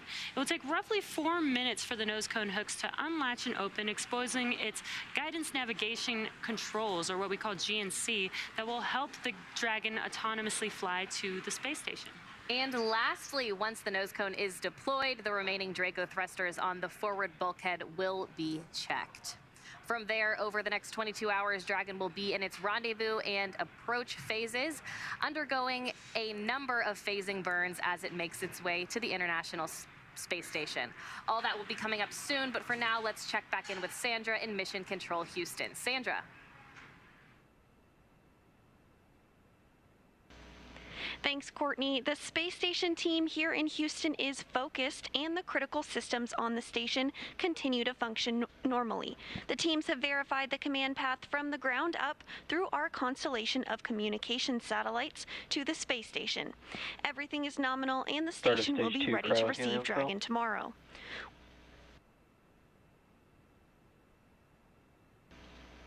Once the crew arrives at station, they'll join Expedition 66. While on board, their official designation will be flight engineers for most of their expedition. At the back end of their journey, Tom Marshburn will assume command of the station from current space station commander Anton Shkaplerov. Flight Director Rebecca Wingfield is on console now, leading flight controllers in Houston for launch, and will also lead teams for docking tomorrow. A reminder that a launch today will take about 22 hours to get to station, with the docking to the Node 2 forward port scheduled tomorrow, November 11th at 6 p.m. Central Time. Once Dragon is fully docked to the station, the team here in Houston will assist the Dragon and space station astronauts with leak checks as they work to open hatches on both Dragon and inside the station's pressurized mating adapter. We expect hatch open to take place approximately 2 hours after docking. That's it for us here in Mission Control Houston. I'll send it back over to the team in Florida. Daryl? All right, thanks, Sandra. We are back here at the Kennedy Space Center, circling about that mock Dragon behind us. Yes, pretty. It's a pretty capsule. This lady right here flew on one, Crew 1, not too long ago, and had an incredible experience, 6 months up on the International Space Station. Yes, 6 months. It's hard to believe that I've been home 6 months already, but here you are, here ready I am, to watch a launch. Watching the next one go. T-minus 23 minutes and counting, and if you're just joining us, we are ready for the third astronaut rotational flight and mission to the International Space Station under NASA's Commercial Crew Program. Commander Raja Chari, pilot Tom Marshburn, and mission specialist Kayla Barron. There you see them. They are strapped in along with Matthias Maurer, ready to fly inside Crew Dragon Endurance. We can see them live as well as outside. The Falcon 9 rocket fueling operation is well underway. The launch escape system is armed, and that means Crew Dragon is prepared to launch itself away from the Falcon 9 rocket in the case of an emergency on the pad or after liftoff. So far, operations look and sound as expected, and we are just counting down to that liftoff at 9:03 p.m. Eastern Time. You can see the steam as it comes off, the condensation as it comes off the rocket. I've noted in past launches that as it fills with fuel, the entire first stage begins to let off, and it kind of gives you a marker of exactly where in the rocket they are. It's almost like a little fuel gauge. Exactly. Yep, because the fuel and oxidizer are cryogenic, they are extremely cold, and so you just see them condensing the air around it. And of course in Florida, we've got lots of moisture in our air to condense. We sure do. There's some onshore flow, a weather pattern that is bringing moist air off the Atlantic Ocean, and so with this lit up, we should see a lot of this condensation coming off this particular rocket. The mission is the continuation of rotational crew flights to the International Space Station from U.S. soil on private rockets and spacecraft. This would not be possible without the success of NASA SpaceX Demo 2 test flight last year and the safe delivery of Crew 1 astronauts, including my co-host Shannon Walker, to the space station last fall for a long-duration mission. Crew 1 is back home, of course, and we have one of the mission specialists with us right here today. As you're counting down, we're only 21 minutes out from launch, Shannon. What is going through your head in this moment? Boy, this is really, things get even more intense and more exciting. You can feel the rocket being fueled. You know you don't have too much longer, so you're really thinking about what you're going to need to do as soon as those engines light. T-minus 21 minutes and counting. The excitement levels rising for the crew inside. Crew Dragon Commander Raja Chari, he'll be making his first trip to space. And as commander, he is responsible for all phases of flight, from launch to re-entry. Chari is a colonel in the U.S. Air Force. He holds degrees in astronautical engineering and aeronautics. Chari is also a combat veteran, having flown F-15E aircraft during Operation Iraqi Freedom and deployments in the Korean Peninsula. As a test pilot, he has accumulated more than 2,500 hours of flight time in various military aircraft. His pilot is Tom Marshburn, sitting right to his right. You see Chari there on the left. Marshburn is suiting up for his third space flight. As pilot, he is responsible for spacecraft systems and performance. He previously flew on the Space Shuttle Endeavour and STS-127 and on the Russian Soyuz. Load complete. in Expedition 3435 while helping to assemble the International Space Station on STS-127. In that flight, Marshburn performed 3 spacewalks totaling almost 19 hours. It was just go, go, go. A North Carolina native holds degrees in physics and medicine. In fact, he was an emergency medicine doctor. Yes, he was. Mission specialist Kayla Barron, she's about to make her first trip to space. In this role, she will work closely with the commander and pilot to monitor the spacecraft during the dynamic phases of flight. The Washington State native has degrees in nuclear engineering and systems engineering. As a submarine warfare officer, she was a member of the first class of women commissioned into the submarine community, and she deployed 3 times while serving aboard the USS Maine. And lastly, on the end there in this shot is mission specialist Matthias Maurer. He will be making his debut spaceflight. He will be the 2nd European astronaut to fly on Crew Dragon. Maurer is from Sankt Wendel, Germany, and is a doctor of materials science and engineering. He is the inventor of more than 10 patent applications, and he joined the European Astronaut Corps in 2015. Maurer has spent 16 days in underwater training during a NASA Extreme Environment Mission Operations Challenge, and he's trained in sea survival training off the coast of China. And an interesting note about Maurer, he will become the 600th person in space. 600. Yes, even though all 4 crew members will be traveling to space at the same time, we have to assign numbers, and he is number 600. He's landed on that big milestone. Chari gets 599. Barron is 601. What was Shannon Walker? You know, I believe I was number 518, but don't quote me. I could be wrong, but it's in the early 500s. We'll take a look at the NASA history books and yes, we'll figure it out. Each of these 4 crew members will join Expedition 66 once they arrive at the International Space Station, where Anton Shkaplerov is currently commander of the space station. You spent some time as the commander? I spent a very brief amount of time as commander. Right at the end of our crew's time up there for about 2 weeks, I was commander after the Soyuz crew left. All right. It was short? Sweet. But you were in charge. I was in charge. Sweet. All right, let's go over to OSB2 and check in with Marie Lewis. Marie? All right, thank you, Daryl. I am here with NASA Administrator Bill Nelson. Thank you so much for being here tonight. What a pleasure. What a great evening. Looks like the rain has given us a break. Yeah, it's clearing up. We've got a great view of the pad, and this must bring back quite a few memories from you. You launched from Pad 39A some years ago, and this is your first crew launch here as the NASA Administrator. What has this experience been like for you so far? Well, just to have an opportunity to try to offer some leadership to this fantastic organization where the impossible is routine. And it's just such a tremendous organization. You know, it's been voted the best place to work in the federal government for the last 9 years straight. Stage 2 so launch load is has it begun. any wonder that everybody's excited all the time? And here's another reason what we're going to do tonight. Absolutely. And you launched on the Space Shuttle 61C years ago. How did that experience change you, and how do you think it's going to change the astronauts that are going to space for the first time tonight? It happens to every space flyer when you look back at Earth from the position of Earth orbit and you see this beautiful creation, our home, the planet, suspended in the middle of nothing. It makes you want to be a better steward of our planet. It's extraordinary.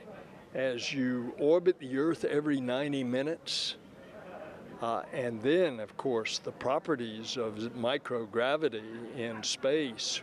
We're learning how to make new materials, new drugs. All of these things are going to come in a commercial operation that we're taking off the surface of the Earth and we're taking to space. And Now we'll take it to the moon, and then who knows? We're going to take it on out into the cosmos. And speaking of the success of this program, years ago, over 10 years ago, this program started. You were a part of that. There were a lot of skeptics at the time in the aerospace industry about shifting this low Earth orbit to commercial industry and this partnership with SpaceX. And here we are now. What does the success of this say about what we can do when we do it together? And still, today, people have difficulty making that transition, but the proof's in the pudding. And the pudding is out there on Launch Pad 39A right now. A commercial operation with considerable NASA help and oversight, because when it comes to the safety of our astronauts, NASA's going to be all over it. There's the proof. A very successful commercial operation. NASA Administrator Bill Nelson, thank you so much for your time. Daryl, we'll send it back to you. All right, thank you, Marie, and Administrator Nelson. Some good words there about our future exploration plans. Want to remind you, if you listen on radio, you can catch the frequencies for our local radio. If you're in the area watching out at one of the locations, you can check it out on local amateur VHF radio frequency 146.940 and UHF radio frequency 444.925. You can see it on your screen there. So if you need to step away from whatever you're viewing it on, be it your laptop, your tablet, you turn on your portable radio and you'll be able to listen in. Now, as we get ready to launch in the final few minutes, we want to take a look at some pictures that have some particularly significant meaning to the crew. Here they are, Crew 3 with their booster, a pre-flown booster. Crew 3 will fly aboard a new Dragon capsule, but that booster is pre-flown. This one launched CRS-22 to the International Space Station 5 months ago, and looks like they're giving it some love. Yeah, it's always a good idea to hug your booster. It's pretty special to get to actually go touch the rocket that's going to take you into space. Well, it's about to pin them back into their seats here in just a few minutes. At the time of launch, 9:03 p.m. Eastern, the space station will be flying 258 miles over the North Atlantic, about east of Newfoundland. You can see here the track of the International Space Station, and then from that moment, it will be catching up to the International Space Station once it leaves the coast of Florida. And with T-minus 12 minutes and 30 seconds until liftoff, we want to focus now on the pad as we proceed through the final stretch of the countdown. We'll turn it over to Hawthorne to take us through the launch and ascent. John? Thanks, Daryl. It's just over 12 minutes, and everything is still looking good for launch of Falcon 9 and Dragon. Falcon 9 did begin propellant loading on time at T-minus 35 minutes. The RP-1 fuel loading on the second stage, you can see up at the top, the white cylinder at the very top of the stack. Fuel loading on that stage is complete. Fuel loading is continuing on the first stage. We're about 80% of the way full, and it will finish up at T-minus 6 minutes. The densified liquid oxygen loading is also underway on the first stage. We're about 3/4 of the way full, and we began loading liquid oxygen on the second stage about 5 minutes ago. Now, liquid oxygen loading is the last thing to finish. We'll wrap up first stage at T-minus 3 minutes, second stage at T-minus 2 minutes. Coming up, we're going to do final checks of various engine systems. Our thrust vector controllers are going to be moved. We call them TVC wiggles, where we move the engines back and forth slightly. We'll also be moving throttle valves on the engines to make sure that they are responding to commands from the ground in preparation for flight. The Dragon mission director has reported their team is working no issues. We're going to hear from Dragon in about a minute here on the countdown. Their comm checks are complete. You can see the access arm is retracted. The launch escape system is armed. Crew is strapped in and they're ready to go. They'll get their final instructions at T-minus 10 minutes. They'll be told to configure their displays for launch, and that setup will give the crew insight into how the launch is proceeding and provide them constant updates on vehicle health. At T-minus 5 minutes, we'll be in terminal count, and Dragon will go to internal power, and we'll hear continued call-outs on the countdown net as we get closer to liftoff. And finally, easy to say, range is go, weather is go. So right now, Courtney, we're coming up on T-minus 10 minutes. One of the things that we'll hear on Dragon flights that we don't hear on other ones is the abort call-outs during the countdown. Can you enlighten us a little bit on what goes on with that? Yeah, John, great to hear that everything is going well. We're continuing to track that Dragon and Falcon 9 are ready for launch. But just in case anything were to happen, Dragon is fully prepared to initiate an abort. Upon liftoff, you'll be hearing number and letter combinations on Dragon's trip uphill, which will mark different abort zones throughout the flight, the numbers signifying the stage of flight and the letter as the abort Dragon zone. SpaceX, The first confirmed two, crew displays are configured for launch. Copy. Endurance displays are completed for launch. And copy that. Crew 3, we are honored to have you at the controls today as the first crew to fly aboard Dragon Endurance. We wish you a great mission, field look, Godspeed, and enjoy the ride. Thanks, Sarah. And sometimes when you try to fly on Halloween, you get a trick instead of a treat. But how honored and appropriate to get to fly Endurance on Veterans Day. We're proud and honored to represent the SpaceX and NASA teams as we head to the ISS to live and work on groundbreaking science for the next 6 months. And there we have it, some final words from the crew aboard Dragon, and a good luck from the Corps here on the ground to the crew. John, with everything still looking good, that next milestone of engine chill is coming up next. That's right. The next major event that we have is T-minus 7 minutes. It's what we call the engine chill event. The big thing that happens there is we open the pre-valves that feed the Merlin 1D engines. So super chilled liquid oxygen will be trickling through the inlet to the Merlin turbo pumps, and that'll help chill those turbo pumps down before we hit them with the full flow of liquid oxygen during the ignition sequence in the last 3 seconds before T0. So what we'll hear as a call out says stage 1 engine chill has started. We'll be monitoring all 9 engines to make sure the aux fuel pre-valves are all open. We're also chilling down second stage engine as we get ready for launch. And you'll hear an additional chill down of the second stage called out once we get into flight, a little bit before 2 minutes into flight, when we'll do a final chill of the upper stage engine turbo pumps. And if you might be able to hear behind me here in Hawthorne, a lot of energy. Folks are gathered around Mission Control Center, watching on the big monitors as we get ready for launch in just over 7 minutes and 40 seconds. Now, in addition, as I mentioned before, as we get ready at 7 minutes to open the pre-valves and begin the engine chill sequence, we're also getting ready then to move into check-out reviews. The fuel trim valves are being cycled. Make sure that those are working. We use that to throttle the amount of propellant going through the first stage down to the engines as we go through flight. Coming up on T-minus 7 minutes, we'll listen into the countdown now.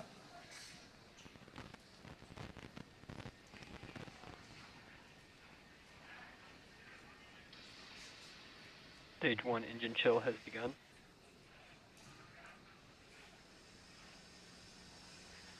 So you've heard it. We're through another milestone. Next one coming up here at 6 minutes. Yep, that's right, John. And that RP1 kerosene is filling that second stage. We're anticipating a little longer for that first stage to be completely filled with that RP1 refined kerosene. Liquid oxygen will continue to flow through the first and second stages up until the final few minutes before launch. That next call will be that the stage 1 RP load is complete, coming up now in about 15 seconds. Stage 1 We'll RP1 stand by load for that complete. call now. And confirmation, we have a complete fill of RP1 on the first stage. Now the first and second stage are completely filled with that RP1 kerosene. Now just under 6 minutes to launch until that instantaneous launch window today. The next milestone will be for Dragon to transition to configure for terminal count, and that's when Dragon's onboard computers will take control of the vehicle, and Dragon will be on internal power, no longer relying on those lines from the ground. From there, Falcon 9 tanks will pressurize for strong back retract. That'll be another visual milestone. The clamps just below Dragon's trunk will open, and the strong back will tilt back just 2 degrees, then right after liftoff, back to 45 degrees.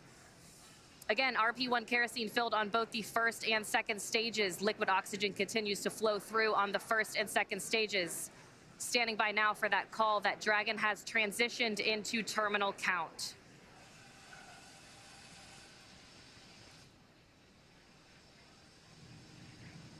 Dragon isn't configured for terminal count. Falcon 9 propellant tanks are pressurizing for strong back retract. All right, John, some good calls. Dragon is now on internal power, and Falcon 9 propellant tanks are pressurizing for strong back retract. Yes, thanks, Courtney. What we're waiting here now is the call out for strong back is retracting. This will be a two-step process. First, we'll spend about half a minute opening up the arms that clamp around the second stage. And there's the call out that the sequence has begun. So we'll slowly open up the arms around the second stage. We might get a view if we've got a close-up of the camera. Then once the arms are open, the strong back alongside Falcon 9 will retract about 2 degrees away from the rocket.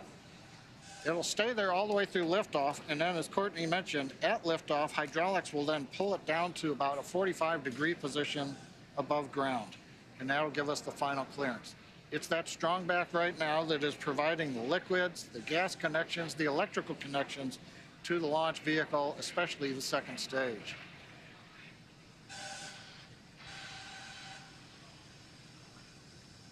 We're hearing some of the venting of the vehicle as we are pressurizing and depressurizing at various steps. As we get ready, you'll see a burst of depressurization there on the second stage.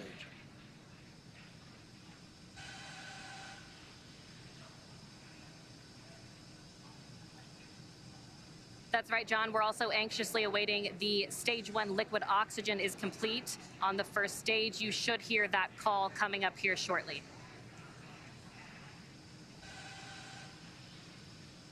Stage 1 LOX load complete.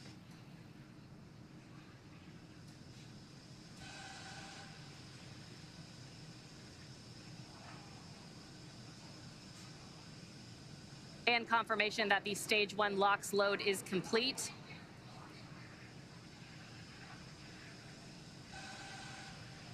Right now, LOX is going to continue loading on second stage. That'll wrap up at T-minus 2 minutes. Dragon's gone internal power. Now again, at T-minus 2 minutes, we'll finish liquid oxygen loading. And then a typical event, we will drain the propellant lines that go along the strong back, and we'll typically get a large cloud of condensation at about 90 seconds before launch as we see the propellants come back down off of the strong back to prepare for liftoff.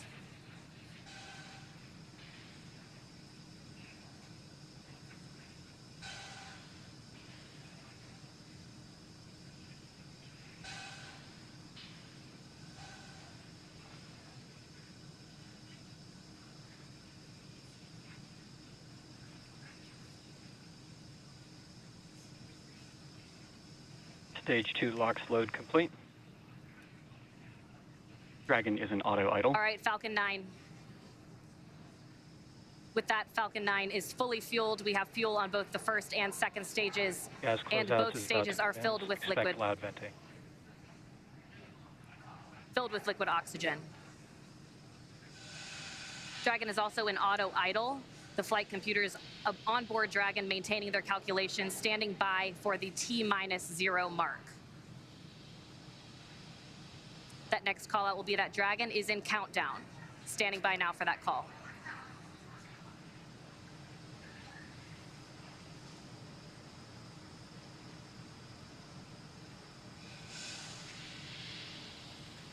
FTS is armed, Falcon 9 is in startup, and is now controlling. Dragon is in countdown. All right, the final minute before launch. Just 47 seconds to go. Everything is ready for an on-time launch today. Go for launch. Endurance copies, go for launch. Ground teams are ready, and Crew 3 is ready for liftoff, heading for that instantaneous launch window.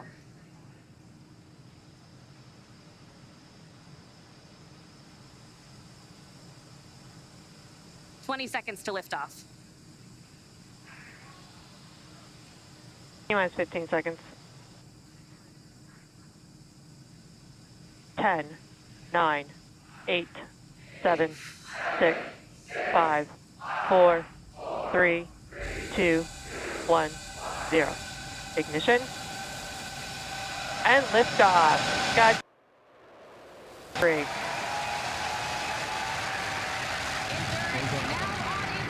Copy, 1 Alpha. Laboratory in orbit, the International Space Station. Vehicle is pitching downrange. Stage 1, propulsion is nominal.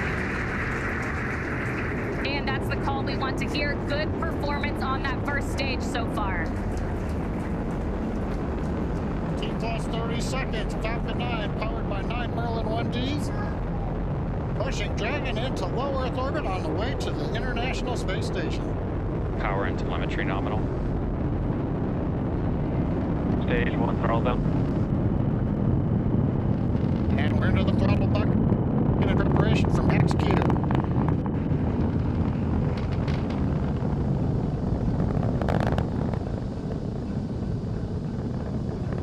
Getting ready to throttle the engines back up.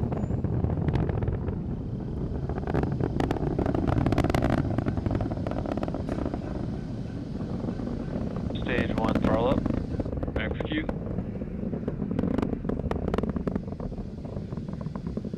Stage 1 Bravo.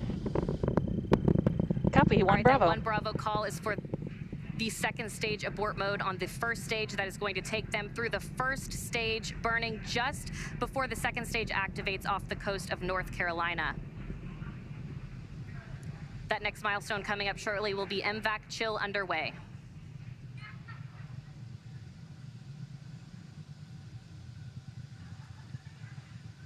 MVAC chill underway. There's the call out. We're getting the second stage engine turbopumps ready for their ignition coming up in just a little more than 40 seconds. We've got the major vents coming up here shortly. We're going to get main engine cutoff at 2 minutes, 36 seconds. The stages will separate, and then the second stage will ignite, carrying Dragon on its way into low Earth orbit. Everything continues to look good. Stage 1, throttle down. Stage 1 throttling down at 3.5 Gs.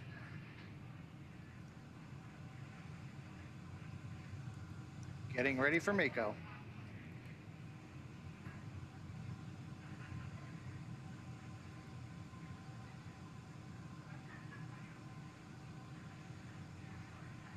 MECO. Stage separation. Stage 2 Alpha. Copy, 2 Alpha. All right, we have ignition of the second stage. And you saw that green flash of that TTEB fluid. And Crew 3 is now on their way to the International Space Station. On the left side, first stage, you can see the titanium grid fins coming out, the streaks of the exhaust of the second stage engine going by, and the lights of Florida down in the background. Acquisition of signal. That's right, and on your right, that second stage glowing. With that red color we like to see, indicating everything is proceeding well.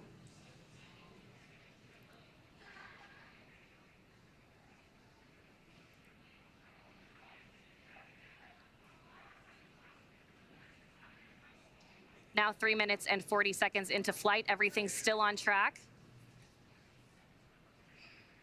Acquisition of signal, Bermuda. Dragon, SpaceX, trajectory And that nominal. That call out of acquisition of Confirmed, signal copy. Bermuda, that just means the Bermuda ground station has the signals from the second stage of Dragon and Falcon 9. Now, currently on the first stage, we are coasting to apogee, beginning a slow 180-degree pitch, so that when the vehicle comes back through the atmosphere, the engines are pointed down towards the drone ship when we do the relight. Relight for the entry burn will come at T plus 7 minutes and 30 seconds, 3 minutes from now. Currently, the first stage about 166 kilometers up, continuing to coast to apogee for another brief period.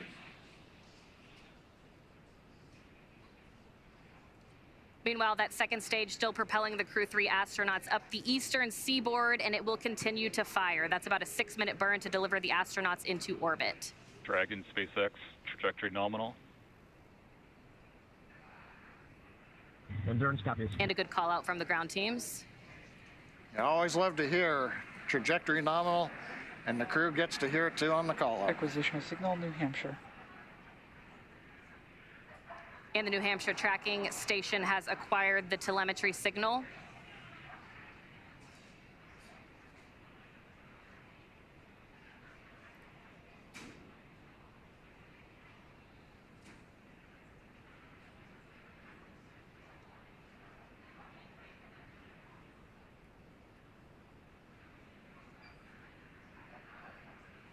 Five minutes and 30 seconds into flight today, everything is still proceeding nominal.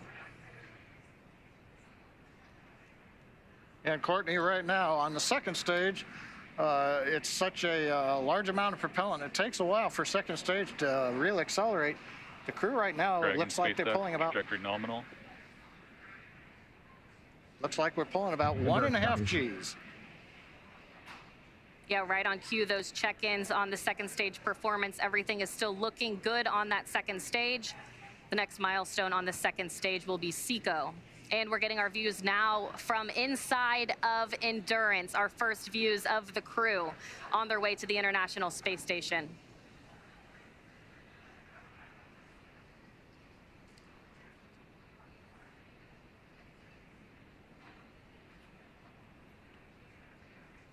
We're 1 minute away from entry burn of the first stage.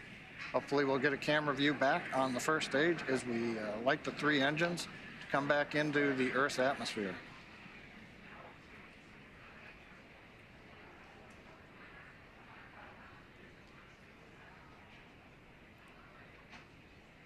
Dragon, SpaceX, trajectory nominal. Endurance copies. Another good check-in with the crew, confirming everything is still looking good so far on both ends.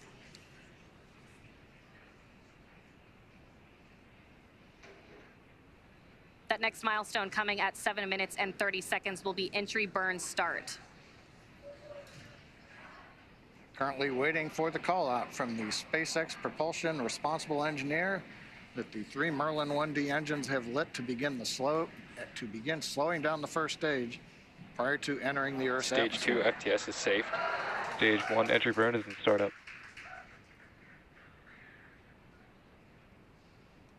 We've heard stage 1 entry burn is startup. We've lit the center engine. We've got the 2 side engines, 3 engines running. This is a 27-second burn. This will slow the first stage down. We'll then enter the atmosphere where the grid fins begin to work, and then we will fire the single center engine as we approach the drone ship. Stage 1 entry burn shutdown. Confirmation entry burn shutdown. And meanwhile, that second stage is less than a minute away from cutoff.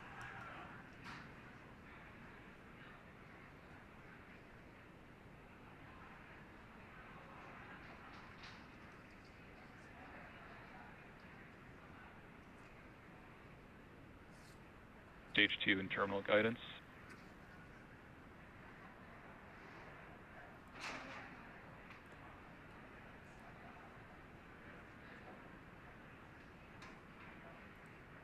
Shannon. Copy, Shannon. There's that call for Shannon. Stage 1 is transonic.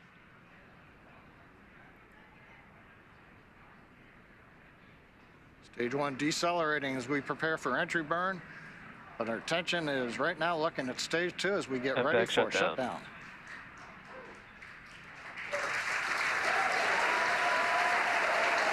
Stage 1 landing burn.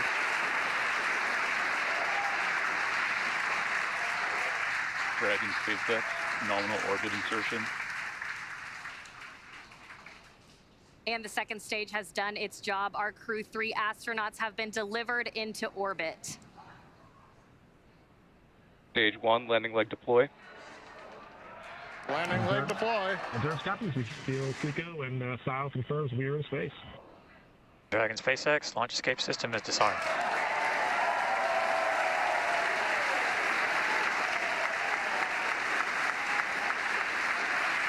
Stage 1 landing is confirmed. And we've heard the call out. Stage 1 landing is confirmed. Loss of signal Cape and acquisition of signal Newfoundland. Some great call outs. That next milestone is spacecraft separation around 12 minutes into flight.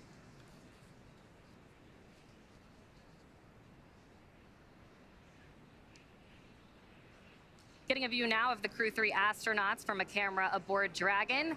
The crew now coasting in low Earth orbit, still attached to that second stage.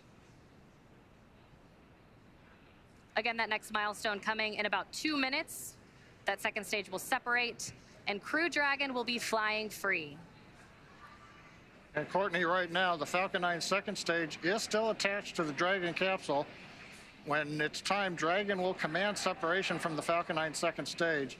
Right now, that second stage, under control of its flight computer, is essentially going through a sequence to idle the second stage, make sure we're not pulsing any of the cold gas thrusters, the engine has been purged out. Essentially anything that might cause motion of the second stage, we're making sure that all of that is eliminated so that when Dragon separates, it's got a very stable platform to move away from.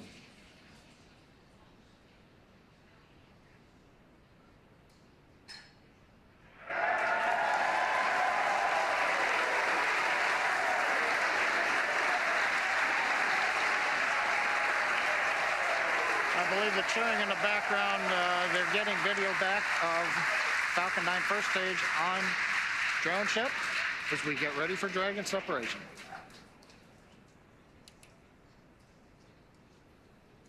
That's right, John. Separation coming just 10 seconds from now. Standing by for that call.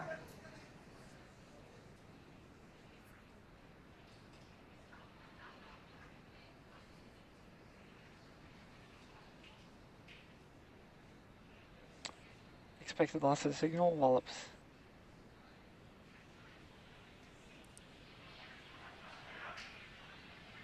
And again, we are standing by. There we go. Dragon separation confirmed. Copy, see you soon. Dragon, CE, welcome to orbit. Hope you enjoyed the ride from F9. Dragon will take you from here. Safe travels. Stand by for words from LD. And Endurance, LD here. On behalf of the SpaceX launch and recovery teams, it was a pleasure to be part of this mission with you. Enjoy your holidays amongst the stars. We'll be waving as you fly by. Cheers. Wow. Incredible views of the crew now in orbit on their way Thanks, to the guys. International Endurance, Space it was a Station. great ride, better than we imagined.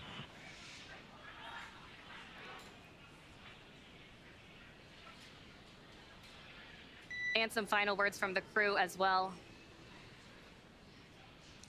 There they are, our Crew 3 astronauts. Now in orbit. That next milestone will be the deployment of the nose cone. That'll be about a 5-minute process. It'll expose those forward bulkhead Dracos and will prepare them for checkouts as well.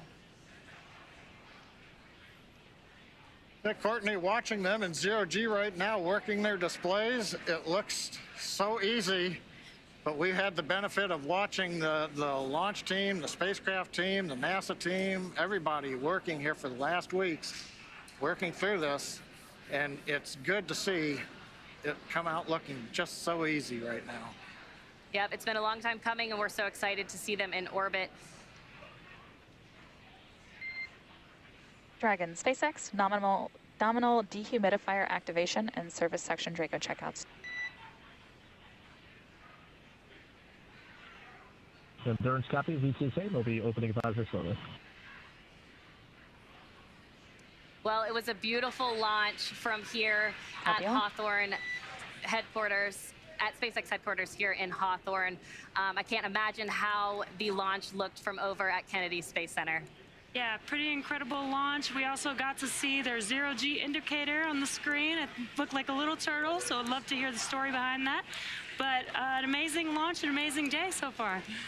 Yeah, that's right. And with that, we'll go ahead and send it back to Kennedy Space Center. Daryl, how was the launch from your end? Well, it was simply stunning. Thanks. We're back here at the Kennedy Space Center with Shannon Walker, Crew 1 astronaut, Michelin specialist from that mission.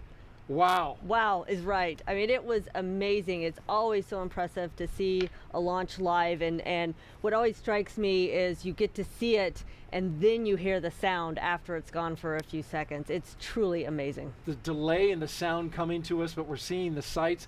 And when it lifted off, there was that low cloud deck. Yes. So it like lit up the clouds, it lit up the ground. It was one of the most impressive launches I have seen. And that rumble was probably one of the loudest I've heard. I don't know how to explain that. I don't either. I mean, it seemed louder to me than most launches, and it was really rattling this whole setup where we are here. Just a boom, and then we saw the zero-G indicator. Yep. A turtle. A turtle, of course, because there's turtles on board. 2 turtles on board, and of course they had to convince the other 2 astronauts to let them do turtle, right? Right. And apparently they did. I don't know who won that arm wrestle, but I guess it was the turtles. It was the turtles.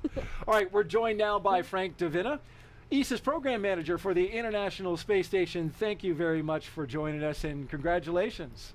Yeah, good evening. Yes, indeed, beautiful launch.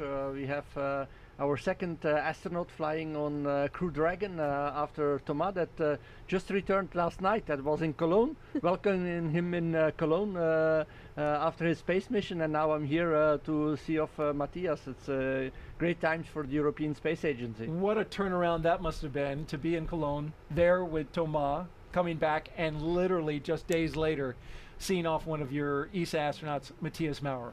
Yeah, it's a great time for us because we have 2 astronauts back to back, and we will also have Samantha Cristoforetti that will fly in April next year. So for the first time, we will have for 1.5 years permanently ESA astronauts on board of the space station. So it also shows that ESA is really stepping up to the game. We are more and more engaged in the ISS, but also in the lunar program with our NASA colleagues in the Gateway. We will have 3 astronauts flying to the Gateway before the end of this decade. We are doing a new astronaut selection, so exploration is really also taking off in Europe. And how did you enjoy the launch? Were you watching from the 5th floor of the Operations Support Building? No, I was actually in the LCC. Oh, and, wow. So I was able to go outside and go on the staircase on the outside on the 5th floor there or something like that. It's really amazing. Like you said, you see the light and then the sound, and you're really on the stairs there. You feel everything rumbling, so it's a really amazing launch. Now, you 2 are familiar with each other, Shannon Walker and Frank Davina. Yep. Explain that. Well, we have a common job, and so American astronauts work with these astronauts, and so we actually go way back. Yeah, we go way back because we were together in training actually. When I was doing my mission in 2009, Shannon was also in training on Soyuz. So indeed, we go way back, and we have worked a lot together. So tell me, did you get a chance to talk with Matthias before, in the days leading up to launch? Yes, I talked a couple of times with him, not as much as I would have wanted because again the launch was a little bit delayed and I had to be back in Europe welcoming Thomas, but I think he's very motivated. Of course, it's his first flight. It's always like this. Of course, also a little bit curious what's going to happen because it's different. The second flight and the first flight is totally different. At least for me it was, because you go into the unknown, and it's always a little bit scary to go into the unknown. You know that the people expect a lot of you. Matthias has a whole science program, not only an ESA science program, but also for the benefit of NASA, JAXA, and of course every astronaut wants to perform to the best of his abilities, and of course that also brings these thoughts with him. But I told him that he was excellent in training, and I'm sure that he will do a great mission as well. ESA Program Manager for the International Space Station, Frank Davina. Thanks for joining us in the post-launch interview. We really appreciate it, and congratulations. Thank you very much. All right, let's send it over to Marie Lewis at the Operations and Support Building with another guest. Thank you, Daryl. I'm here with NASA Associate Administrator Bob Cabana. This is your first crew launch officially as Associate Administrator. How was the launch tonight for you? Oh, it was fantastic, Marie. What a beautiful evening for a launch. You know, it's like I tell folks, don't take pictures, experience it. And it was another great experience seeing those 4 guys take off into space on top of that Falcon 9 on that Dragon. How amazing. What a great partnership we have with SpaceX to enable that. I couldn't be more proud of our team in what we've accomplished. And we now officially have more than 600 people who have been to space. Matthias was number 600, Kayla Barron is number 601. What do you think about the trajectory that we're on for human spaceflight going forward? Well, it's absolutely outstanding. You know, what we want to do is enable a commercial economy in low Earth orbit so that we can focus on that really hard job of exploring beyond our home planet, going to the moon to learn what we need, going to the moon in a sustainable way so that we can learn what we need to go on to Mars eventually, establishing that presence in our solar system beyond our home planet. And to do that, we want to commercialize low Earth orbit and get as many folks as we can go into space. And that's what we're enabling right now. I think it's an amazing time for America's space program. We are definitely at an inflection point on how we are commercializing space. And how about the future of the International Space Station in particular? I know that's near and dear to you because you helped build it. I mean, on 4 different space shuttle flights. You were one of the first people to cross the threshold into the space station. You know, I can't believe it's been, you know, almost 23 years since that first mission, that we've had crews on orbit since 2000. I mean, anybody that is 21 years old or younger in the world has never known a time that there weren't humans living in space. So, you know, I think it's so darn outstanding. And what do you want to say finally to the NASA and SpaceX teams that have gotten us here today? We're in this regular cadence of missions, and also to our international partners. Well, first off, I want to say thank you. Thank you for all your dedication and hard work. You know, this is not an easy job. It is a huge challenge to safely get humans to and from low Earth orbit. And the partnership that we have with our international partners, with our commercial crew partners, you know, it has enabled this space economy that we have right now.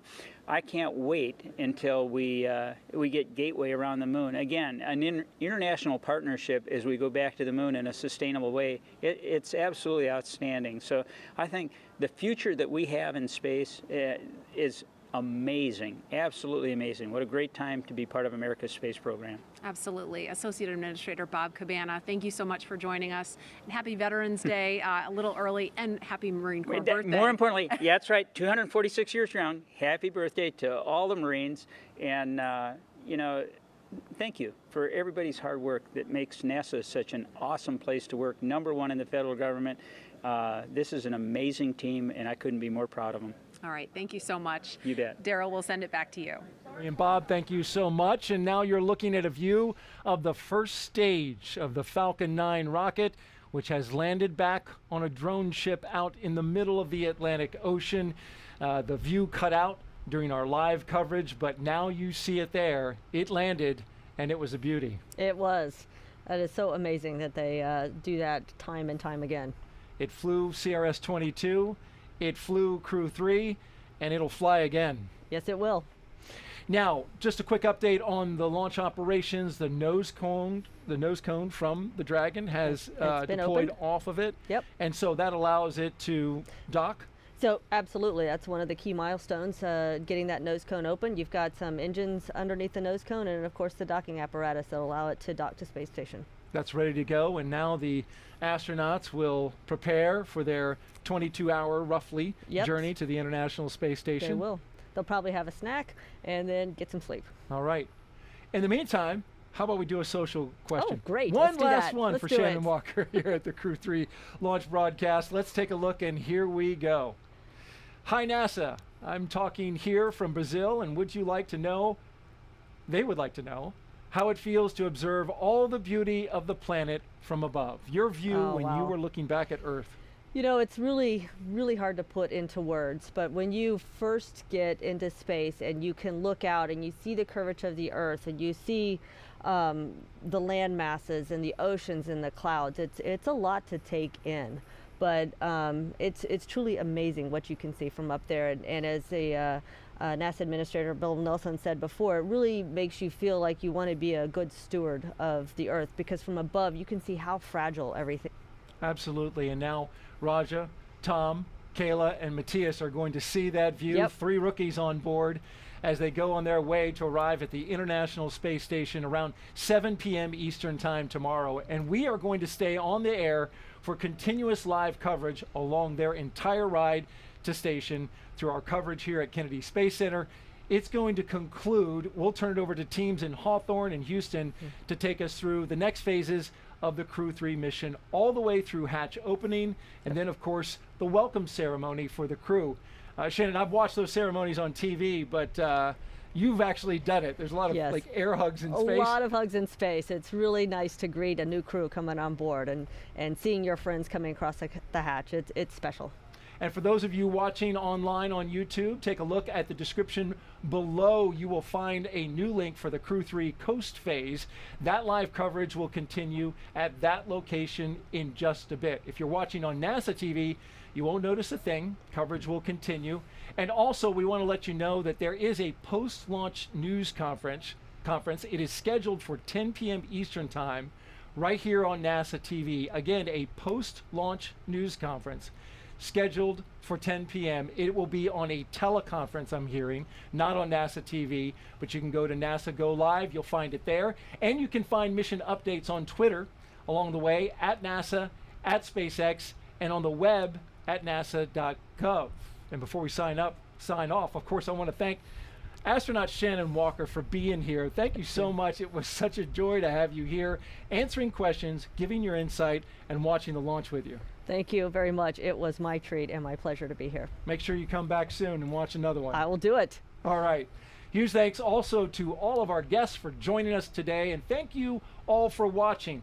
We're going to leave you now with highlights from the journey to orbit off Earth for the Earth. I'm Daryl Nail for Shannon Walker. Good night, everyone, and keep looking up. And there's a wide shot of the room with the 4 Crew 3 astronauts. We have Commander Raja Chari, Pilot Thomas Marshburn, Mission Specialist Kayla Barrett, Matthias Maurer. And here they are, the 4 Crew 3 astronauts as they walk down the hallway on their way out of astronaut crew quarters.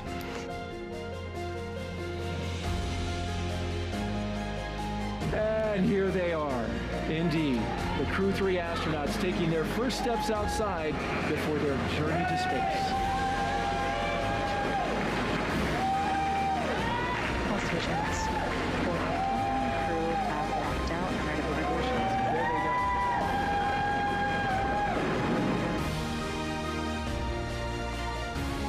There's a view inside the crew access arm as they make their way looking out the windows.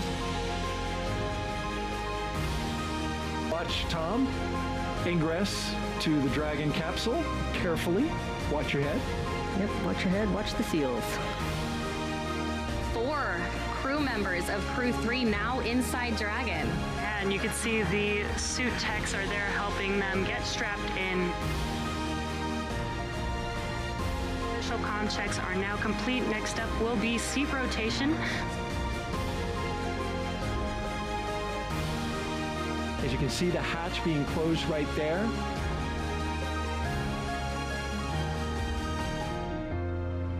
And there is the retraction. 3, 2, 1, 0. Ignition and liftoff.